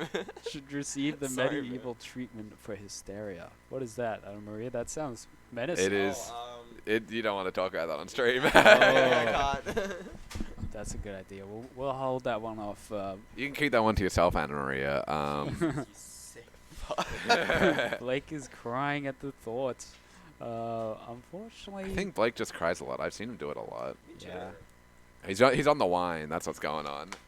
He's cracked open a bottle of wine. Yeah. Blake loves that cheeky little bottle of wine after, you know, He does. during a couple of A-rounds. Yeah. He's like, I'm drunk right now, guys. Yeah. It's like, it's Wednesday. You have a problem. I've not been. Oh, we have That's what reports. they all say. He has Blake. COVID? Oh, it was COVID? Yo. Bruh. Oh, wait, we can't. We're not Yo. allowed to bully him. I'm sorry, Blake. Damn, sorry, It's Blake. funny that you got COVID, Blake. I hope you're coughing. Because Blake sucks. Yeah. Yeah. That's Blake. Yeah. We love cyberbullying. All right, thank you, Blake. Stay But safe. Jag at 98, he's trying to pretend he's 24. Oh, yeah, why is it 98? Yeah, why is it 98? Why am I watching? 'Cause this? you're league addicted. Because you're the treasurer of the UQLoL Club and you have to support us. Yeah, Oh, my you're the green treasurer water now. bottle You looks got messed up in the promoted. Oh, it's purple. That's funny. I should just leave to maintain my mental strength. No, we'll stay. We'll pretend to not bully you, and then when you say you're gonna leave again, then we'll get back. Yeah, to if it. you leave, we'll just say worse shit. So, The yeah. graphs have been great. He's not treasurer? Oh, you're like vice president or something. Yeah, he's vice president. I see. Well, Couldn't trust him with the money. He's like, Yeah. I'm gonna invest in Bitcoin. White And we're wine. like, whoa. White wine. yeah. Yeah, We're he gonna have said a something fridge about full 6 of white cars. wine. He was like, he was like $1,700 in the bank. That's like 10 cars for me. yeah. And we're like, Blake, you know, You're like a Red Bull fridge, but it's just White Claws. nice. But yeah, going back to the game, we What did happen? Where's the game? oh, it's Oh, just it's loading back. now. Yeah, we have 2 interesting team comps. I think Blue side have managed to counterpick what Red side have got going on. They've got a lot of range, able to control the space in front of them, and control where these mostly melee champions want to be navigating. And I think they have a pretty easy road ahead of themselves, but that might be jinxing So them. Apple's whole team has skins, which gives them a pretty good advantage. Interesting. Skins equal wins, and that is a riot fact. A fact, yeah. It's actually a fact here. It's actually a fact. Damn. Sure, Anna Oh, Maria oh appreciates my pool God. party brawl. League of Legends Oh my god, it didn't is crash. straight up Oh, loving us right now. We didn't get Shadow Realm. Don't even need to be on the Smurf this time. This is beautiful stuff. Holy moly. Double ignite top lane. Oh, Ooh, yeah. We have quite a spicy top lane. Wait, so Blake thinks Fiora wins this? Yeah, he says that it's unplayable For Olaf. Oh, okay. He says, always stop draft gapping to Kai, says to Soy. 30 seconds until Where's the J4 question mark? up. Brawl oh, I missed that. Pool Party Brom fan in the chat right now. Anna Maria's a big fan. Stun me anywhere. Treat And, your hysteria. Like Twitch chat. No, the recap. We can see it. Yeah, we can zoom. No, I was asking if you turned it on. Oh. Yeah, I think it auto-turned I on. think, yeah, you didn't turn it off right at the start, maybe. You can turn it off. Yeah, keep it on. I like seeing what they Alright, This say. shit we'll talk. move it over to the corner. Actually, I don't know how to do that. Maybe like this. Oh, Boom. yeah. Wait, can we type? No. Oh. Wait, it's delayed anyway. We're like sending messages into the future. Yeah. He's in the bush. Yeah. 3 minutes later. Yeah. Watch out for that control ward. Yeah. Blake sucks. Oh, we do have Olaf waiting in the bush up here. For his early cheese because it's such a dominant lane. It's a very easy Blake's gonna be matchup, I eating his heard. words. Oh, Never he really mind. just showed. and didn't go for And it. he's Okay. showing his I vitals. think it's 'cause he had Okay. a bad crit spawn. I think that's why he didn't go for it. Oh, Interesting. But he did just give over He the crit just- spawn. yeah, so. But now it is a little bit behind him. Oh, what? Don't know what just happened there, but do have pretty stale matchups all around. I think the bot lane is probably going to be the most interesting as well compared to the top as well. Yeah, Be but quite Twitch, interesting. especially like a close range ADC, is really going to struggle to get anything in. Yeah, it just depends how the Braum goes, really. I mean, because Braum can be a massive lane bully, but it just depends. Yeah, he's actually providing a bit of poke down here. Sanic getting the Mantra Q off. As Olaf is looking Olaf to put is- in a Olaf bit of work. winning this Oh, matchup? he throws his Q I into the spoke parry too as soon. well as an order, actually, and single-handedly losing that matchup for himself, unfortunately. But we'll see if he can turn it around. Having to just chucking Qs out, Yeah. getting some poke. really lost the lane there for himself off of that one single play. But we'll see how it goes. Jura actually wins if she jumps behind. Okay, Blake, I didn't ask. Yeah, didn't ask for it. Noob. Keep Destructibus off J4, please. I've not yet to see Destructibus J4. The J4 support. Reset the button. Oh, I already did it. The minion counter wasn't working. Oh. It's still not working. Look, Karma has no minions. Yeah, it was saying Karma has 2 minions, yeah. I think. Oh, I got baited by that. Oh. Sanic looking for a little bit of damage there. It's like some action happening in the top lane. Both junglers sort of hovering around. Jenny Ruby Jane getting pushed into turret there. The agency being provided. Udia. CS per min at 3 minutes 40. We got 6.5 from Udia. Power farming ahead. Yeah, Mirror also. Yeah. He took Phoenix early, so I guess that's how he's getting some good clear. Yeah, Quick it clear doesn't from Phoenix. mean too much since it's only 4 minutes, but it's interesting to note. As Yeah, I Volibear wonder if I'm gonna now see a matches. Phoenix build Udio. Chilling Smite. That's normal. Is it? Yeah, you always take chilling side on Udio. Oh, But you auto a lot of Phoenix. But you'll no CC. looks like a gank in the mid lane. Oh, so you need the gap closed. Nice setup from Graves there as Chief Clapjack doesn't opt to use the flash. He's got the stun, but that only matters You have once to he gets up to be them. in someone's face. Interesting lane state for this bot lane here is I really want Olaf to kill Fjord just so I Yeah. can talk Just, shit. yeah.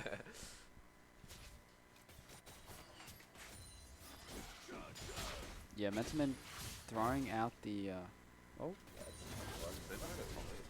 bot lane able to get Pryo in a losing matchup here, but Graves is hovering around, gonna go for the engage here as Destructibus is getting rooted. Flash the in from flash. Sanic is gonna be able to secure the kill there. Nicely done. Well done by Graves though. Yeah, now they can just hold this wave if they want to. If he dies, it's because he plays it wrong. No, not true. Blake But, is just oh, factually wait. incorrect. Guys, look at this. 33 CS versus 26 CS. That be the sounds winning like a matchup. winning lane to me. Like a winning lane to me. Yeah. Never mind, she's now getting some of the CS back. It's not good. Because he doesn't have TP because it's a double ignite top lane. Oh, he's actually having to stay. He's going to have to stay for the next wave as well and try and get this in. Might be a little bit awkward. We'll have to see. A little bits of questionable wave management. We'll have to see, actually. This will be interesting. What's Jenny going to do with this wave here? Without TP, it's probably correct to freeze this, but might opt to actually run down Mentalman if he Yeah, can. seems like he is. Level kinda- 6. Oh, level 6 with Ollie better get Mentalman, but lane does gank. just use the riposte a little bit early. And does he see yeah, him? he's baiting it in. Volibear. Oh, Did he maybe see Jenny him? knows I think he something's saw up. him. Okay. Yeah, that's good. That's good presence by Olaf to Yeah. not just run for that. To Kai, being spotted on the ward there, but this is a great position for Jenny as the wave is pushing in, and that is a huge wave there. A lot of CS for Johnny here. That's a pretty good position to be in. Guardian just chews up that Mantricue there from Sonic as they're getting pushed in again. Definitely want Pryo on this matchup, but see Takai walking through mid lane. Oh, a root there.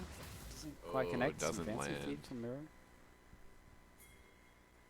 As I imagine they'll now look for the Pryo, but yeah, the Soy is now on his own in that bot lane as Sonic is roaming a little bit more.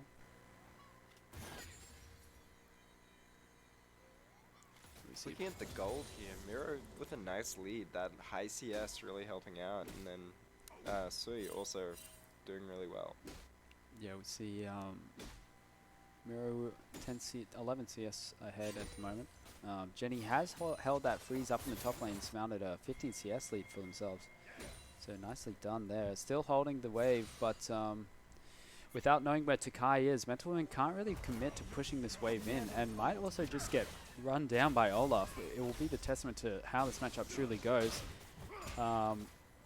as it will show a bit of a stat check if so. But across the other side of the map, we see blue side with the Prio they have in bot lane, looking to get that dragon as well as the Prio in mid lane.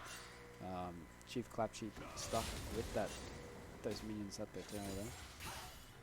I'd like to note that Fiora has 0 ward score while Olaf has a 1, so sounds like a winning. There's just more winning factors of this matchup coming into play second by second, as we do see a good trade for Olaf. yeah, actually. not really committing to it, just putting down a few autos. Interesting to see. Misses a Q and takes a vital proc, so not a good factor there. Shadowmaster looking to gauge. Pretty aggressively. Yeah, actually loses out on the trade heavily. Going melee mode Twitch. Yeah, Shadowmaster playing aggressive on the Twitch in the past, and we see Mentalman getting skirted around by everyone. Seeing Olaf just completely dominate that lane. Really dominating that lane. It's quite impressive how that solo kill was really well played. It'd be embarrassing if someone just said it was the opposite, right? But we see Destructicus here getting blocking all the damage there for Shadowmaster. Nice play by him, as Jenny is getting run down similar to before, but Mayra is getting run down by himself, and that is huge. That is going to flip things around, and this is going to be devastating. The top side of the map losing so hard here. Double kill from Jenny Ruby Jane, truly showing how good this Olaf is and making Blake eat his words for that. But we see very stale bot side of the map. There's just been farming and not too much happening. But it's all happening up in the top side of the map, as red side is well and truly winning at the moment. Olaf has almost double the CS of Fiora now. Yeah, we see a bit of a gold And red team has pulled their gold back, actually. Yeah. Blue team was only ever like a little bit ahead Yeah, in it's gold. definitely not a big swing, but it means that blue isn't continuing to develop the lead that they had, so it's quite important. But we'll see what happens here. Olaf picking up 2 kills could swing the matchup. Blake wants to get into the cast. Bring me into the cast. I want to say something to you guys. Blake. It'll probably just be some more wrong information about matchups. Tell us some more. You can drive here if you want, Blake. Yeah, Yeah. but give us COVID. Yeah, come and bring us. Oh yeah, he has We'll take it for Macca's. I'll take that trade. Oh yeah. Yeah, Blake, buy me dinner. Yeah. Buy us dinner before you try.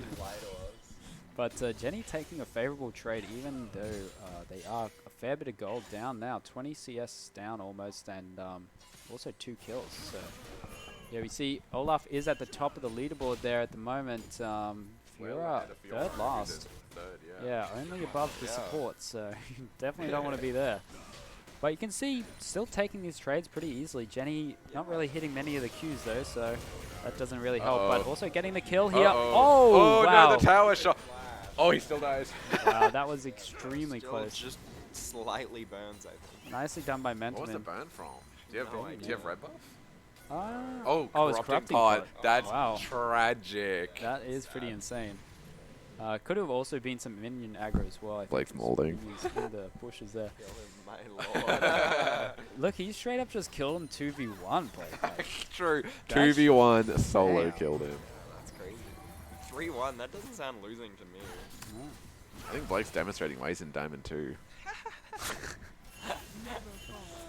But yeah, we see now tops of the map belong to blue side for the time being. Yeah, Polly's just doing what he can. He's got all his camps up. Yeah, both junglers staying even in CS pretty much. There have been no jungle clashes from what I've seen. Like, Udyr and Volibear haven't really clashed in their pathing. Yeah, pretty split game, I guess. Like, split top to bottom ahead of the game at the same time. Yeah. Yeah, I think Oh. Graves has been relatively passive so far. But we do see bot lane with some Cryo at the moment. Yeah, they pushed push the Braum out and now have control of that lane. But we do see Takai walking down. He's going to be coming through most likely after he finishes there. But Jenny well and truly taking this matchup and just making Blake look a fool with his prediction. But with the 3 kills, that definitely does help Fiora not getting the kill from that fight before. And it's also 1 item behind. A couple more Qs could allow straight up engage, as he does have Ignite, and Fiora has no flash, so I mean, if Olaf wants to, he could just literally ult and run at him, but we'll see if that actually happens. Oh, the ult comes through a little bit preemptively from the volley, the Vega ult's keeping Seraphine out of that fight. We see a nice Braum ult to push them back, but what was that heal from? Was it just summoner heal? Yeah, that was the summoner heal from Soy, and now we see Fiora. Jenny Ruby Jane just straight up runs Fiora down.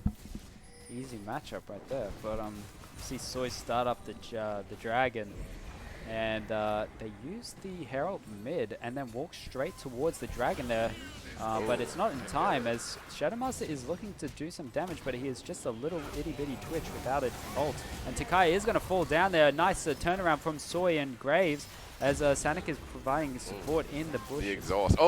Flash Vega. Yeah, very Flash dirty. Vega, but we've got Mirror coming in. He misses the E, and looks like it doesn't matter though. Graves is going to run them down. A nice cage from Vega. It did, yeah. It's just Braum's tank. And from that trade, we didn't see Red Team actually get the dragon, and we see them walk away from what was a Herald mid. That's a guaranteed mid turret. Basically going down, so pretty important. Looking at the goal graphs here, we see Olaf still on the top, but Miro as well as Graves. The rest of your blue team really kind of Yeah, for sure.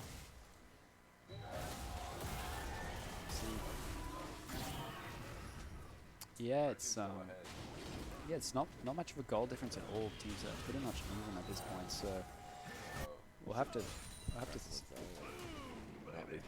Ooh, yeah. I think True. that stopped being meta like 3 months ago. Yeah, and that's true. I was talking about Aerie Zarya before, but going for the team fight Zarya this game, not going for that the early game Zarya.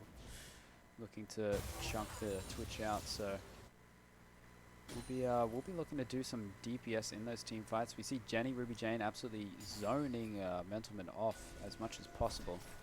What is Olaf's utility this game? Like, after laning's over and they stop just running it down top, is he just splitting or? Yeah, I think he has a lot of agency in these team fights. He can run straight past the Seraphine, but we do see a nice engage there from Sanic in the bot lane, but also a good solo kill from Olaf. Yeah, we see yeah, nice solo kill, one of many. But we see Red Team absolutely taking over this top side once more, and catching Mentalman off guard for another time.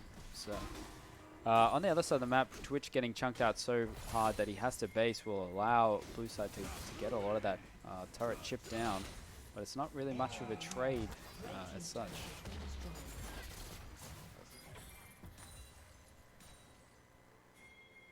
But we do see quite a bit of a CS lead surmounted in the mid and bot lane there for blue side. Getting 1k ahead now, actually. Yeah. Slowly pushing their gold lead. Yeah, they really shut down Mentalman there, and as well as getting that early turret, so really enabling them further. But with a lot of this gold being on Jenny Ruby Jane, it's going to be up to him on the Olaf to really push this lead. I think for the moment, it's really going to be on him, and then once it gets to just later mid-game, I think Vega is going to become huge. Oh, true. Yeah. And it's going to be hard. If Jenny cannot really push this lead, they are going to start to fall off pretty hard as the Olaf does not scale well into that game at all. He just comes like a J4 can run in and soak damage. Yeah. We see Blake in the chat, don't cast and I don't get flamed to infinity. If I'm honest here anymore, he regrets it. Well, he's going to have a word with Mentalman after this. Oh no. Not happy with his performance. We see... Yes. Oh. Yeah. But we see Blue side taking control of this mid area here, clearing out vision and looking to sort of siege this mid turret potentially. But no one's really around just yet. Twitch, is Twitch like really bad early? Because both times you've seen Twitch today, he has not performed. Yeah, no, he is pretty much terrible early. Only really provides a lot of utility in that late game as he can shred through the enemy and team fights. His Metaman getting way too pushed up here, getting caught out. It would be incredible if he's able to live here, and somehow he survives. I don't think that is warranted, but nice escape from him. Definitely out of position. Yeah, true. Vega popping the Predator there too. In this whole meantime, we do see Jenny Ruby Jane in the top lane, absolutely carving away. Yeah. We see Dragons coming up in 20 seconds. Jenny Ruby Jane is backing now, but it won't be there by the time it is spawning, potentially. As mid is still dominated by Blue Side. Red side is only having Chief Clapcheek to manage that. But Blue side is well and truly in control of the river right now. I have to see how they utilize this control for themselves. Bro, I'm just kind of posturing and trying to... Oh no. I thought Graves getting sped up, and Graves does launch onto Takai as he uses the Unstoppable to escape from there. That is Volibear without an ult though, so yeah, he's really not as overextended a little tanky bit. for the next team fight. And they're looking to really force onto this dragon. We'll see if they do opt, and they flash onto Vega. Vega a little bit out of position. Nice blocking from Braum with a beautiful ult. And Braum does so much work in that team fight there. And nice Twitch mechanics. Kinda Oh, and Olaf is just going huge. Xayah in the middle of everyone. We'll have to see. The stun. Getting locked down potentially. Takai is running flash. into the abyss. Oh, Shadowmaster does Blast Cone. Blast Cone is procced by Twitch with that ultimate. It's long enough. That range. is brutal. And that is a team fight for red side there. Well and truly so. Pretty critical fight to win as we see bounties all across the board there. Yeah, that gold diff really spiking now. The Twitch ult auto was pretty clutch. Shadowmaster going in for the kill. We see that fight was really launched by Graves, going a little bit too deep onto a Udea with the Vega, having to waste ultimate without absorbing anything from the enemy team. So definitely a bit overeager there.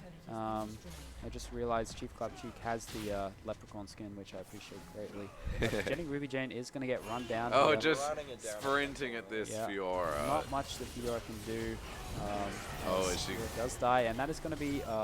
Is this another solo kill? Yeah, no ultimate, no escape. That's going to be an easy kill right there. Brutal.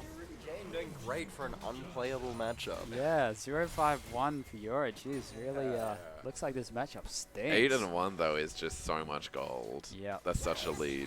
Huge lead. We'll see if there's a big shutdown on that though. Yeah, if someone claims that. Yeah, it could be a big turnaround. Like if Xayah gets that, that's actually quite a big swing. Yeah, that's how they that's going to be how they're going to find this way back in, because Fiora is not going to be able to side lane at all this game with this Olaf being so menacing. So their agency of playing 1-4 is not going to work. 1v1 after. Like once a 1v1. That will not be happening. So we need to go to sleep. Yeah, but, no, it is. I'm tired. Yeah, we haven't eaten since lunch. But Vega chipping away on this bot lane turret. Getting a bit of deeps down here. You see just more gold for the Vega. Yeah. He's got an Oblivion Orb. Is Interesting. that? There's a bit of healing here and there, I guess. Seraphine can provide it, but maybe a little bit strange. Fiora, Seraphine, I kind of see it. Yeah. I feel like it's just like not for Vega that you really just want to commit to the damage. Yeah, you definitely want burst damage.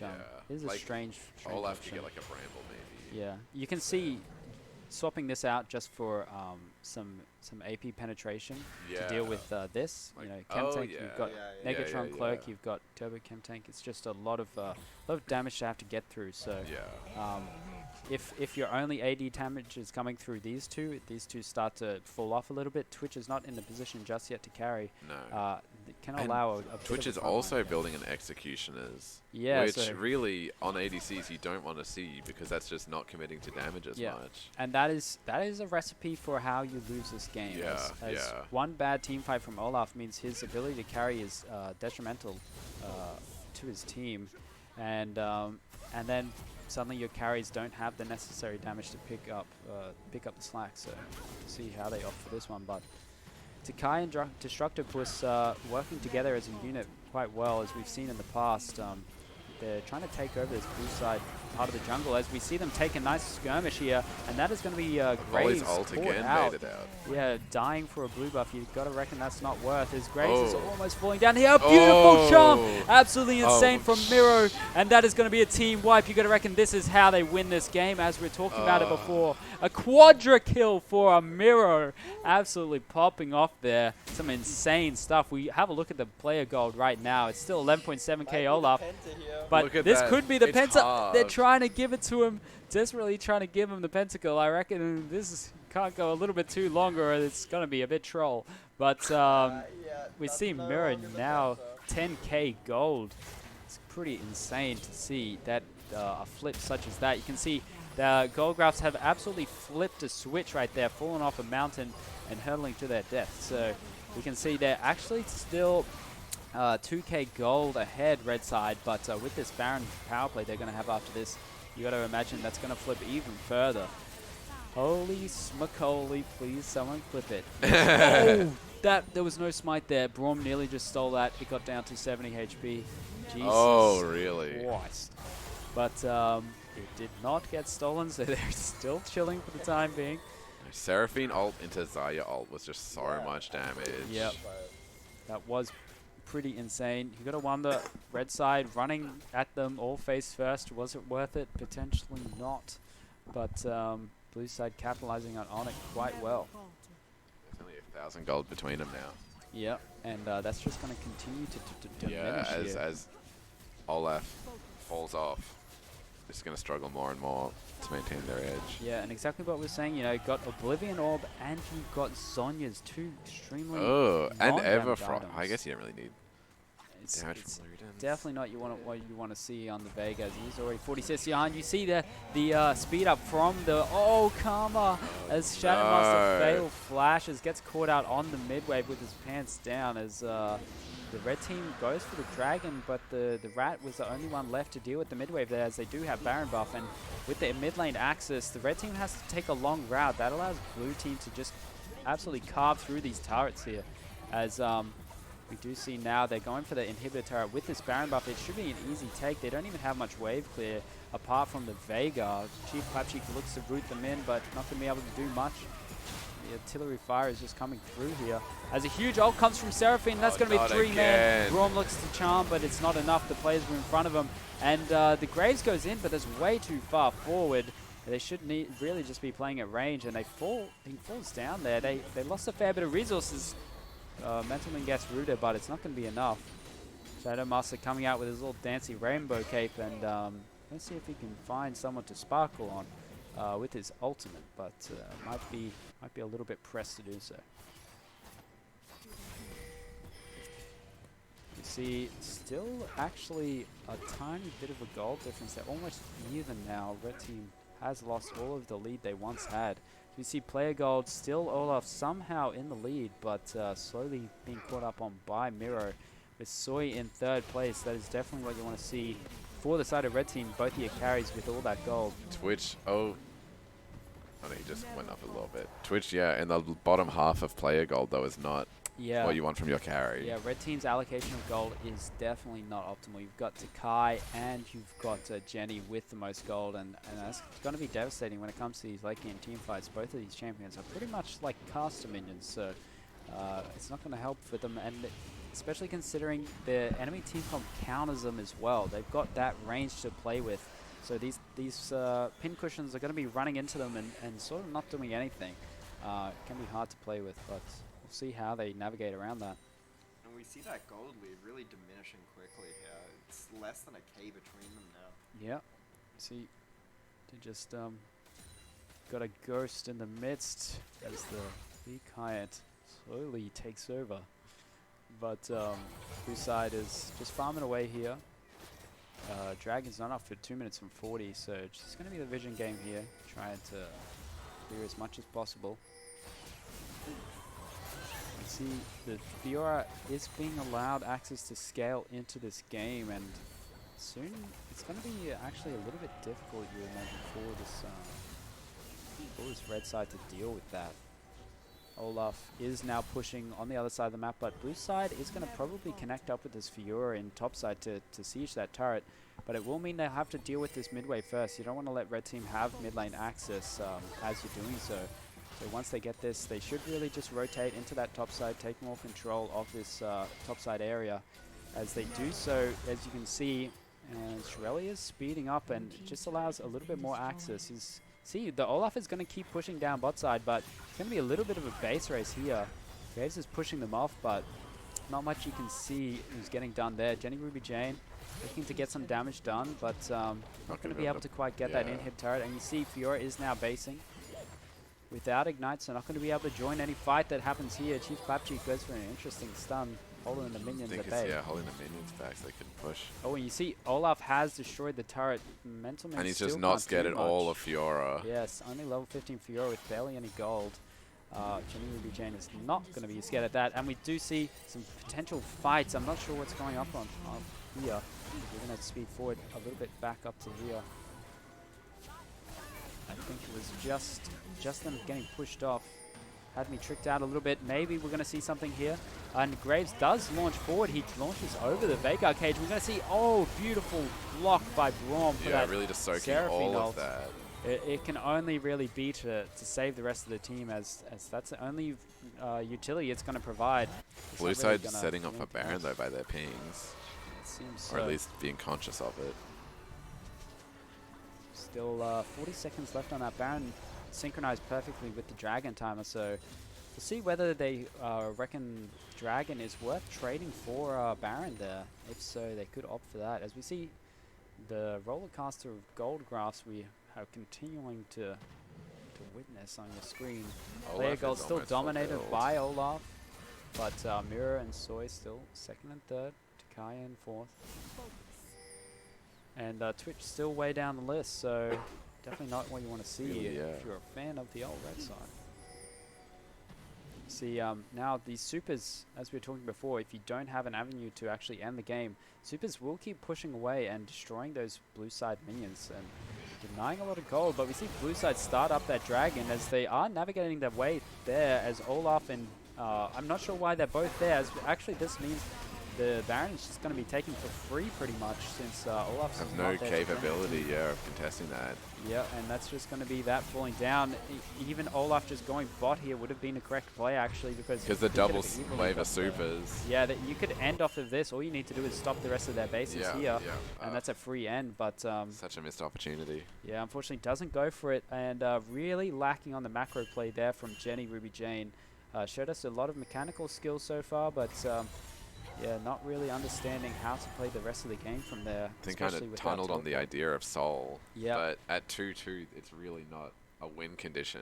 Yeah. For the next like 10 minutes. The thing with that is, without experience in competitive play, if you're only playing in solo queue, you're not used to that sort of a decision-making mindset because you aren't able to coordinate with your teammates, right? Yeah, yeah. When it comes into competitive, what you want to be doing, because Jenny Ruby Jane maybe gets run down here, able to survive for a long time.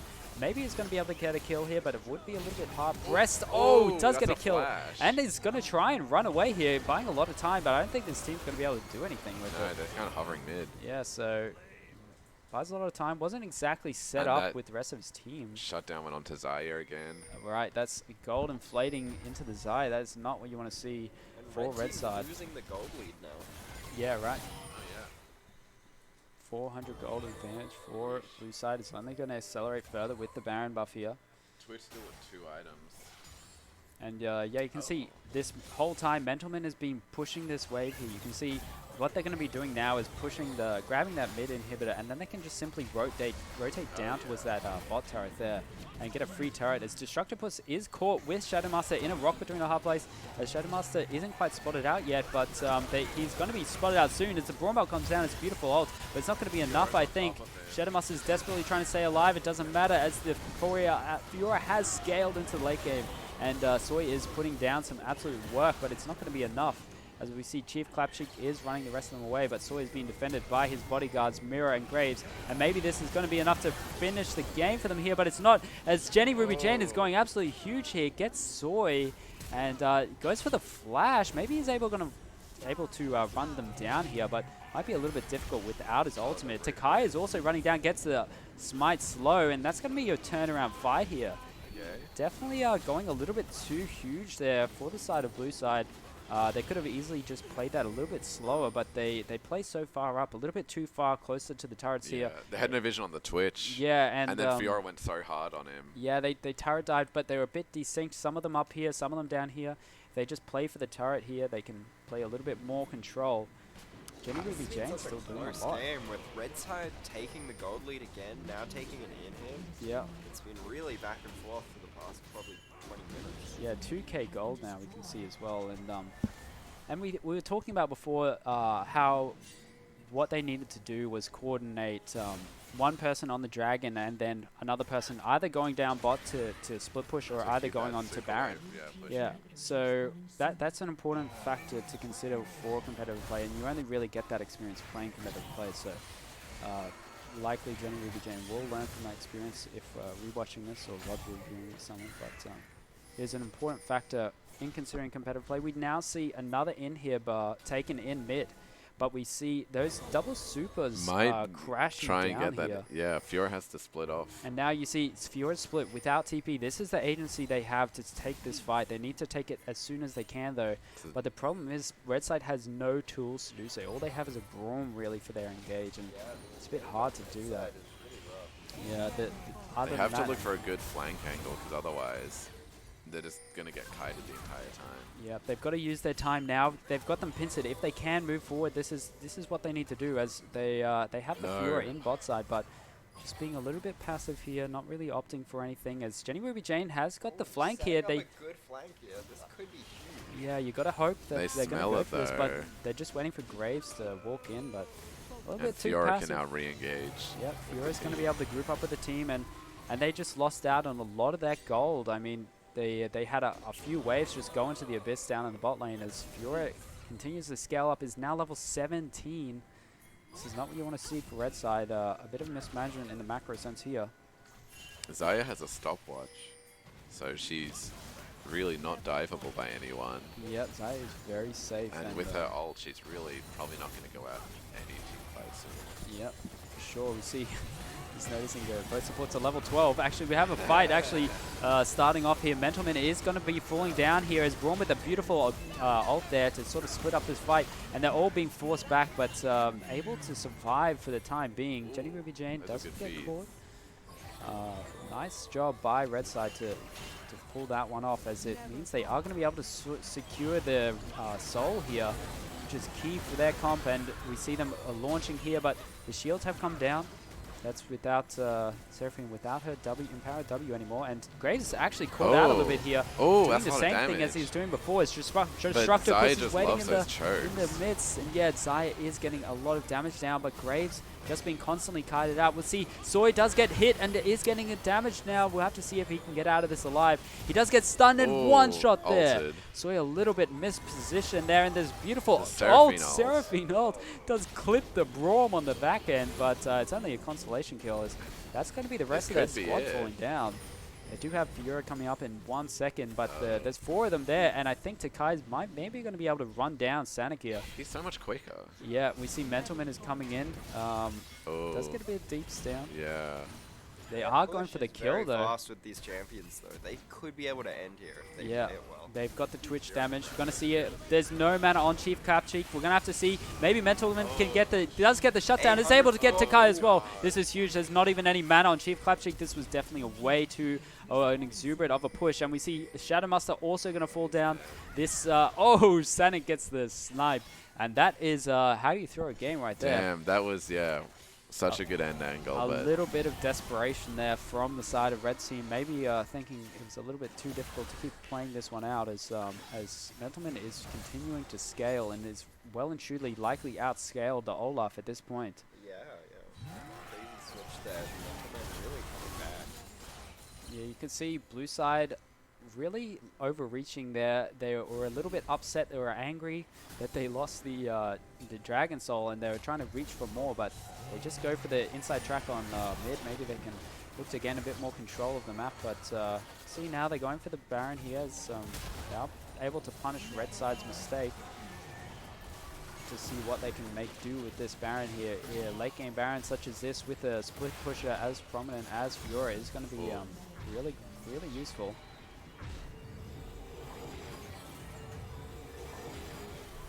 We've got V-Jagger with the smug mode. Darius probably annoyed at Richard. I fucking knew. If blue side wins this, Blake will not shut up about it, I'm sure. Yeah, but it would be even more impressive if blue side wins this. Yeah, from so far behind. Yeah, and with such a terrible counter matchup in the top lane. I heard Fiora. Olaf is a terrible matchup for Fiora. Yeah. I mean, that's what we thought. So, guess this game will show who is better at League, us or Blake. But we've already won. That's true. We have the moral victory. We have the moral high now. But yeah, Red side really needed to get Infernal Soul, push the Karma down mid, and then back and set up for Baron, I think. Yeah. They definitely... they weren't confident in fighting that Fiora. Yeah, I think especially with just a lone Chief Clapcheek having 0 mana is... yeah, just really takes away all of his utility. He's basically... he is literally a worse caster. Yeah. But we see, just looking at the vision control, Red side has really very shallow vision here. They have 3 oracles. Yeah, really, without a vision control, and they just launch on them. Graves Good launching in. Vega wall. Yeah. Brawl. Oh, no Seraphine hits for the misses. Seraphine. Jenny Ruby Oh, Jane good. does get over the wall, but Mentalman is not afraid, going into a bunch and has the healing. It doesn't seem like Twitch can do enough damage. We'll have to see if he can continue to ratatata, but Graves is running him down. Oh, that was a good stun. He's able to cut him out. No. Graves finishes him off. And Sawyer is able to finish off Chief Clapcheek This here looks like and goes in for game. the double kill. That could be game there. Yeah. What a fantastic game. Yeah, that was the closest one yet to finish it off. And that was between the 2 challenges for the top spot. Yeah, so Yeah. now these 2 teams, both 3 wins, 1 loss. yeah. Yeah. Oh, shit. So taking the crown, and rightfully so, we see that the 2 top teams were the most competitive. Apples vs bananas, 3-1. Yeah, the 2 best fruits. Twin I would kings. say, you know, if pairs That's aren't a in the terrible mix. opinion, but okay. But yeah, honestly, very, very close game, very back and forth, and we see the I think the shopkeeper really won a fair bit of that game, you know, and we really forecasted it when we were talking about the poor allocation of items, you know, not having the right allocation on their carries. Because they would have just gotten more value from more DPS than cutting like 30% of Fiora's healing. Like, at the end, their volley was healing and Fiora was healing with her ult. But Yeah. if Twitch just could have killed her quicker, it would Yeah. have just made more of a difference, I think. Yeah, I definitely think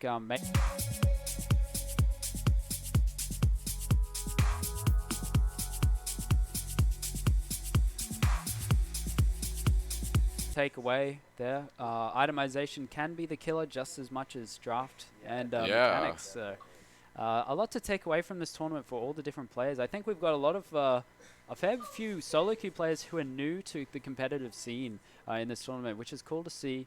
The interest in that respect, and when you're playing in these sorts of environments for the first time, there's a lot of new things and aspects of the games to learn. So a lot to take away for the different players of this tournament, but really liked what we saw so far. Yeah, great games, honestly. That last one was so close. Yeah. Yeah, I think we have some definite standout players, but overall, I think all the players really performed quite well. No, everyone did like a good job today. Yeah. There was no one was like, oh, they didn't do well. Everyone performed. Yeah, I think Definitely, you've even got definitely. Chief Clapcheek. He is he's silver, He which pulled is his weight. yeah, he definitely pulled his he weight. was doing well. Yeah, some great cages there, putting in a lot of damage, taking down Soy there with the ultimate to one shot. But ultimately, they did fall down. I think Red Team suffered a lot in the macro sense, getting outplayed a little bit, but they put in a good effort and they nearly pulled it off. But yeah, Blue Team showing their fundamentals are too strong in the end. Yeah, yeah. Any standout players for you guys in general from today? I like Takai. Even in that last game, his Udia, I feel like, was consistent. It wasn't a highlight play, but I think it did a lot of work. Yeah. And obviously, Olaf, Jenny. Yeah, Jane did really great that game. Yeah. Really. Yeah, overcoming that Fiora match. played quite well, I think. The macro, I don't know, we talked about that. Just lack of competitive knowledge, but otherwise, I think they played well. Miro, really, that last game, Yeah. Miro was the one that turned it around with that huge Seraphine ult. Yes. Yeah, for sure. I think the carries on Bananas, they really performed quite well in both Soy of these in games. both games. Yeah, yeah. The Jin and the Zaya. Yeah, same with Mirror as well in that other Yeah. game. Really Yeah, performing well. Graves is also having a few falters, but being pretty consistent form of the jungler there. But yeah, also, I mean, you got Destructopus always providing. He provided a lot of utility in those team fights that game. The Brawn mechanics are definitely on point. But yeah, I think a lot of people having their highlight moments and performing quite consistently. Yeah, it was great to see a lot of competition and awesome to see so much interest in the competitive scene around UQ. It's been slowly building and great to see everyone involved. And thank you guys for casting no as well. worries. It's awesome to see. I loved watching you guys cast with Blake the first time. It was one of my favorite good streams. fun. Yeah, it was awesome. But yeah, I think we've been here for a while, and you guys have been watching for a while. So yeah, I'll say thank you to everyone who participated here. Thank you to all the spectators, everyone. and thank you to the streams. Is awesome setup by these guys, and they put in a lot of hours. Like everything can't be perfect. Sometimes there's delays and such, but everything they're doing takes a lot of effort, and they're just doing it for the grace of UQ League of Legends. So thanks to XP. Thanks to Marley as well, and thanks to you to everyone involved here. So we'll say goodbye to you all. But yeah, thanks for watching. Peace.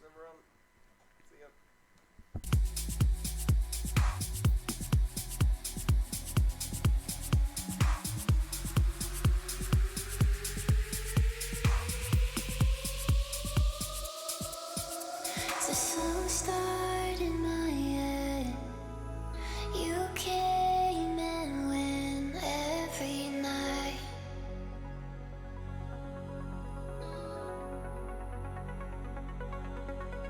If I see